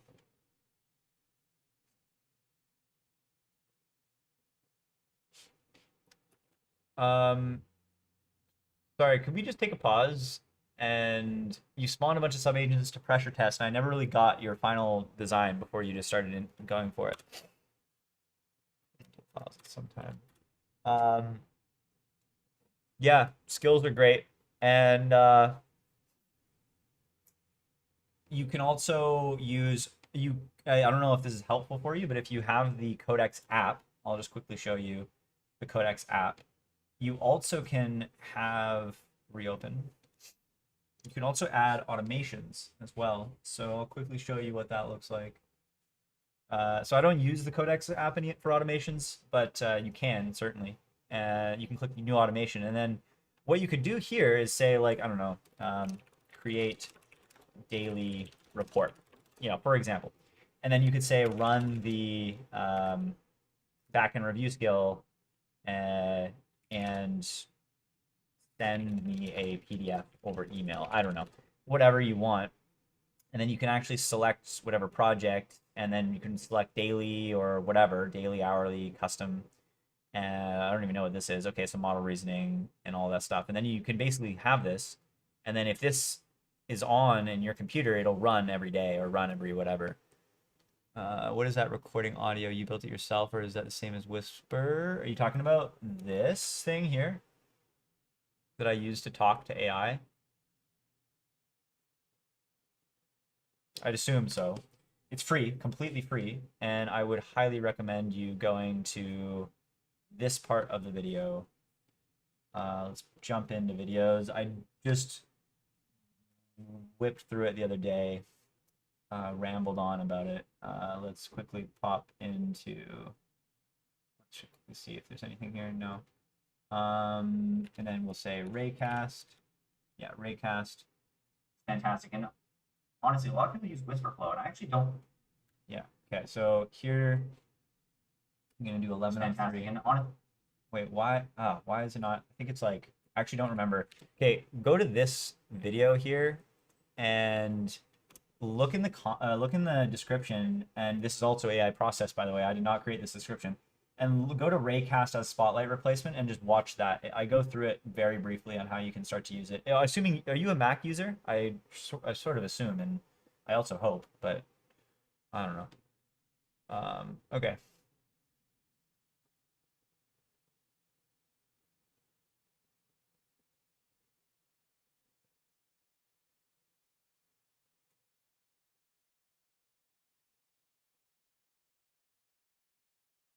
Use normalized execution fact, but this must, I'm hoping this isn't in, please tell me this isn't in the actual Prisma schema. What?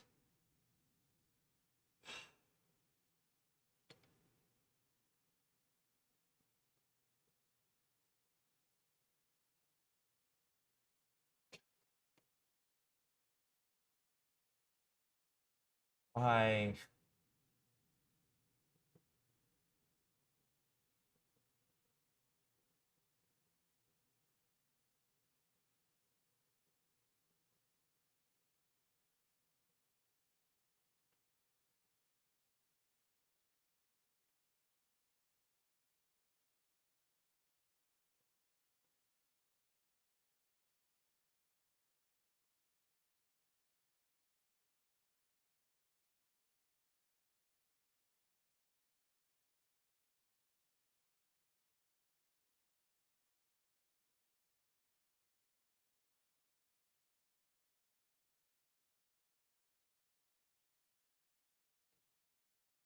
Oh, okay, yeah, that's fair in terms of the voice agent version. The match trigger tag and the provider person ID aren't those details that like that's very specific to the config. I'm a bit confused on why there's no columns. Like because like tomorrow, for example, there might not be a trigger tag. Like the tag has it that's directly relating to the config JSON, right? That's so I'm a bit confused. Should there just be like a metadata or something like that? I don't know, because that only relates to the follow-up boss tag outbound phone call, like both of those fields, the provider person ID and the match trigger tag. So I'm a bit confused why you're adding those. I am actually like I'm gonna lose my mind here. Oh, you're using Windows. Oh, okay. I don't think Raycast actually is supported for Windows. I kind of doubt it. Yeah, Mac OS. Okay. Yeah, then I actually don't know, unfortunately. Risperflow is probably your best bet. This definitely has Windows, or I'd be surprised if it didn't. Yeah, it does. Risperflow is your best bet. Tragically, I don't know.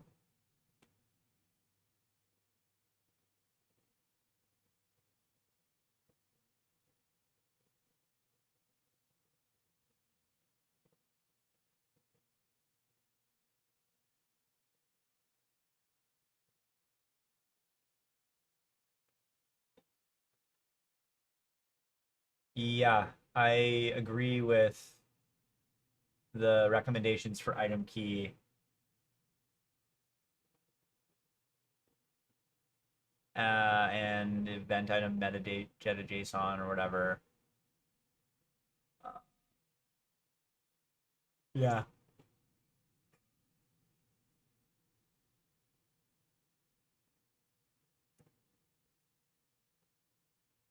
Why don't you just do trigger, like, why don't you just do trigger dedupe key or something like that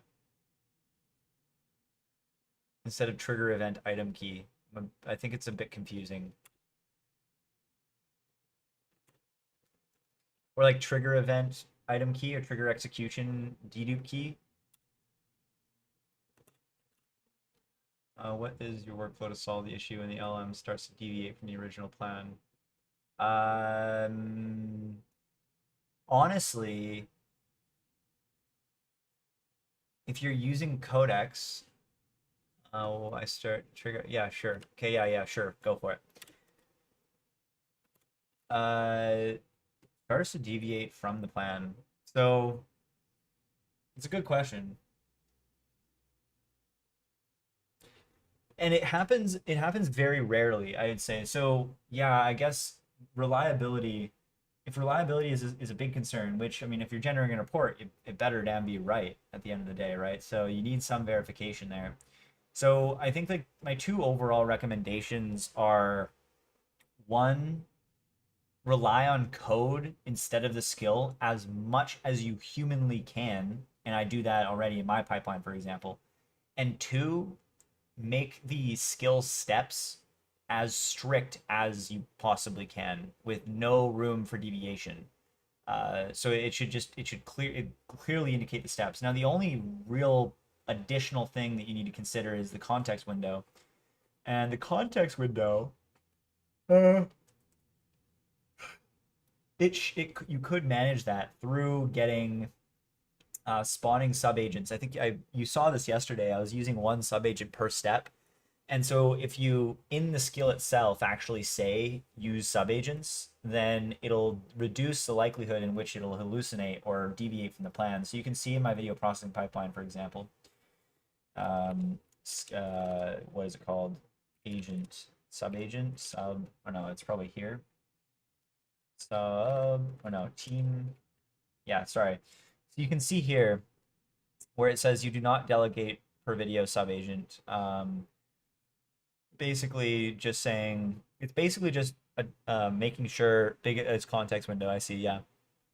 Yeah, so if you're using Codex, figure out the instructions that are required to actually get Codex to invoke a team, or sorry, an agent. So like we could even test it out now on the call. Actually, let's just do it.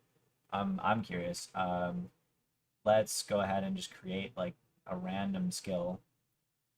Let's just copy ripple check. Yeah, sure. Let's just copy this. Ripple check temp. and we'll say the skill name is ripple check temp, and then we're going to say spawn a sub agent to create a temp document in the EMLY/temp folder. Then spawn another sub agent to add the words temp to it. Actually, no, let's say spawn a sub, let's do spawn two sub agents. One to create a temp document in the temp folder, and then we'll say one to create a temp named sub agent A, and then another one saying named sub agent B. Let's just see if this works. I honestly, I would assume it does, but let's say let's say a text document, and then let's go to the end, and then we'll do this, and we'll say ripple check temp. We'll delete this readme. We'll make sure ripple check temp, and then I'm gonna, this is the billing cycle one. This is not even sure what this is, so Codex. And let's just run the skill. So yes, it's the biggest, okay, so context window. So we'll say ripple check temp, and then in theory, if this works, which it should, it's actually going to create two subagents. Both have a fresh context window. I mean, I know it's not really relevant in this case, of course, right? But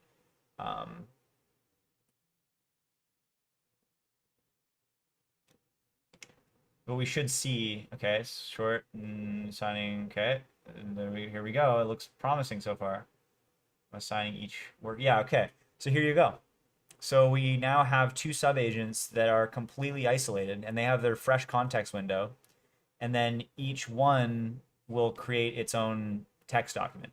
And so if we come in here, we should see in the temp folder very, very quickly here, it should just straight up go straight in here.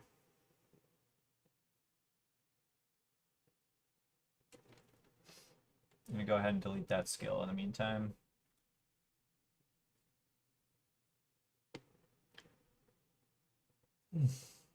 I mean, it's extra, they're extra high subagents, so they, you know, they definitely take their time.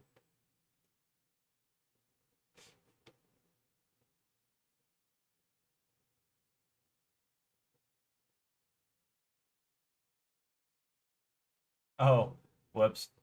I actually said temp instead of temp. But yeah, so, but then don't each subagent have to read get basic understanding of how the code base works, and then when you, yes, that is correct, actually. So it does increase token usage. That is, it's a trade-off, really. Because yeah, you're right. Each of them needs to like look at, well, the yes and no. I mean, like when you spawn subagents, what Codex does is it provides the subagents the context that it needs to execute. They will eat up additional tokens reading your agents.md, I would assume. And you can read into what the trade-off is there. But you're right. You're right. It is a trade-off. They will eat more tokens than just using the main agent. Another way, actually, sorry, I mentioned this yesterday and I forgot about it until now. Another way that you can go about this is you can create, you can actually set the auto compact token limit directly when you call Codex. And so you can do this so that it'll reset the the token, or the window earlier. So right now it's at 71%. You could have it so that it resets at 70%, and then it basically has a fresh window very frequently. The trade-off there is that when it compacts the token window, some of the context is sort of lost, so you end up burning through a little bit more tokens there as well. But it does work. Those are the only real ways to get around what you're suggesting, or your context window issue. Yeah, there's really nothing else that you can do. I mean, beyond just like, you can get you can't get around it entirely. You can do things. Do you use anything to help with the reading, such as Serena? So no, I've done research into that and I've tried things, and ultimately I actually uninstalled Serena because Serena was causing me more harm than good. Um, you can look into it. I don't want to treat like I don't want to say that I'm like I would say um the god of understanding like every single little tool out there. There might be like I'm pretty on top of things, but at the end of the day, there might be something that folks use for token management that I'm unaware of. I have used Serena. I haven't used Graphify. Um, Serena was Serena. I can't remember why I installed it, but it. Oh yeah, no, I do. It was because it was actually using more tokens than it was being helpful. Um, Mm, yeah, I don't really think. I think that context window management, from what I've read and understood, is it really just comes down to making your instructions as concise as possible, providing the context that it needs, and being very clear about what it should read and what it shouldn't. But yeah.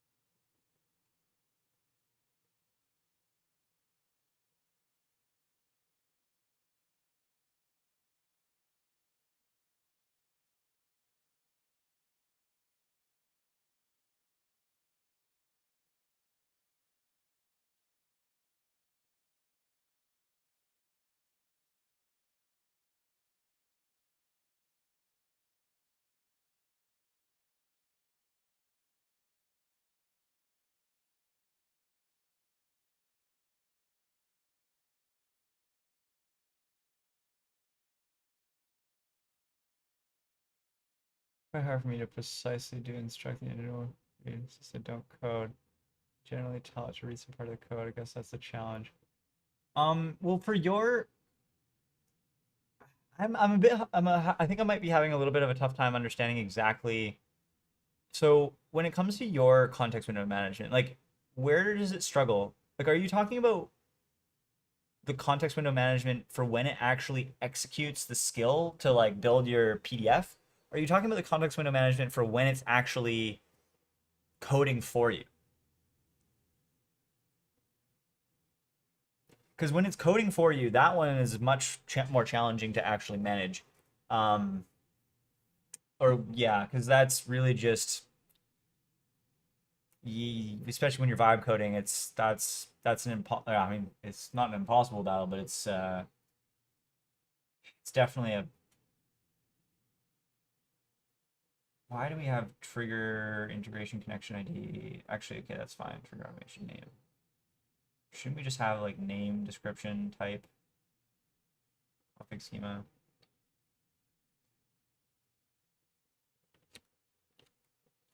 Can you remove this as the prefix to the fields? Trigger automation name, trigger automation description, trigger automation type, trigger automation config schema driver JSON, trigger automation config JSON. Like it can just be name, description, type, config JSON, and config schema version. That's it. That's all we need. We don't need a prefix on everything.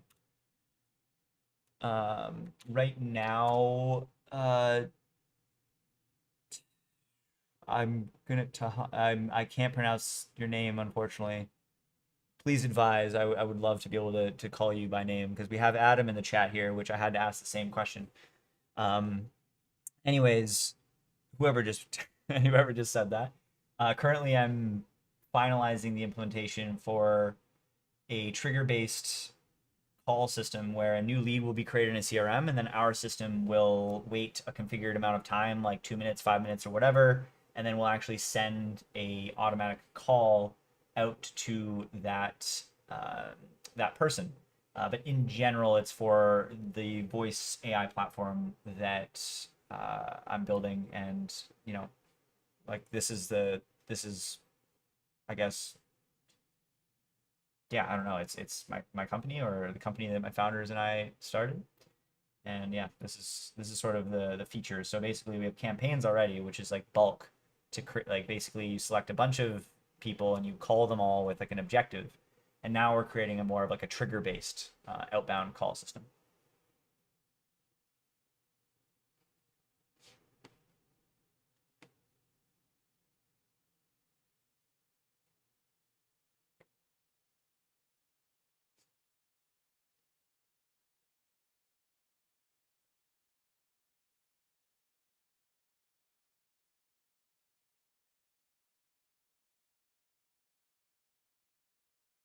What's going on here?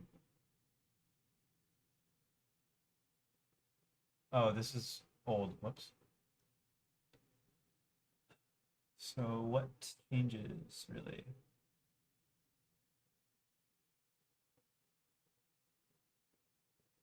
Huh. Oh, I see. Okay.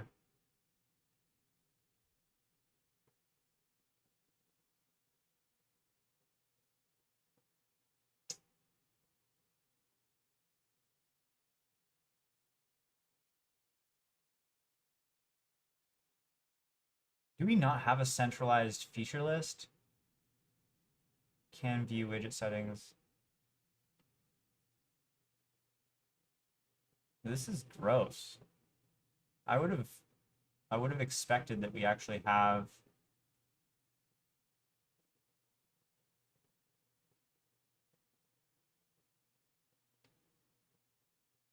Yeah, something like this. Yeah, let's look at view file.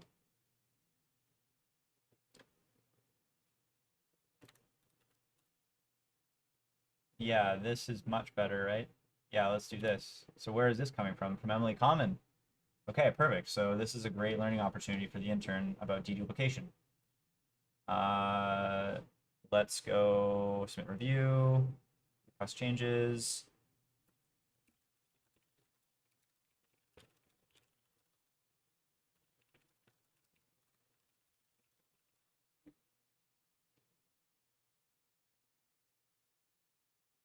Is there any like more generic way I can phrase this, like without suggesting?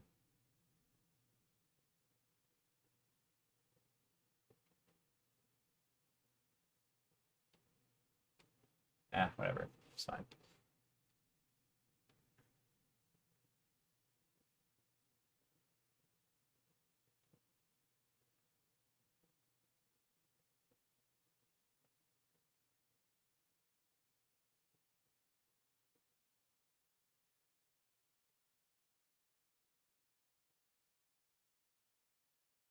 Oh shoot. Tahamid. Yeah, probably. I'm struggling with the part to fix part of it has coded and it deviates a bit. My only way to communicate long ass plan is using a markdown file and some process flow graph. Okay, so I'm struggling with the part to fix what the LLM is coded and it deviates a little bit. My only way to communicate the long ass plan is using a markdown file and some process flow graph. That needs to read all the documents again and again to get the details and execute it. Long ass market down document execute details again and again.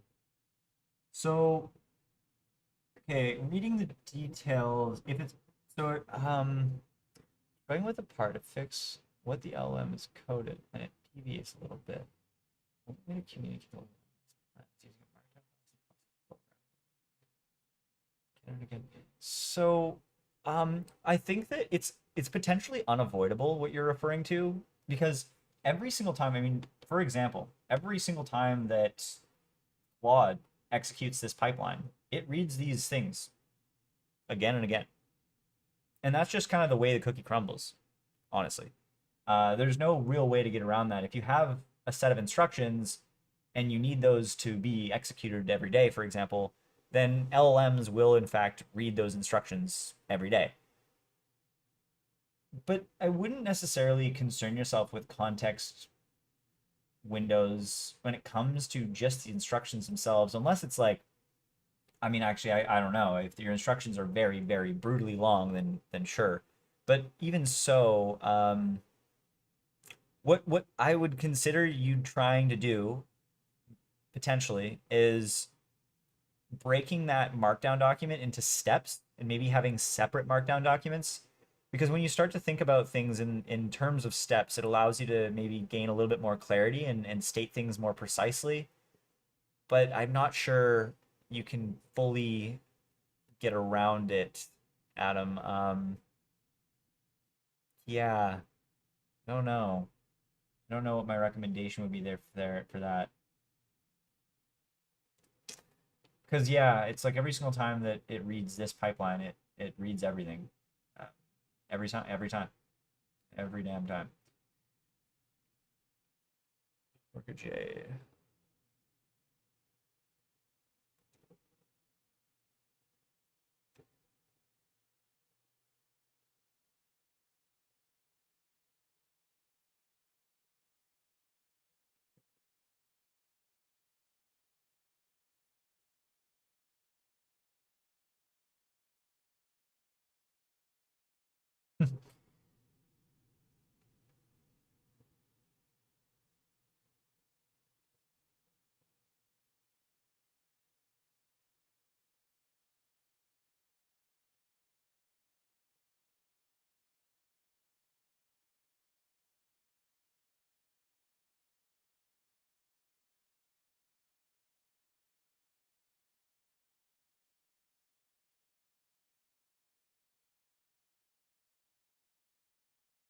How did you first start building your app?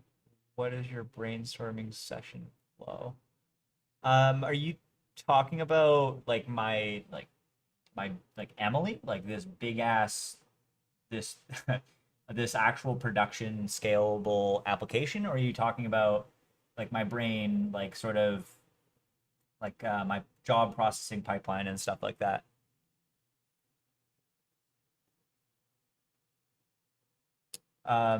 In terms of the flow, though, I mean, I am an engineer at the end of the day, so I think like I mean it is going to be inherently different from.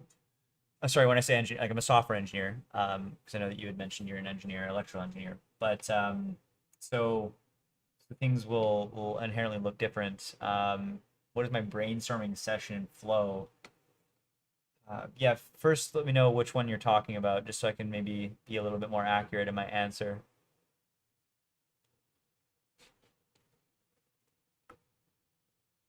I guess I can put this right here. Probably be a little bit better.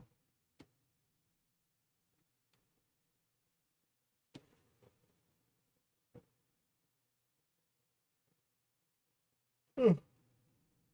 I can speak generally though. If you want me to just tell you about how I think in general, I'm more than happy to walk you through sort of the way I approach problems and how I see things.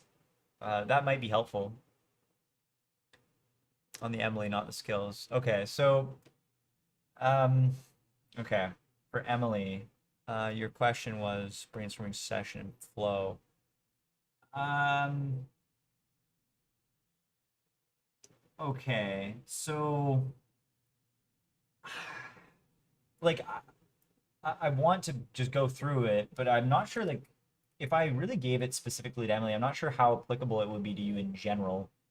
But I'll go through it anyways. But generally speaking, how Emily came to be is uh, uh, Tahamid. Is it Tahamid? Let me know if I'm pronouncing that right or wrong. But Tahamid, I'll get back to that question. Um, so on Emily, um, how did I think about building it? Well, I think fundamentally, I want to start with I treat organization as an absolute requirement. Not only allows humans to better understand and navigate code, but more importantly these days, AI. So first things first, I wanted to think about, okay, what is the structure of the folders and the foundational elements of how I want things to come together that are going to support development going forward. Think you can think about it as if you're building a house.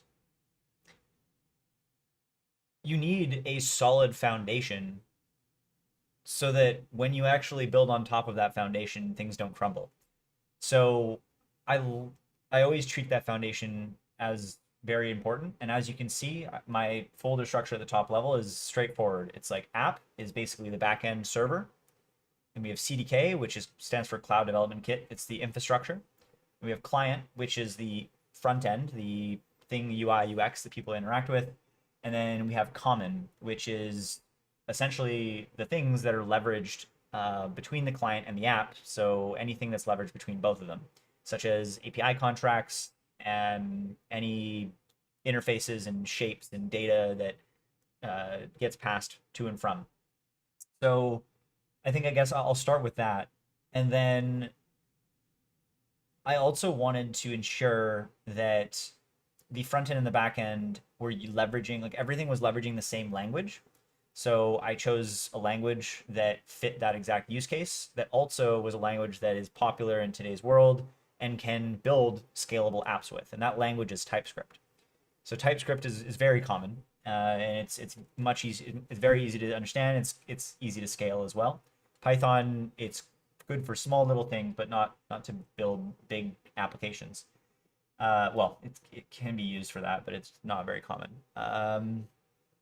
And so I guess, yeah, when it comes to building the app, I'll start with that. And then I have a lot of experience. Well, no, actually, I don't have that much experience, I guess, but I I do know how to build full stack apps, meaning like the whole front to back. And so I think that experience allows me to move faster and understand a lot of these pieces. So I guess when it comes to the backend server, the first things that come to my mind are, okay, what database solution am I going to be using? Am I going to be using a caching solution, like a distributed cache, like something that's in the cloud, or is it just going to be local cache? Are there going to be any asynchronous processing pipelines or message-based systems that are going to be involved? Do we need to worry about distributed systems, as in like there's multiple servers running simultaneously? Those are the sorts of questions that I think about asking up front. Yeah, and then when it comes to like API design, it's like, how do I design these APIs in such a way where it's standard and scalable? So the way that I did it was, it's called I think it's I actually can't remember what pattern this is called, but you can see there's a router factory where you define the actual API endpoints, and then there's a controller where you define the highest level orchestration of that API. So you kind of parse the API request, you bundle it into some sort of internal representation of it, and then you send it to a service, which is going to be what's handling all of the business logic, and then and so on and so forth. So there's kind of a lot to this, though. I'm not entirely sure how valuable it would be for me to actually go through all of my thought process there. Feel free to ask like specific questions or follow-ups, though. I'd be happy to talk about it more, but I'm just not sure. I'm not sure how much of it applies. This is much, I think, where it's beyond what most people would need to build, right? Like this is for an application that can scale to hundreds or thousands or tens of thousands of users, and like easily, and won't break. And even if it does break, it has like visibility baked in and all that stuff. And logging, another thing is logging and metrics and all that stuff. Big factor. I hope your video stream. Open your video stream later. You keep on thinking out loud when you're working on things. That helps a newbie like me how to think and how to approach the problem. I try to. I think there are times when I'm super tired. Admittedly, I don't do very well at explaining out loud as I'm going through, but I try to do that for the most part. Like this morning, I went on like a half an hour or maybe an hour like ramble about how I was thinking about even building out this feature that we're now working on. Or no, that was yesterday, maybe. Yeah, pardon. Anyways, so sorry. To Hamid, if that's how you pronounce your name, I use Codex primarily for coding, and then I use Claude for UI, user interface, and then user experience stuff. So anything that's front end related, I'll use Claude. And I also use Claude for literally everything that's not coding. So I use Claude to control the speakers in my home. I use Claude to control my lights, to remind me. I text Claude back and forth. iMessage, like I message Claude back and forth. I have Claude, like I have this bot that I've built named Marvin. Marvin is added to a few of my group chats. I use Claude for writing emails. I use Claude for scheduling calendar events and managing that. Uh, yeah, I basically use Claude for everything except for code. Well, I use except for UI. I mean, I use it for UI. I use it for literally everything, including UI UX, which is coding a little bit. But then Codex is much better at coding for everything that's not UI UX, pretty much. I hope that answers the question. But if you have, again, feel free to follow up on that. Okay. This is taking a long time.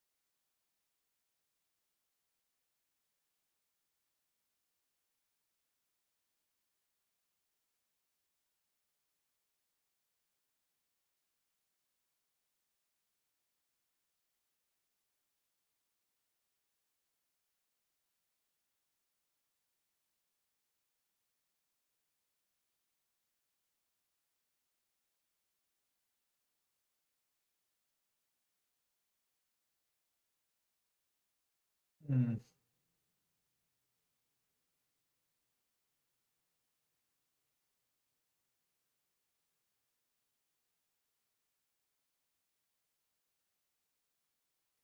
How often do you hit your limits? Each type of plans are you using? So I have max plans for both of them, which is the most expensive ones, and I hit my limits occasionally. This week is very, very heavy in development, um, so yeah, I've already hit my limit. Or no, I hit my Codex limit yesterday, but it reset today, or maybe it was the other way around. It was 2 days ago, and I think it reset yesterday morning. So Codex, I'm generally good. The Codex, honestly, I think it was the first time I ever hit my Codex limit, but I mean, it happens. I'm already at 77 on the week, even just with today's usage and yesterday's usage. So it's pretty heavy. Claude, I think I hit Claude almost every week. Almost every week. What's currently on all your windows? So I have 5 monitors, 3 of which you can see. So I have one monitor, which is all the stuff to do with my brain whenever I want to interact with my brain. I sometimes will be using this quite a lot, sometimes I don't. I have one monitor, which is just a bunch of different terminal entries. This is primarily where I work on EMLY. I have one monitor, which is just code bases, typically. So this is my EMLY code base on the right, and then my brain code base on the left. And then I have another monitor, which has my Git Kraken, which is my Git UI, and then other stuff that you can't see, just because it's like private stuff. And then I have my last monitor, which is like all private stuff. So it's my messaging, my other bots that I have running, because there's like messaging back and forth in the bots that I don't want you to be able to see, and anything sensitive. So my left and right monitors are the kind of not like, there's the sensitive monitors, and then the main ones are viewed. Uh, yeah, if you're interested in how I organize all my windows, this is also in my brain. I would encourage you to take a look. It's under system, bootstrap system. You'll actually see this in yeah, in my Brain public repo, which is in my YouTube description or something, you'll see Rectangle Pro. I'd highly recommend it. It's phenomenal. It basically allows me, like, I have a keyboard shortcut, and the keyboard shortcut is just I click one key, and it actually, what am I doing? One key, and it does all of this. And I literally click one key, and then all five of my monitors are perfect, exactly how I want them to be. So yeah, would highly recommend Rectangle Pro. It is paid, but I personally think it's worth the money. But that's just me. I'm a little bit of a productivity nut personally.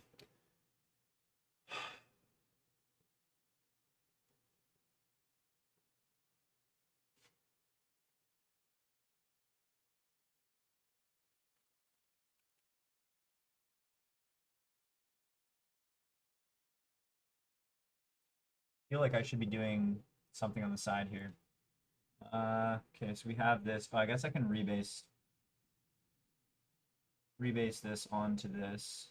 Oh, well, that's kind of useless actually because. Mm,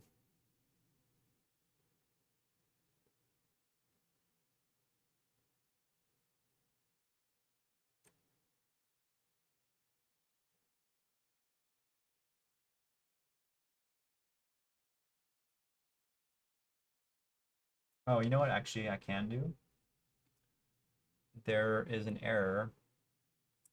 Let's get this puppy over here. Let's go new. Could you look into the errors that you've seen in production within the last 24 hours, like the production logs? Just look into the errors and see if there are any errors that shouldn't be happening or that look concerning. Also, I think I gotta make my use sub agents to help with investigation. Where are you based out of, like the background view? This is Vancouver, Canada.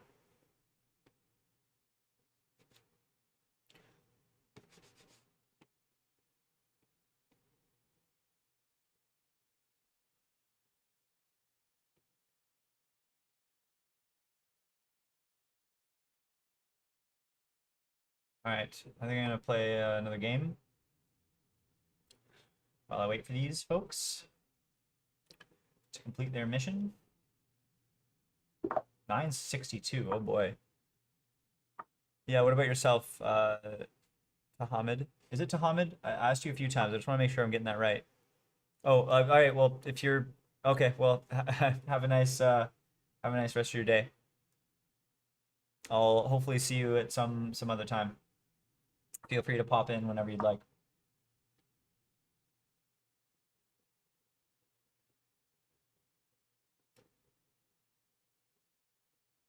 So the best move here is actually to take, but you can either do this, you could do, no, not that, you can do this.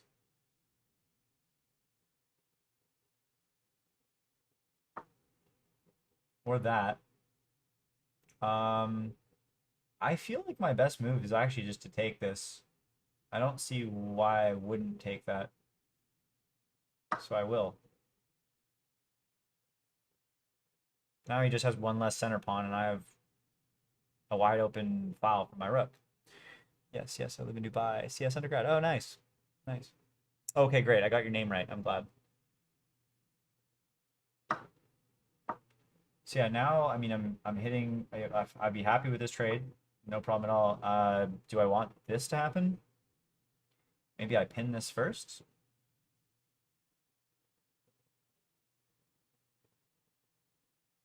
Sure. I'm thinking. Okay, so he pins me right back. Totally should have took here. Now that I think about it, it's all right. If I go here, check. He goes here. I cannot take. I think I'll just continue with normal development. Other than this bishop here, is this a normal position? This bishop here is a very interesting bishop. I mean, he's going to be blocked here the whole game if he stays. So he can go here, I guess, but no, not really. You can't. The bishop's kind of stuck. It's not really too useful where it's sitting right now.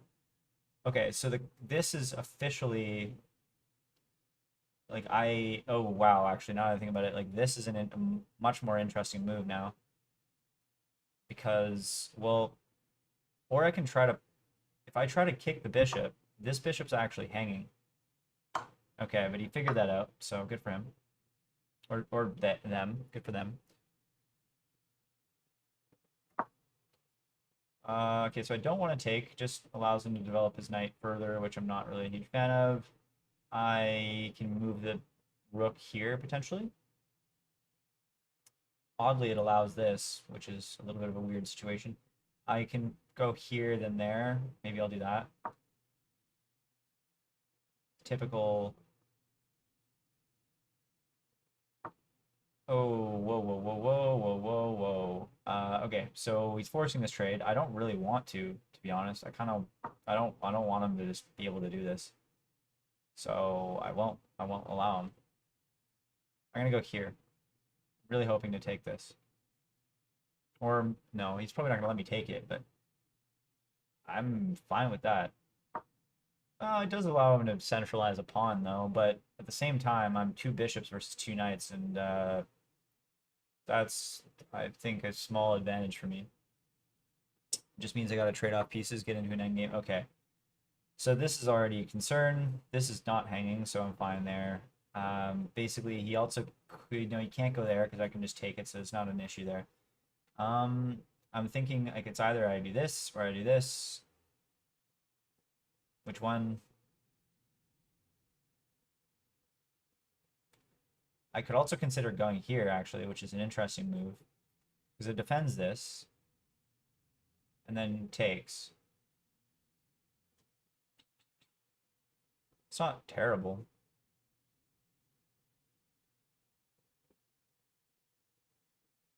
I think...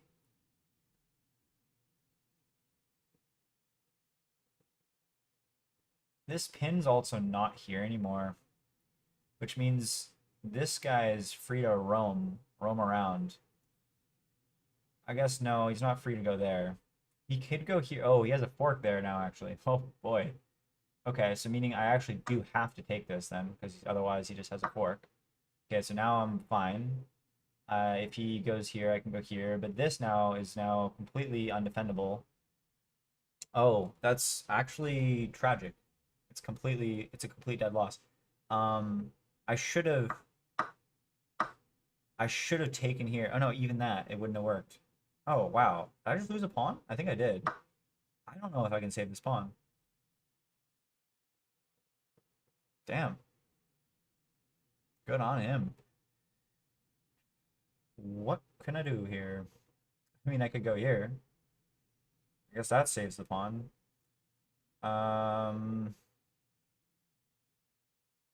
But I actually think that that's the only move to save the pawn. And I'm not thrilled on that. Like, should I just lose the pawn? Oh no, I don't even, actually, I can't even, this doesn't make any sense at all, because it still loses the pawn. I'm actually 2 defenders down right now. I can't push the pawn because it's pinned. I can't offer a trade. I can't offer a queen trade either. I can't even go there to threaten anything. I'm actually like completely and utterly screwed here. I guess I will happily lose the pawn. And then it looks like I'll probably also trade a bishop. So you'll probably go here. And then I have to take. Yeah. That's rough. Can I do anything here? No, I can't. Damn. Okay, I guess, I mean, this is a 900 player. I'm much worse than that, so take the pawn. Take the pawn. I'm expecting you to take the pawn. I did not consider that move. Oh, this is like, I have to go here. Oh, boy. This is not good. No bueno. Otherwise, I would have lost the rook, to be clear. Pawn's still protected, luckily. Okay, now he's getting rambunctious because he's won a pawn, and understandably, he wants more.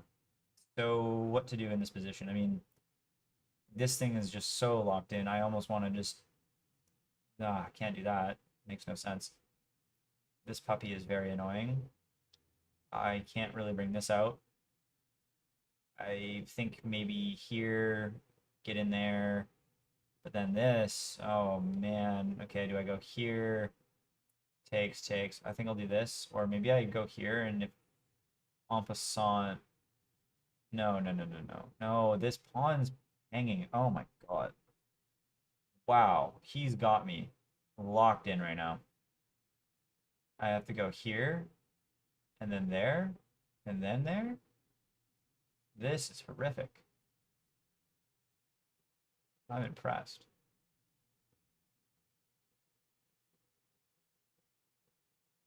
Yeah. He's just got me completely rocked in right now. I mean, I have this move, which is nice, but I mean, it doesn't really do much for me. It just allows him to develop his rook. Okay, that, yeah, damn. I have to take it with the pawn, right? Yeah, that works.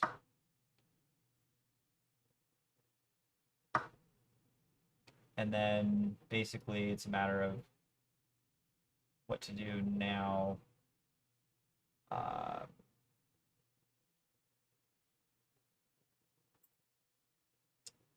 Okay, I'm just completely and utterly screwed here. I'll go here. Threaten his knight.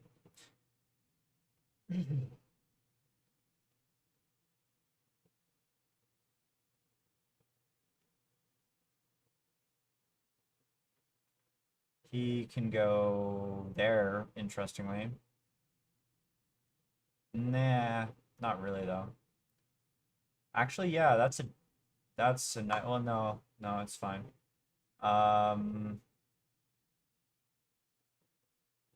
What to do there? I think I'm gonna go deeper. Oh, I could have just traded queens. Actually, I probably should have done that. Just remove the threat. Okay, I'm fine now. I'm happy.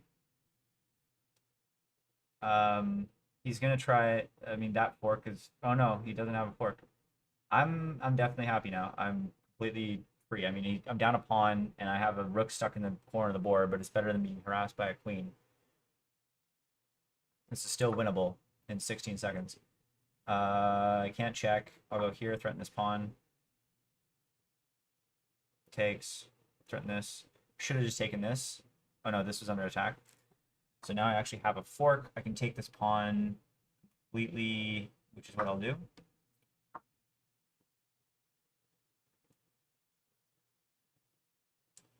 Although now this, whoa, what just happened? Okay, sorry, this is now, so I have to go here, and then what? He wins a pawn? Is that what he's trying to do?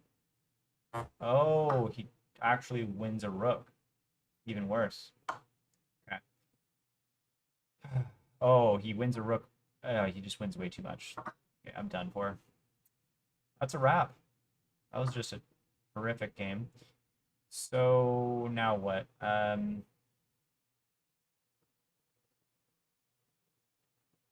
guess I go here.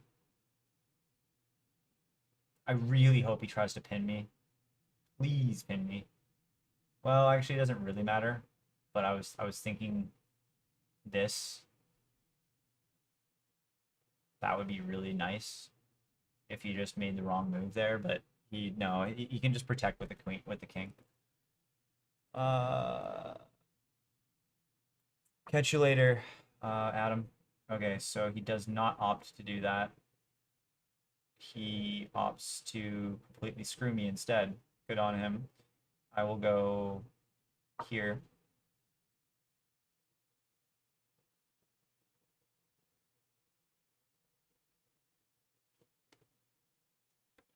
Why is, whatever.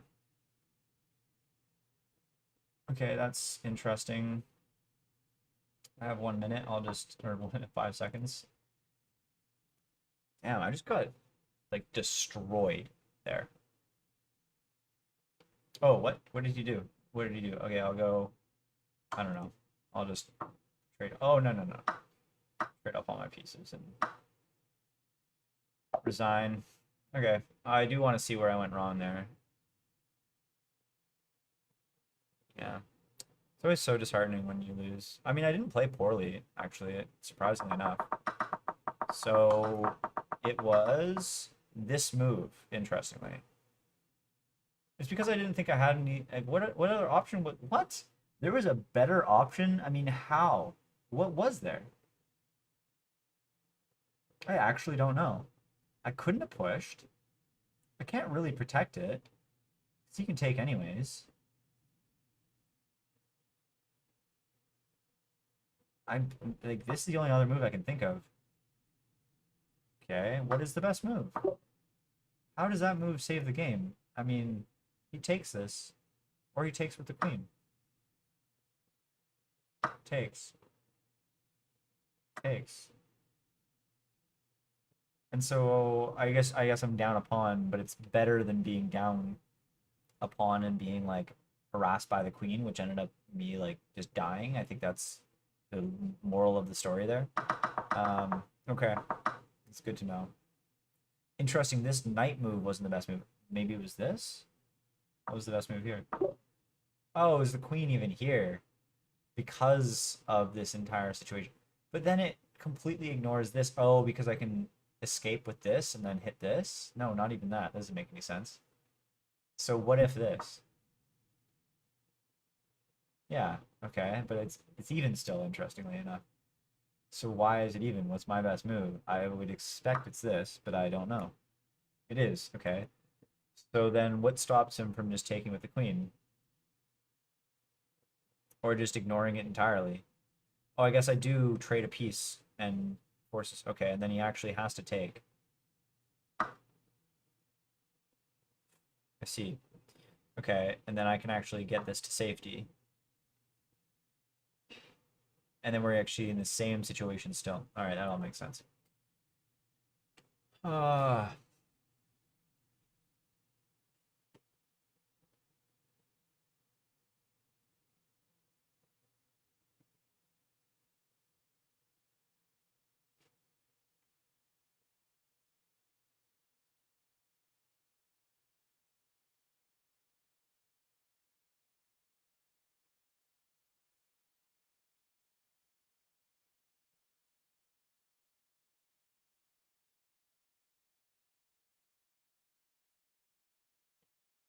whoever just popped in, hello, hello, welcome. I am very patiently waiting for. Actually, I'm gonna adjust my rectangle profile to make this a little bit wider. Let's go layouts.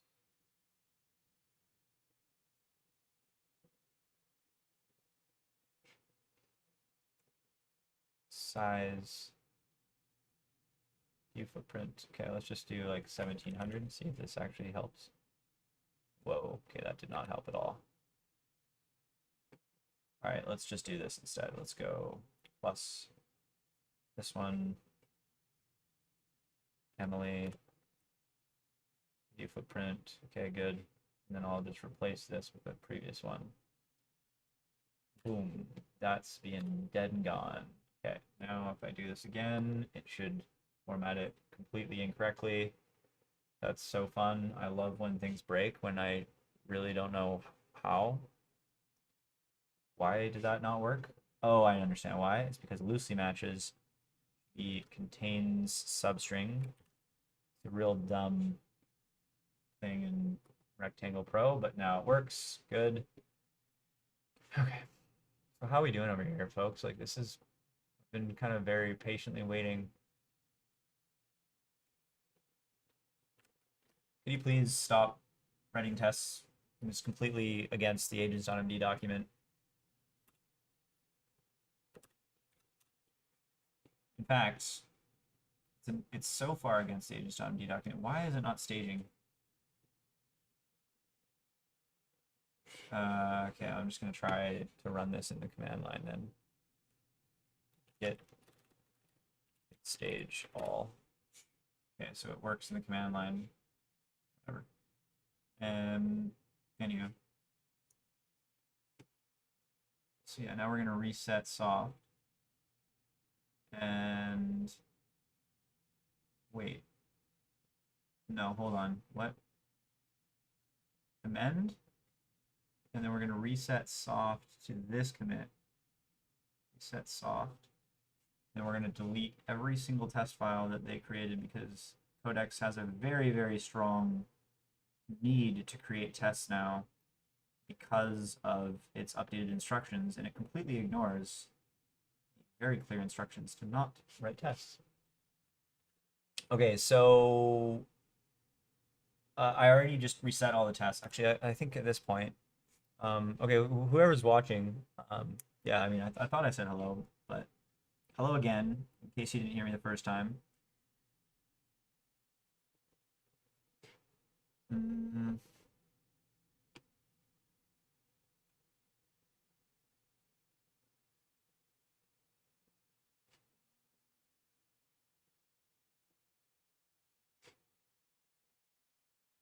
Automation ID.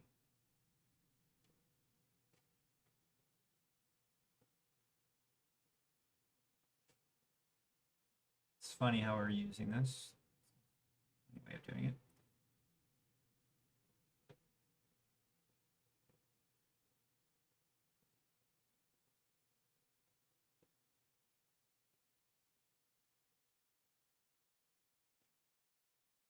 Active, paused, archived.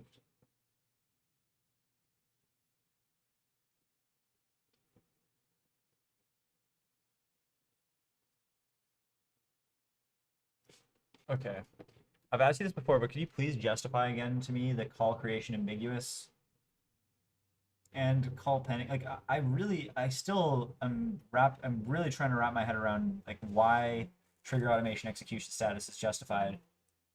It still seems like duplication of the job status and the call status. I'm really struggling. Could you please justify this to me? Because you keep on putting it back in.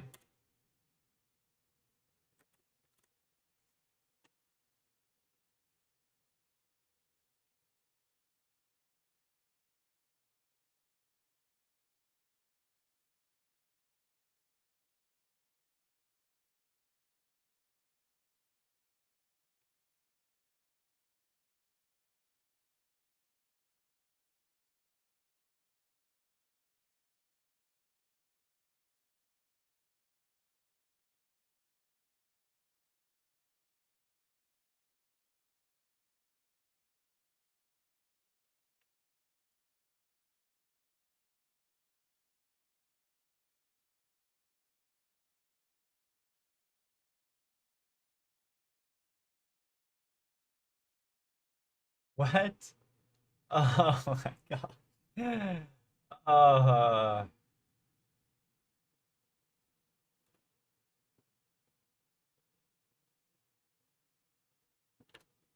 Don't we have like outbox patterns for this sort of situation? Uh, and actually,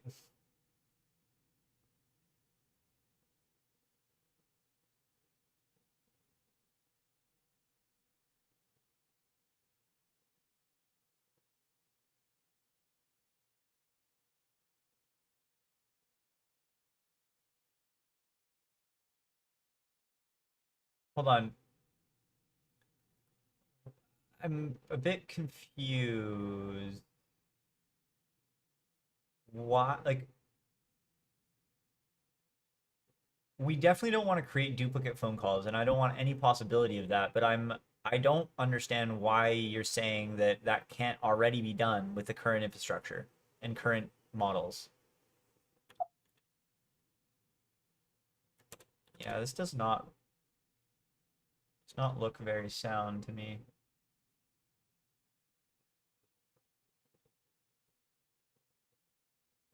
It was a very good lesson. Like a note to self is that for big complex designs like this, I really just gotta define the schema, the Prisma schemas myself, and then get AI to work around the Prisma schema because I feel like all day battling AI trying to get it to do things, and it just takes a long time to spin around in circles and do the same thing, and then just argue with me, and then trade and change its mind. It's definitely been a frustrating day. Um, been a frustrating day because I feel like this definitely just should have. This didn't need to be this complex.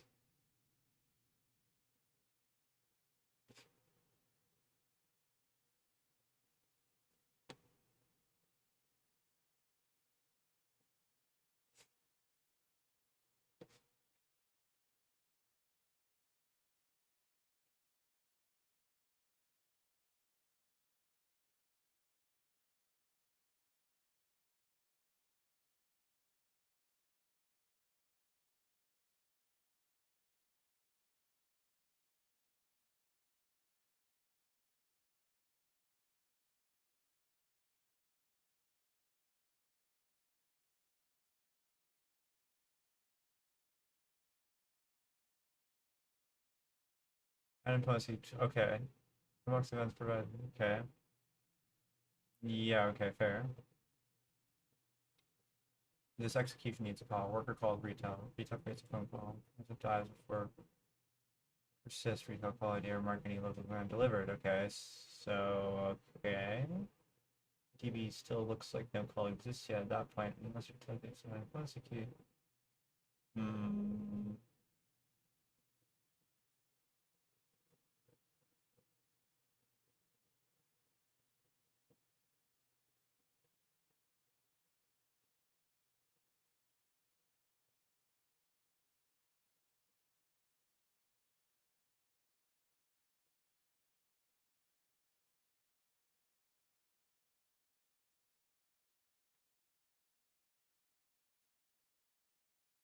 Um.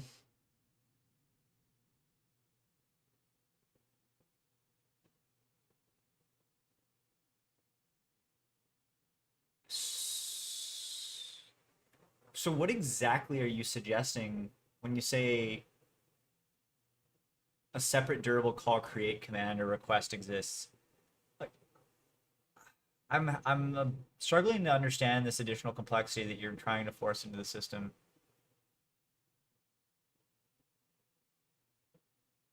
We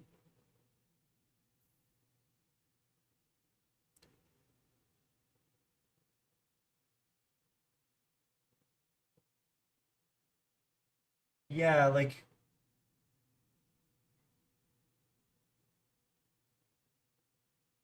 why don't we just swap the order?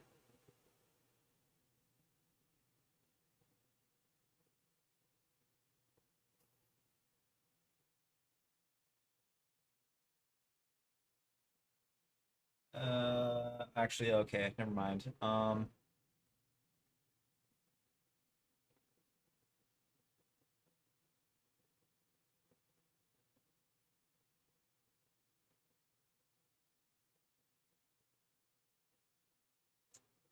Okay, the process dies. I see what you're saying. Let's just here. Let's just. I feel like that's such a rare scenario that I'd prefer. Like, is it possible to maybe like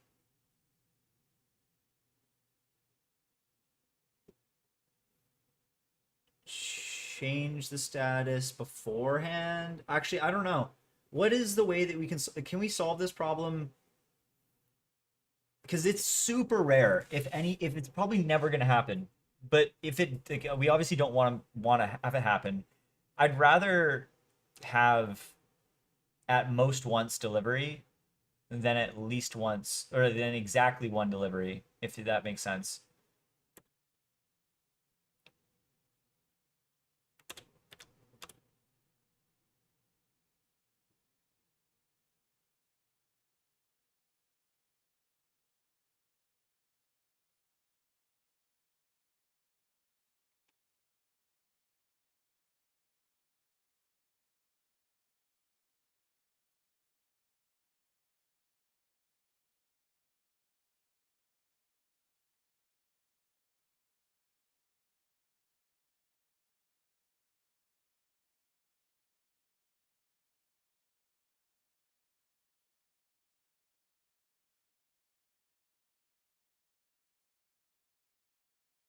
Actually, do I care? I mean, no, maybe I shouldn't have it most once. Maybe that's bad.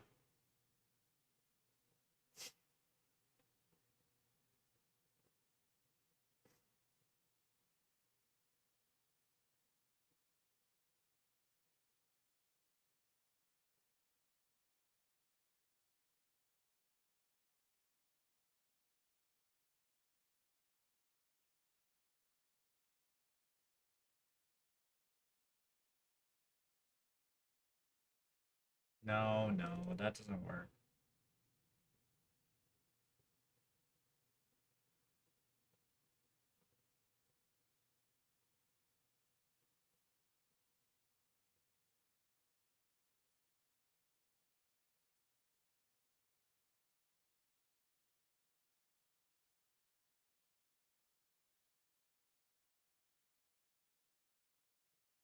Actually, never mind. No, I do want exactly once delivery. So let's design a way to do exactly once delivery, but it should be I just feel like there has to be a way of doing this that's not ridiculously complex. Like I think I'm just missing the point somehow about why an outbox pattern or something similar doesn't work here. It with your like concrete recommendation for like a command pattern or something like that, like what exactly are you suggesting there?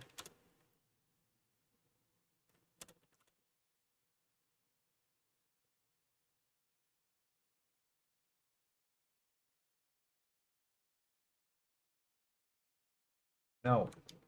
No, there's no idempotency key. Why are you looking up into that? Ay ay ay.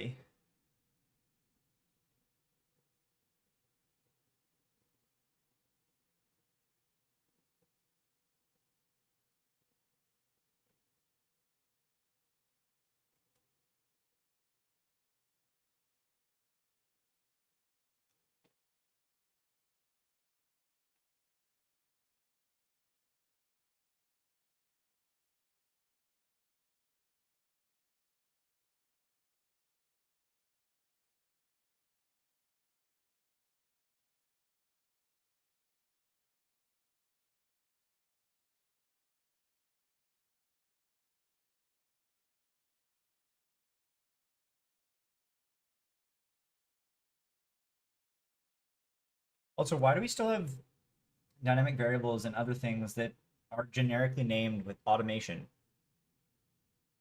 Well, isn't this trigger automation now?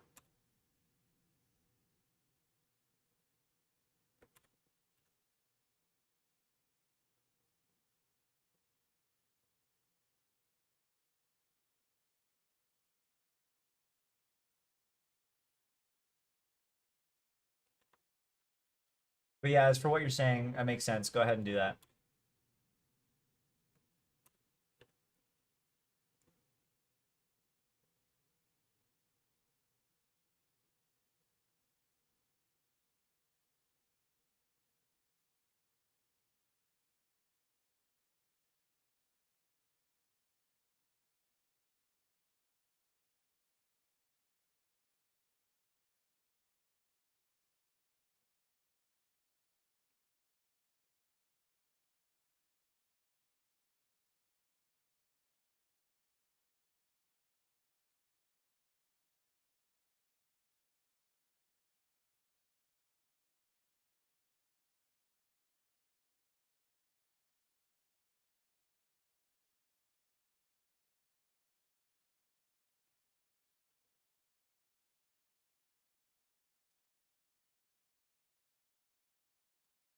And honestly, let's just do at most once delivery.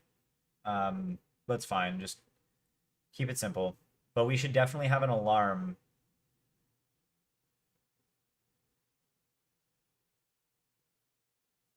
if we ever discover that state.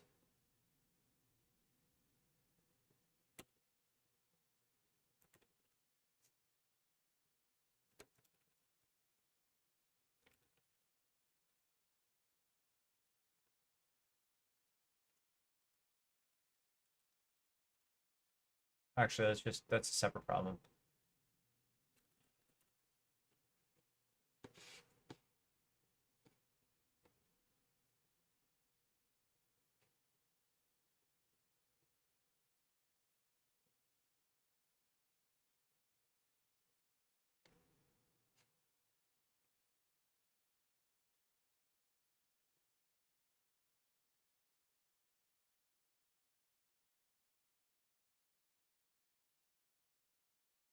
What? Oh, never mind.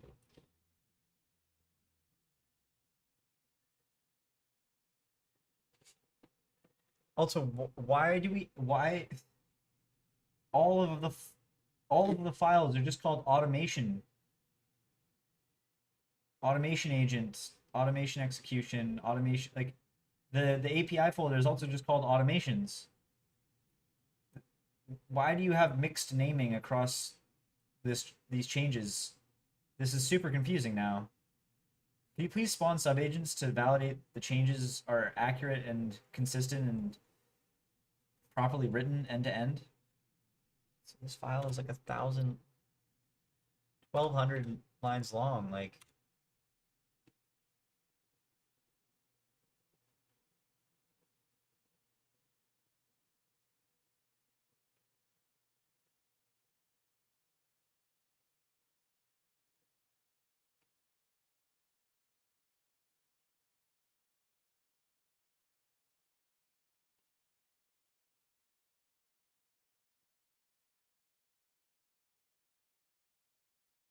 I'm grateful that AI can do so much for us, but at the same time, I sort of miss coding. Because I miss like looking at my code and just being in awe about like how beautiful it is, like the art of code.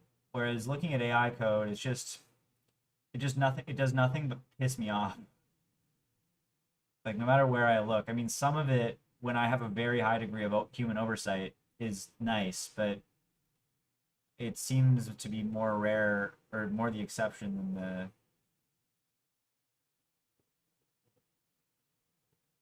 than anything else.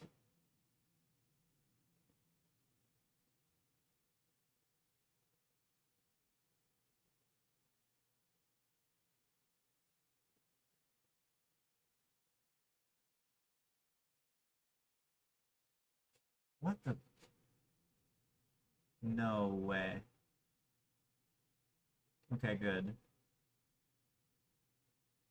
Composition, base. Okay, this is good.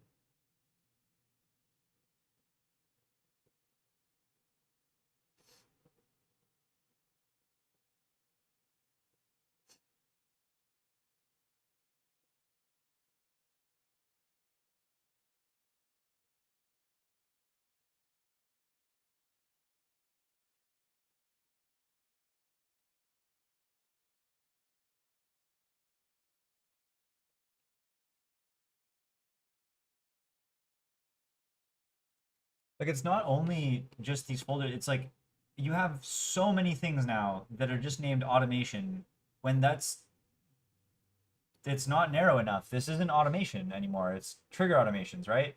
So yeah, like everything should be named consistently so that there's no confusion.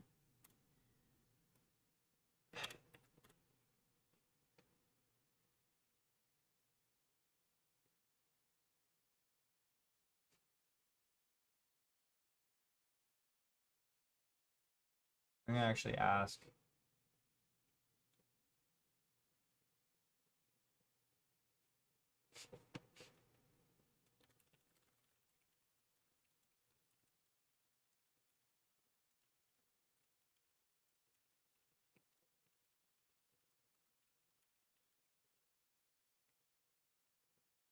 I'm gonna ask AI. Could you look at the current unstated changes and the commit, the last commit, and recommend a name for this, like the table and like the overall concept. Like basically, it's just event-based automations or it's a trigger-based automations. And I'm wondering if trigger automation is the best name or if there's like a more common name that should be applied here.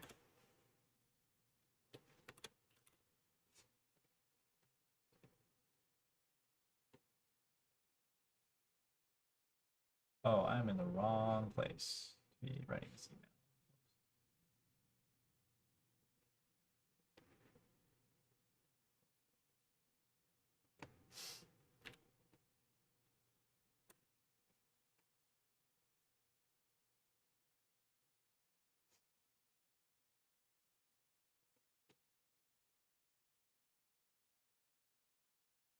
Whoa, whoa, whoa.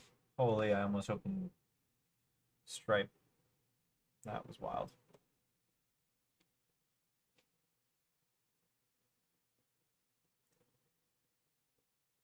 Oh, damn. I'm about to hit 100 subscribers. That's kind of exciting. And surprising. Really just sitting here all day long, coding away. I'm surprised anyone's even watching these things. It's cool, though. I'm really happy about that.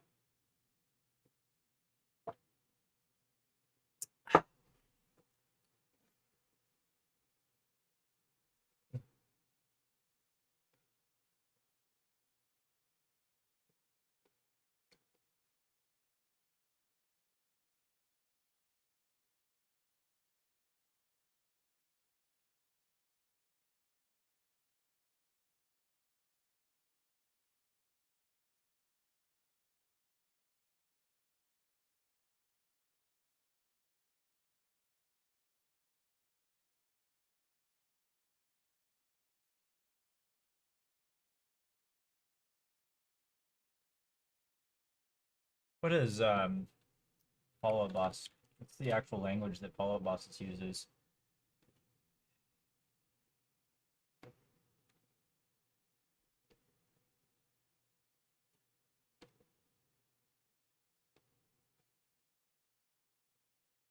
I feel like it's trigger, right? Yeah, trigger. It is trigger automations. Yeah, okay.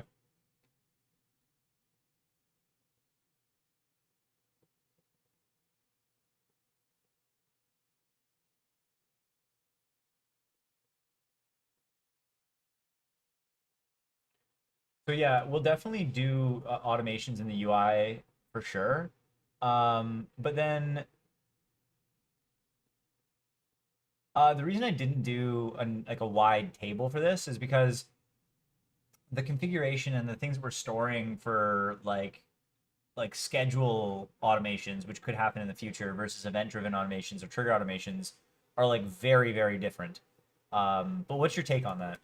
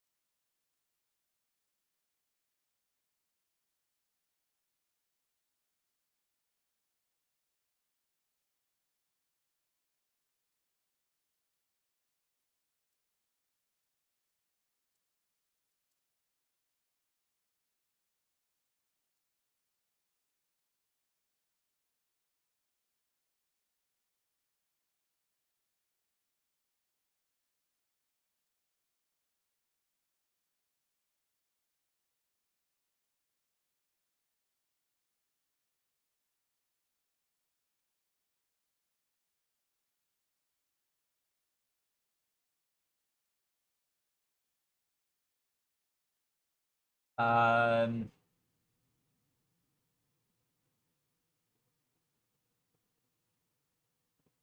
what about the API? Should it also be separate? Like one for schedule automations and another one for event-driven automations?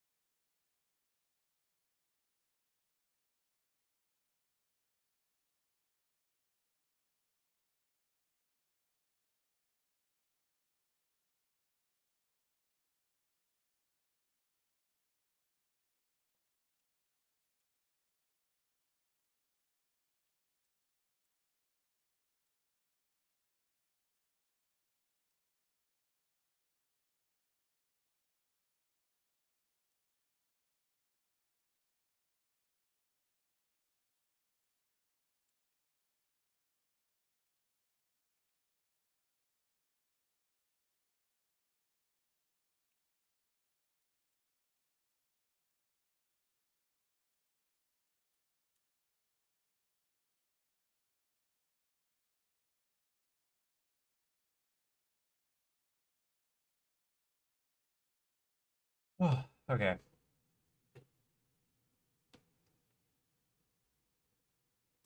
Day is it Wednesday?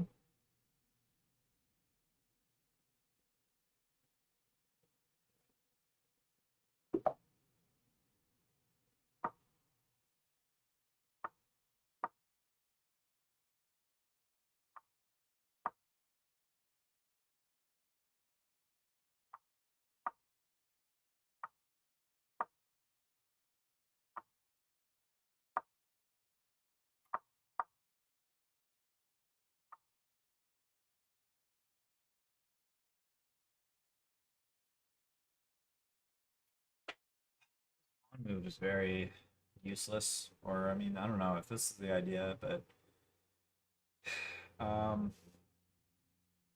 of tempted to just start pushing, to be honest. Maybe I go here, go back. Or I just maybe just continue my setup. Maybe I go back, then this. No, going back doesn't really make much sense. I'll go here, then here, and then here, and then I'll consider start pushing. Okay, so this was the idea. Um, I should, damn, I should have done this early. I totally missed that. That was my bad. Okay. I can't really prevent that now. So, yeah, whoops. Okay, that's definitely a whoops moment on my part. Because now, yeah, I guess it's not that big of a deal yet. Okay, let's go here.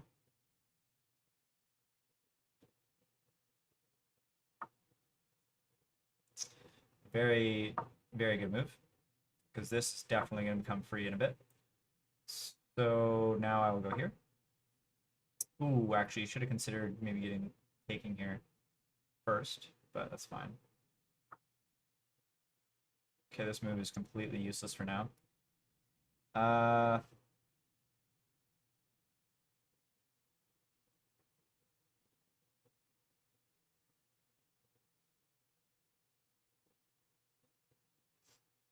mean, can I take, sacrifice? No, no. I'm just gonna keep on tossing pawns that in that direction.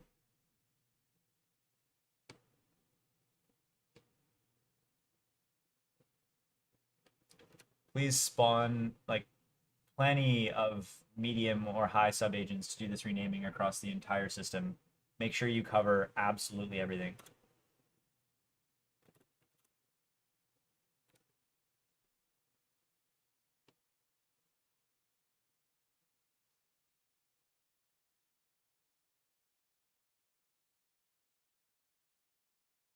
This square is weak now.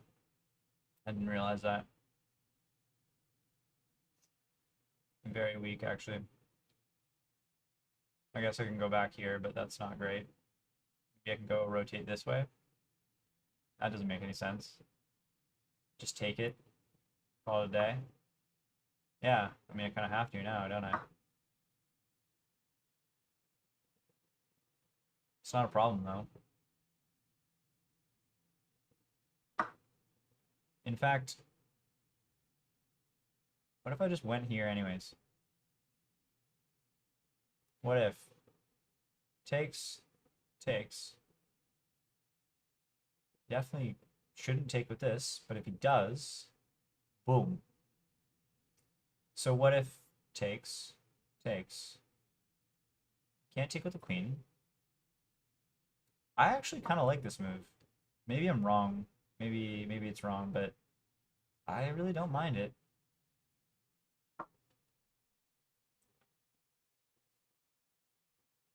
Seems kind of nice. Whoa. Fair enough. Fair enough.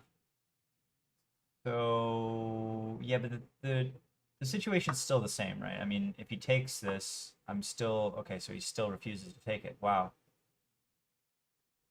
I could go here. That threatens, well, not mate maybe, but definitely not pleasant. He still can't take with this pawn. If he pushes, I can take this pawn. Maybe I will go here, and then castle. Okay. Nice. I can go here.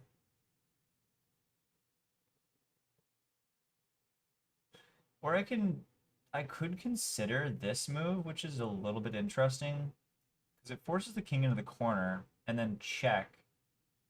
King can take here, but then I take here. My queen is also exposed. It's a tempting move, though. Oy, I wish he would just take this. Gosh. Huh. Maybe I just castle.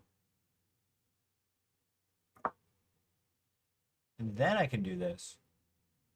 And then I can do that. Or this. Okay, let's go ahead and do this. And then yeah, let's think about this. So we have check. King moves into the corner. It doesn't really do anything, I don't think. So yeah, check, king moves into the corner, and then check. Okay, this is no longer under attack. King takes. Oh, I don't have anything anymore, actually.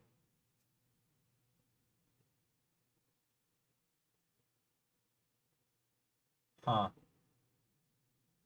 He's defended very, very well, actually. I'm impressed. There's no, like, I don't have any, like, sneaky... I don't have any sneaky moves. I can't think of anything here. I guess I could trap the rook, actually. Maybe I'll do that.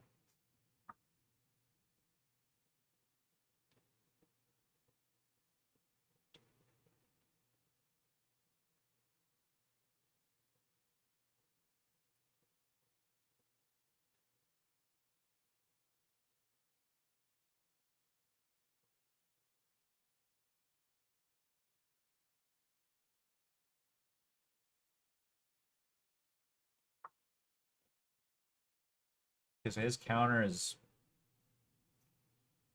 I mean, doing what exactly? Taking back the rook? Or taking back, sorry, pardon, my knight? I guess so. But then I can take this, can't I? No, I can't. Oh, I could after I do this, but that doesn't help me really. Yeah, okay. So now I could go here, I could go there.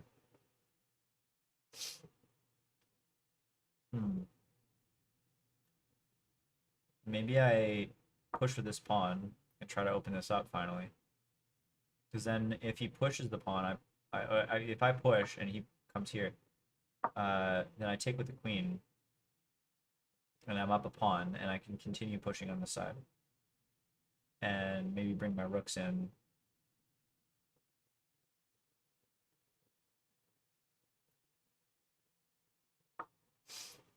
Okay, so that was planned.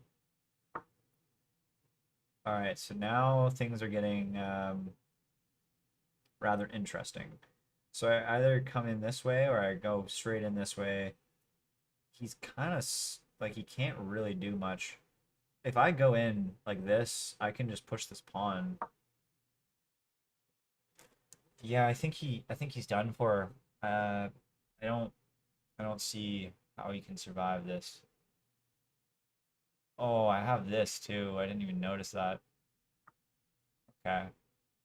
So right now even this is already getting very very unfortunate for him. So oh, okay, he wants to trade queens. That makes sense. So, all right. Now, what if I did this? Then he takes. What if I did this? Takes, check. Nope, not even. Queen's here.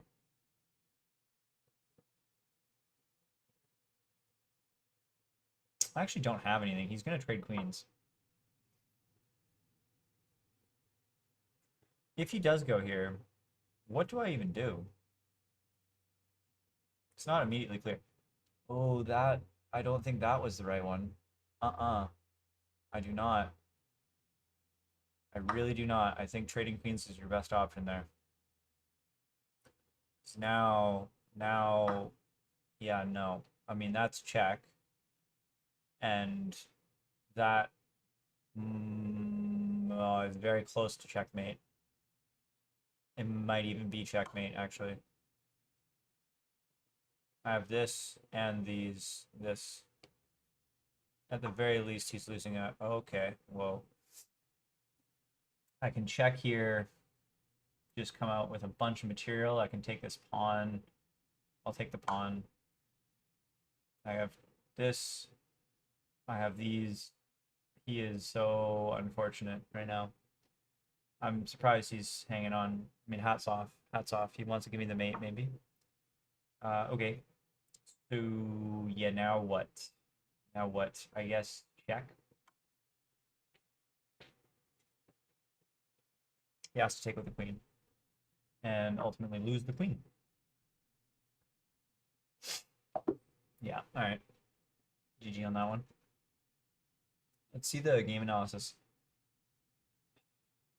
Because there was... Actually, no, I think I played pretty well. Oh, I actually had a... What's this? Holy shit. Jesus Christ. Oh my... That was a crazy new... Why was this brilliant? Oh, just because it ignores this? I mean, I already had it there. I don't know, that seemed pretty logical to me. I don't know if this is brilliant. If anything, brilliant was putting it there in the first place. Oh, this was actually not brilliant. Interesting. How is this not a good move? I'm only 0.8 right now. But, like, I was thinking, if you take this... Oh, it is an inaccuracy. Okay, so there's another way to take advantage of this vulnerability then. Okay, so both of these are inaccuracies. But that was an overall blunder, or not blunder, mistake, because of this move. Interesting. So if I take here, that's an inaccuracy. What? What's the best move here? Take back with a pawn. And allow this? Really? Seems pretty counterintuitive. What's the follow-up on this? Takes. Okay, what? Why don't I just go all the way? Yeah, this is way too... I'm gonna just pretend like that just didn't happen. All right, let's continue playing.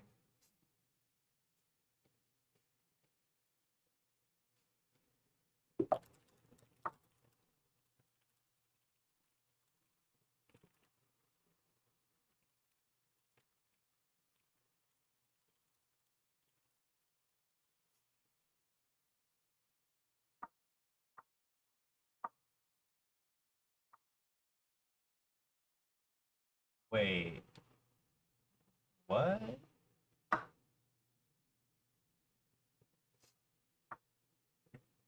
What? Okay, I mean... Uh... Um... I guess he wants to... I don't think he can win like this. Okay, so... I'll... Twice? Or once? Once. Hit the knight. No, I do not hit the knight. Jeez Louise. Hit the knight with this. Okay, so he castles. I go here.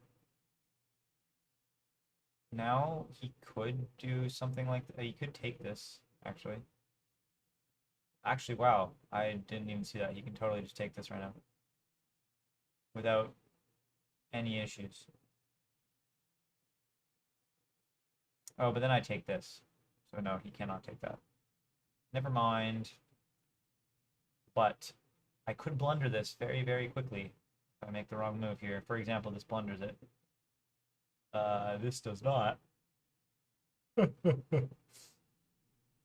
Or if he does this, for example, then I gotta start getting crafty. I guess this doesn't blunder it, so I'm fine.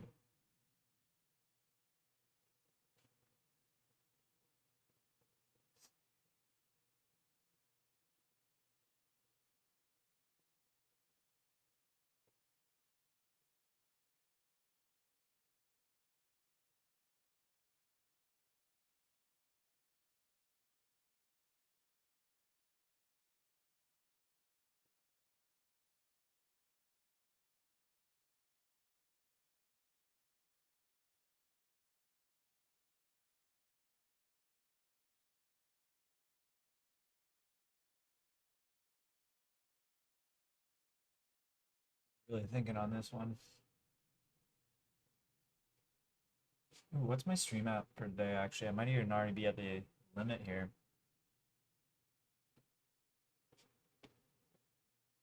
Oh, am I already past 10 hours? What time did I start today? Oh shoot, I only got like an hour left. I guess that's understandable actually. I should probably get to bed soon. What is he trying to do with this one? Huh. Okay. I think I'll hit the queen. And if takes.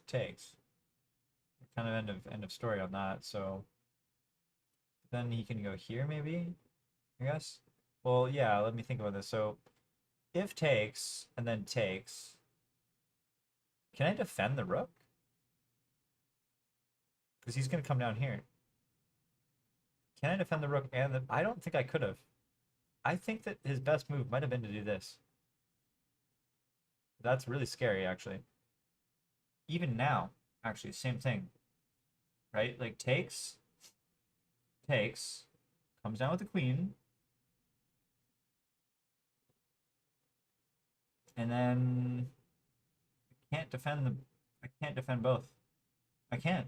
Yeah, wow, that's completely blunder. So is castling okay here? It sure looks okay.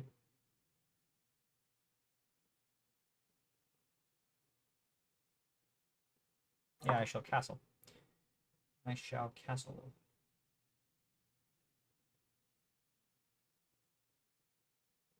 Because now that problem doesn't exist.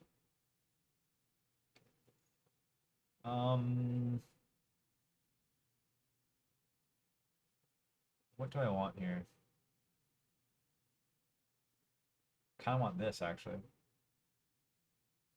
Oh, whoa. Never mind. I do not want that. I want to kick this thing.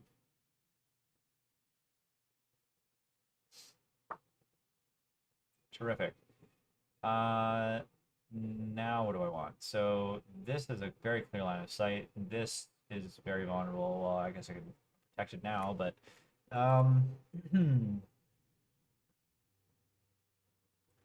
maybe bring this out potentially. I could trade here. Do I want that trade? Not really. I could attack here. He can take this right now. Oh, that's a tragic move, actually. Taking that, you can only take... Actually, I think I have to do this. Even then, it's a bad trade because it actually doubles my pawns. I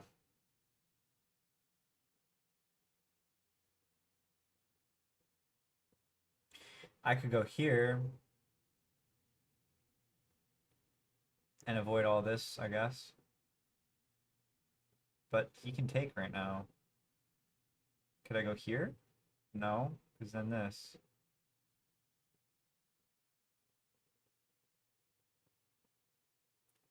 If I take, he has to take back. And then I could go here, but then takes. I think I'm gonna go here. I just don't really like the alternative. But I don't like this move either. Obviously. But because I think he can just do this. Actually, yeah. I think he can just do that.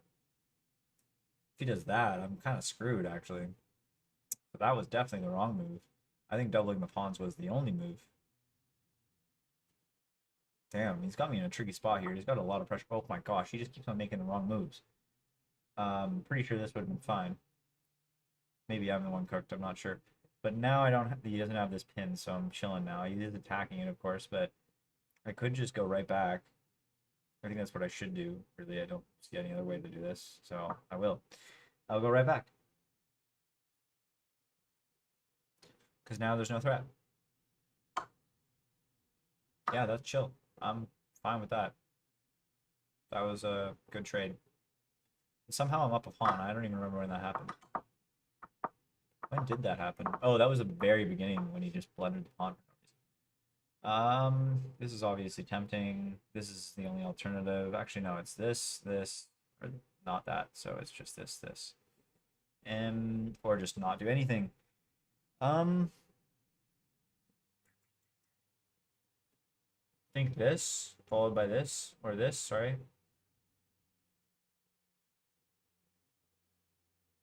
I can't really do this. Actually, I could do that. No, I cannot. I don't really want to lose my bishop. I'll go here.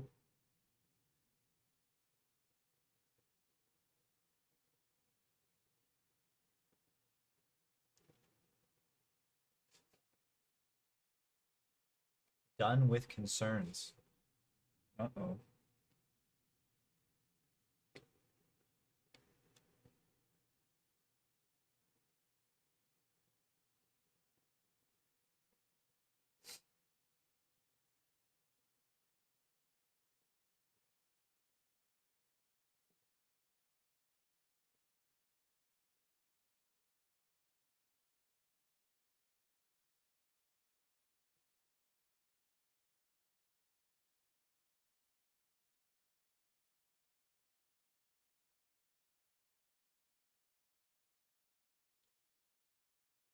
Okay, so this is under attack if he tries to develop his bishop, which is nice. I did just block in my pawn, which I'm not stoked about.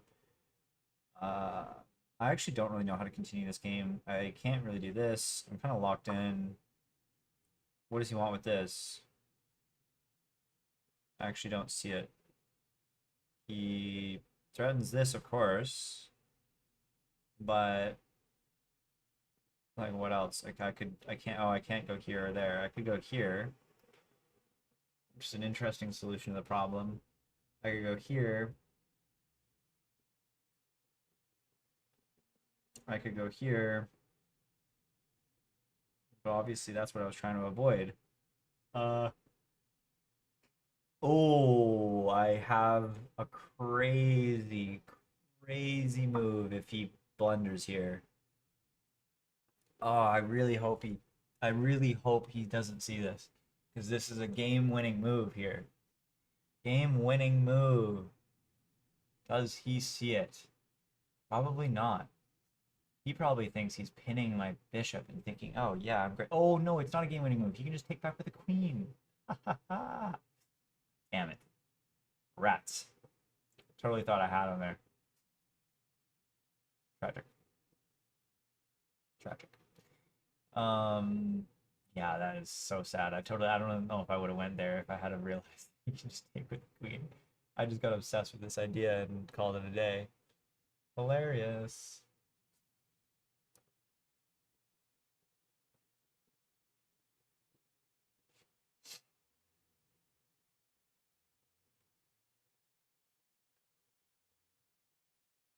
Actually, he might have a mate if he sacks his bishop. Let's think about it. So if he sacks the bishop, and I go here to take, he has take. Okay, wow. He continuously does not do things that I thought he would. But let's think about this. Oh, I got 42 seconds. I'm not going to think about this. What is he doing right now with this? Nothing, really. I can go here, threaten here. No, I cannot. I don't really do anything. I don't really know what to do, actually. Maybe I go here, then there, then yeah, I'll do that.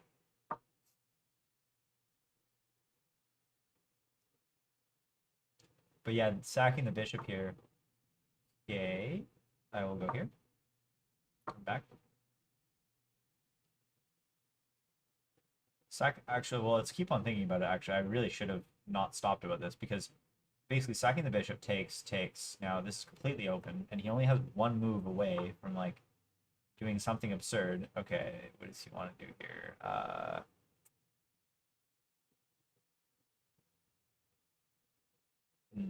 That's a little bit. Whoa, I almost blundered that. Okay, I'll go.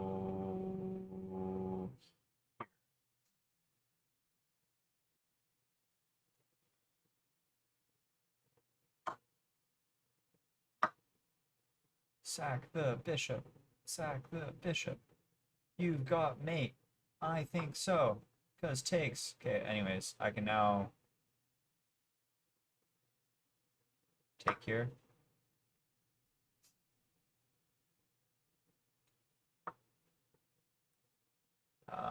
Come right back.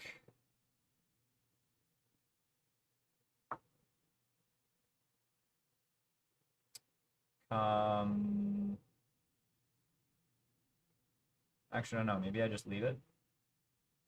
Maybe I go here. Bishop attacks queen.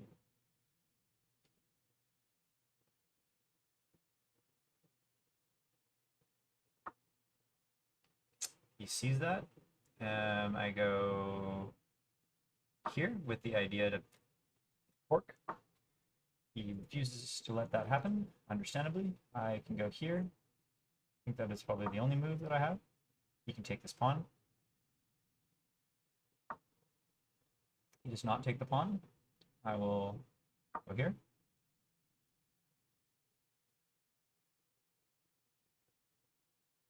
This is just a game of bullet chess now. I will now go here, which I think actually might, no, it does not hit this.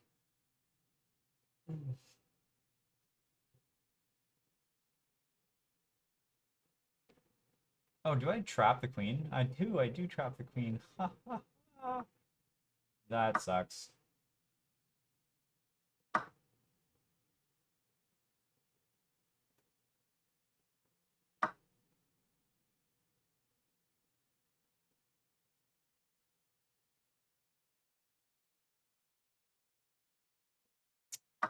Ooh, he does not let the timeout happen. Good for him. I guess I'll take this. This pawn is okay. He times out. Oh yeah, well, that was actually pretty good.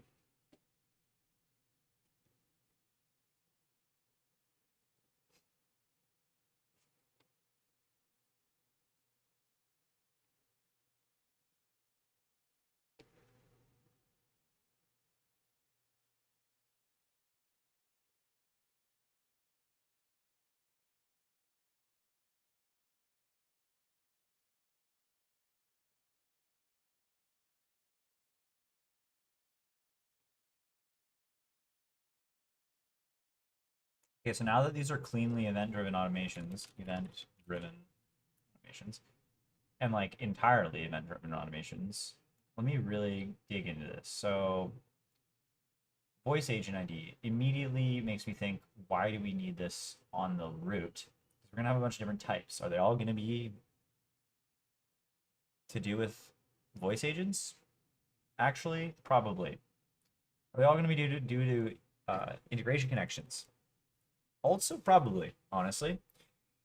Okay, this is actually a decent shape. I think I'm finally happy with this.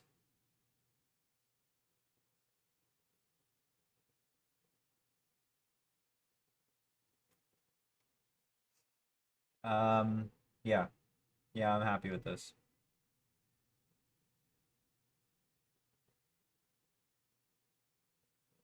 Config JSON represents the shape needed, and that shape is defined as common source. No, not util domains. Where are you? Actually, though, what the hell? Where is this? Event-driven automation. Oh, automations. And shared core models.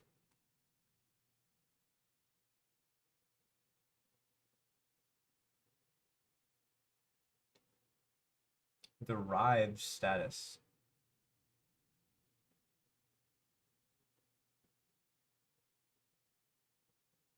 What? Do we really need this?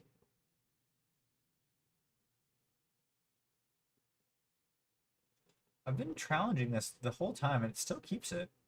It really wants this. Okay.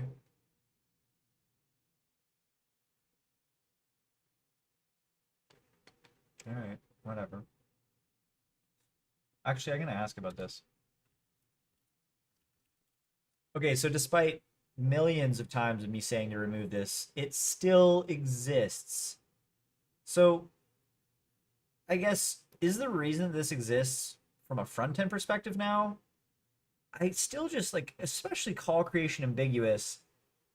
I'm just not convinced that this is an actual status that should exist ever. Like, when is that going to happen?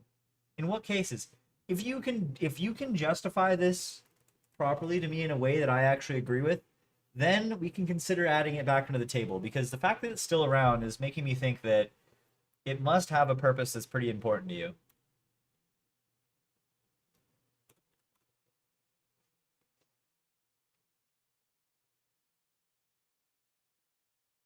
Scheduled active history.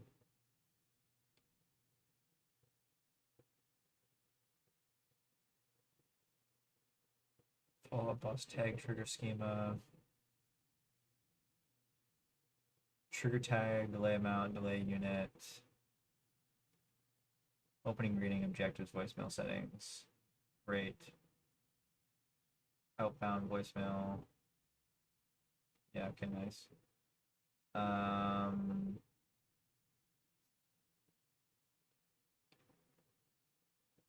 Metrics. We're gonna need far more than that, my friend, but whatever. Okay, config-driven schema. What's this? Oh, that's a version. Okay, what's the actual JSON itself?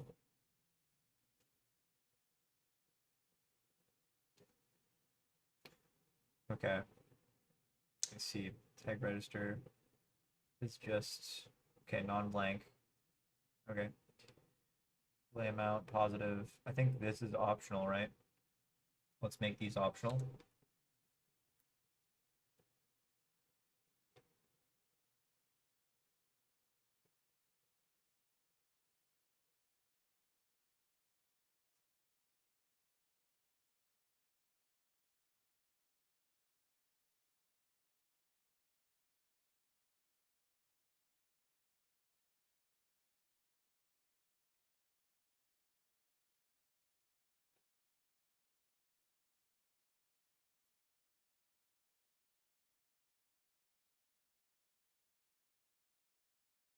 Yeah, I agree with failed. Continue with the other changes that you were making though. But hold on. Like, if this is derived, do you think that we should add it back onto the table if you really want to keep this? Or do you think that like we shouldn't add it onto the table and keep it derived?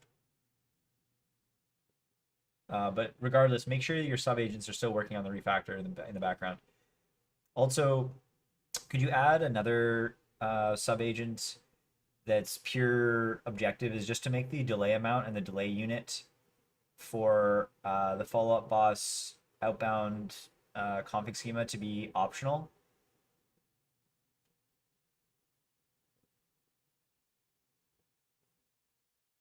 In fact, I'd be fine with making it a nested JSON that just follows the merge patch semantics that we already have. Actually, no, you can't even update these anyways, right? So, like, I'd be fine just making a nested JSON called delay and then making the whole JSON like optional. And then you have delay, and then you have to specify the amount and the unit, which are required if you specify a delay. But if you don't specify a delay, then it's just immediate.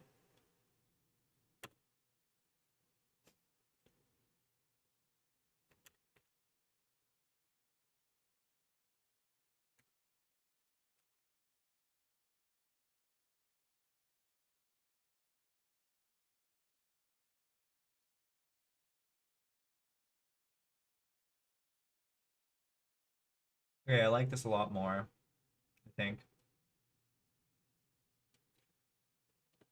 Oh, can you spawn another subagent to verify that the name... Actually, I guess I can just do this myself. Outbound. No, I want actual caps.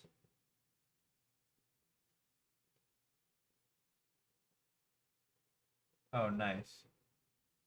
It actually works. Outbound automation. Wow, okay, cool.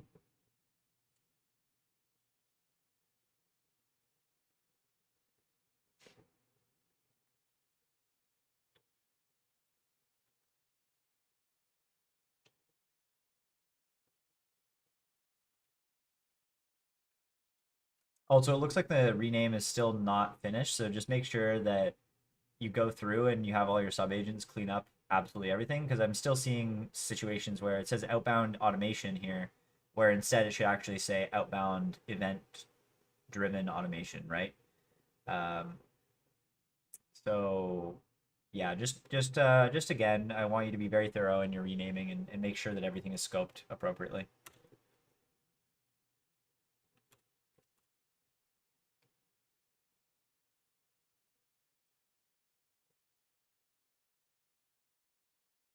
Okay, why is this in shared? Oh no, it's not. Never mind.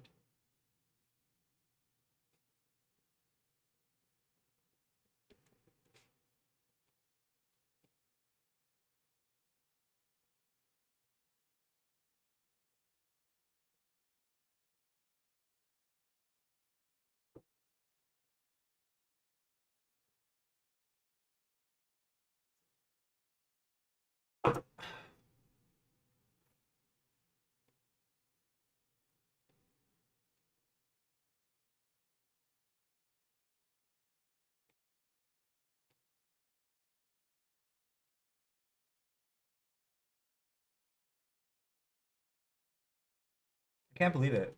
I went from like 7:30 to 8:30 in like a day. I don't really know how. I've been stuck at 7:30 for like or 7 for a while, and then all of a sudden just boom. If I can get to 1,000 blitz, I'd be thrilled. I wouldn't expect that though, to be honest. But yeah, 1,000 blitz plus 1,500 rapid, I would be happy with that. There's no doubt.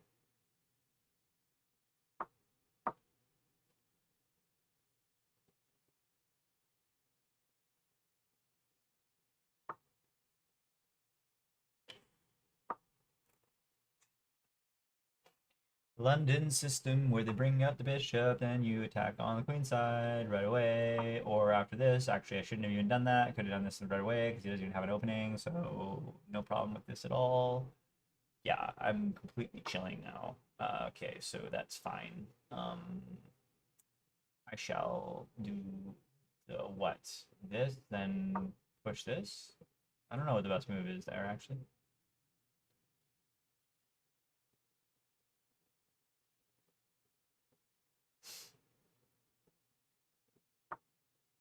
Ooh. I was just about to say, um, thought there was going to be a trick here where I could go here. What the? Free pawn. Free pawn. He tries to do this. Fair enough. Because he actually protects. No, he doesn't. I can take this. Yeah, this looks like a very dangerous free pawn to me. I'm thinking like, should I take it? I think I will. I don't see why I shouldn't take this because I've checked. Okay, so we're still fine, right? I'm not stressing. There's nothing I'm missing here. He goes here. I take it. I don't see. He has to defend this by going here, not there. He can't go here because I take. I think he might have just screwed up. I don't know. I also have this right now too. I think I think he screwed up by bringing his bishop out um without being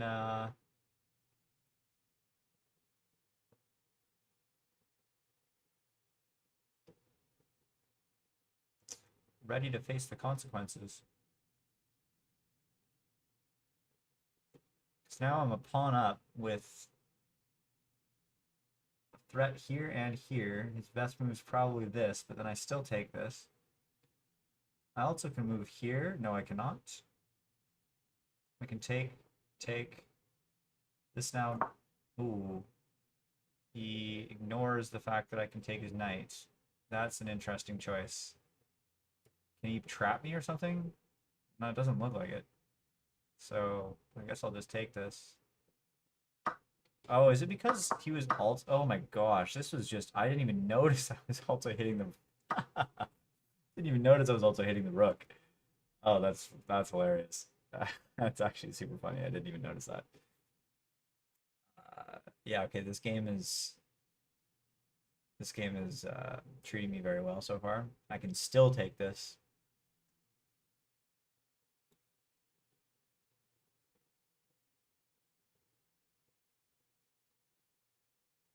Honestly, I'd probably take with the queen here, offer trade, and then he's gonna try and pin this. So I think I need to take first. Actually, no, I'm fine. Oh no, I'm not fine. Oh, he defends. How lovely. Take. I got nothing. I can hit this with this, then go here. It's an interesting thought. This thing is really annoying. Maybe I should just deal with this right now.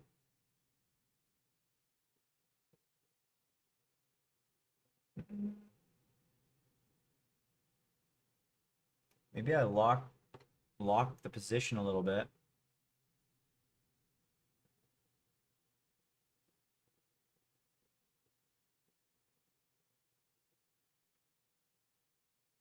Huh. What to do? Mm,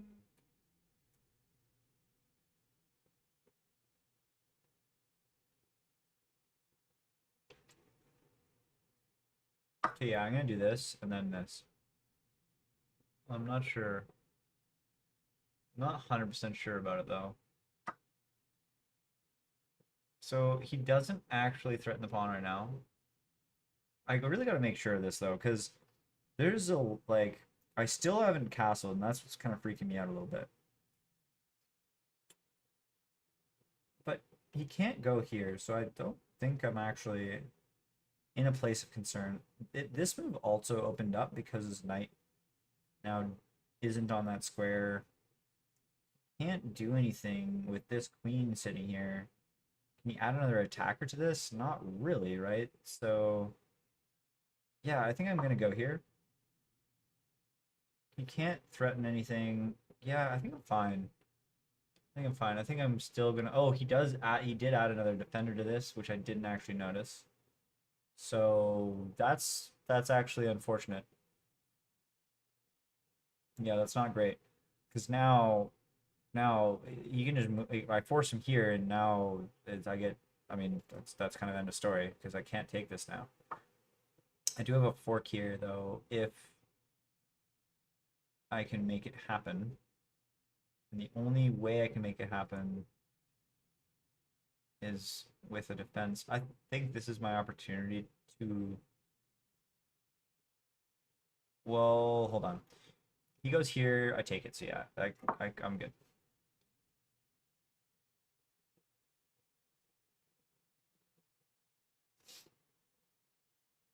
Now I think I'll go here, push this pawn up. Or I offer a trade. Okay, that's an interesting choice. Um, Maybe at this point I go here, here, no. Go here, no. Go here, just blocking in the bishop, or um, blocking in the rook. Let's do this. Yeah, that seems reasonable. Although, no, now that I think about it, I actually don't like this because now he can come here, and I'm not a huge fan of that. Oh, wow. Did I just not see that? That he had that the whole time? All right, that's fair. That's very fair. I guess I gotta take this back. I mean, now I really, really strong knight in the center. Okay, nice. That was the move I was worried about. So I have to go here or here. If I go there, then what can he do? Um, Nothing really. I think I'll go here. And then, then what? I mean, I go here. This is a very annoying bishop. Yeah, I also just removed a square from my knight, which would have been helpful. I can go here now. Oh, I cannot now. Okay, so I now have to go here. Still can't go here. He can't add a defender though. He can go here now, which would be a good move, fair move. It forces me all the way back home.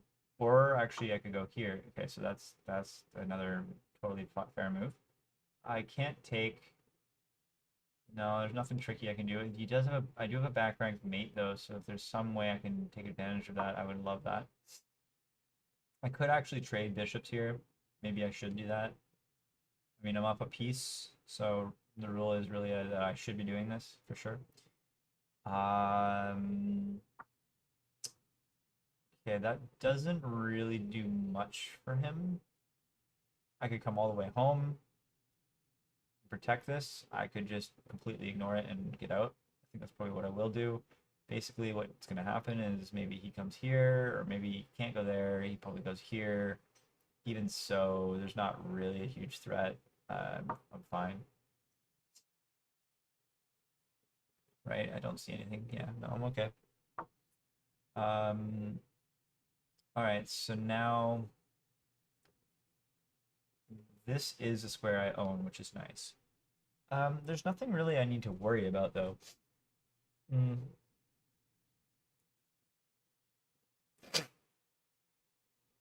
I almost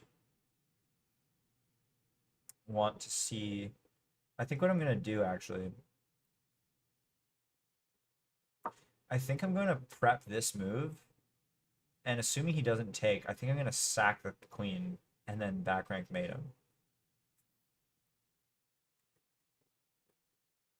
But that's a hard. A lot needs to go right in order for that to happen. Okay, so if I do it now, it's really just as simple as a trade. So he wouldn't really bite on that.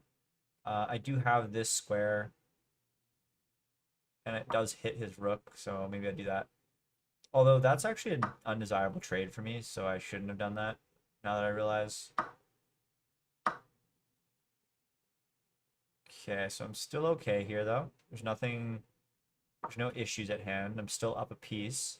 I still have that bank rank mate threat. Oh, I do not have it anymore. Never mind. But I should still trade, regardless. Okay, so he denies the trade, in which case I can take a pawn. Should I take a pawn? Probably. Because then check, actually. That's a decent situation.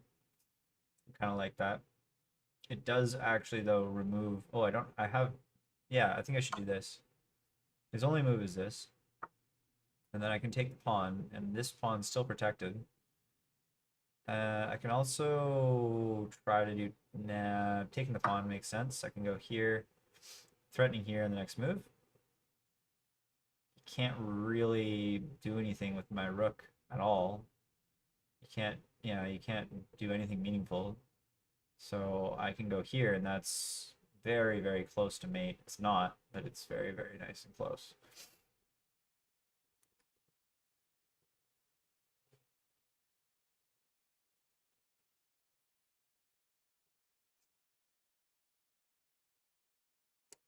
So what's his moves now? He can't threaten mate in any way. His pieces are kind of tied up. He could go here. He could go here, threaten my queen, in which case I still go here. Or what's this move? No, it doesn't do anything. That, I don't think that was the right move to make. Well, let's think about it. I mean, I can just take this. So that's what I'll do. Figure out the rest later. I could pin it, force him to take. Doesn't do me anything though. I could just take the pawn, which is I guess what I kind of have to do. And then I actually can pin it, which is nice. It also gives me this move. Oh my gosh. This move is actually very close to mate. Again, it's still not because he has this escape square. Yeah, there's no way I can mate him still. But this is game over, or it's losing the queen for white, or sorry, black.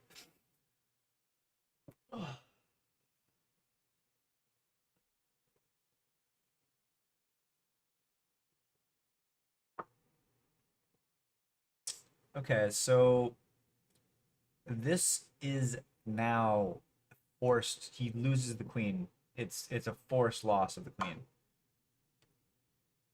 because the king can't go anywhere. So he has to take with the queen,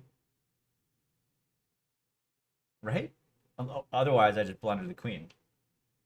But I don't think I did. Yep. Boom. There it is. Let's see how that game was. Yeah, I don't know what it is, but all of a sudden I'm just like a lot better. Like, yeah. Wow. Okay, that was pretty solid. Nice. Because yeah, like look at this. Like, what? 52 days. Wow, nice. But look at the rating on this on Blitz. So if we're going to a Blitz 90 days. So my highest was 70, 77, and then I kind of dropped down to 6. Okay, we've got back up to 7 a little bit here, and then I dropped down again to 727. Then boom, all of a sudden I'm now at 841. Like what? That's wild. I mean, I know it's not that good or anything, but it's still like,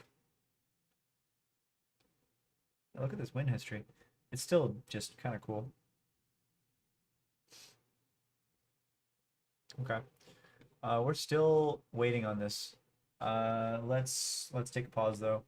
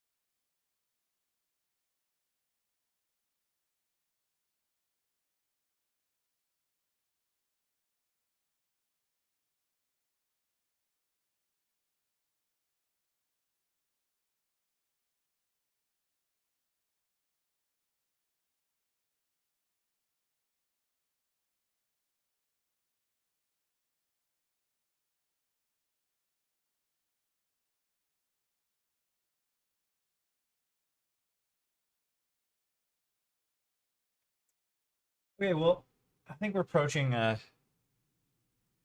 hours here, which is the stream cutoff, and it's 7:13 p.m. So I think this might be my time. I think it was a good day overall.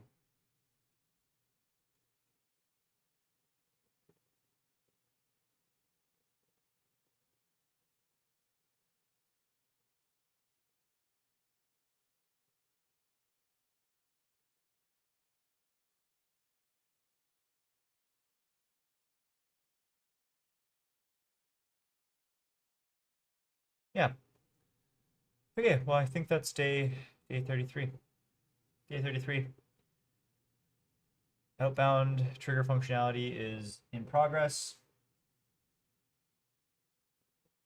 Workspace switcher is completed. OAuth has been tested. Today we reverted a database migration that I made to production accidentally and made sure that's never going to happen again. And yeah, I guess that's day 33. Tomorrow we will be focusing. Is it an entirely a code day? I don't know if I have any meetings tomorrow. Actually, could be very positive. Oh, you look at that! I have no meetings tomorrow. Oh, I have one. I have one customer meeting. Potentially two.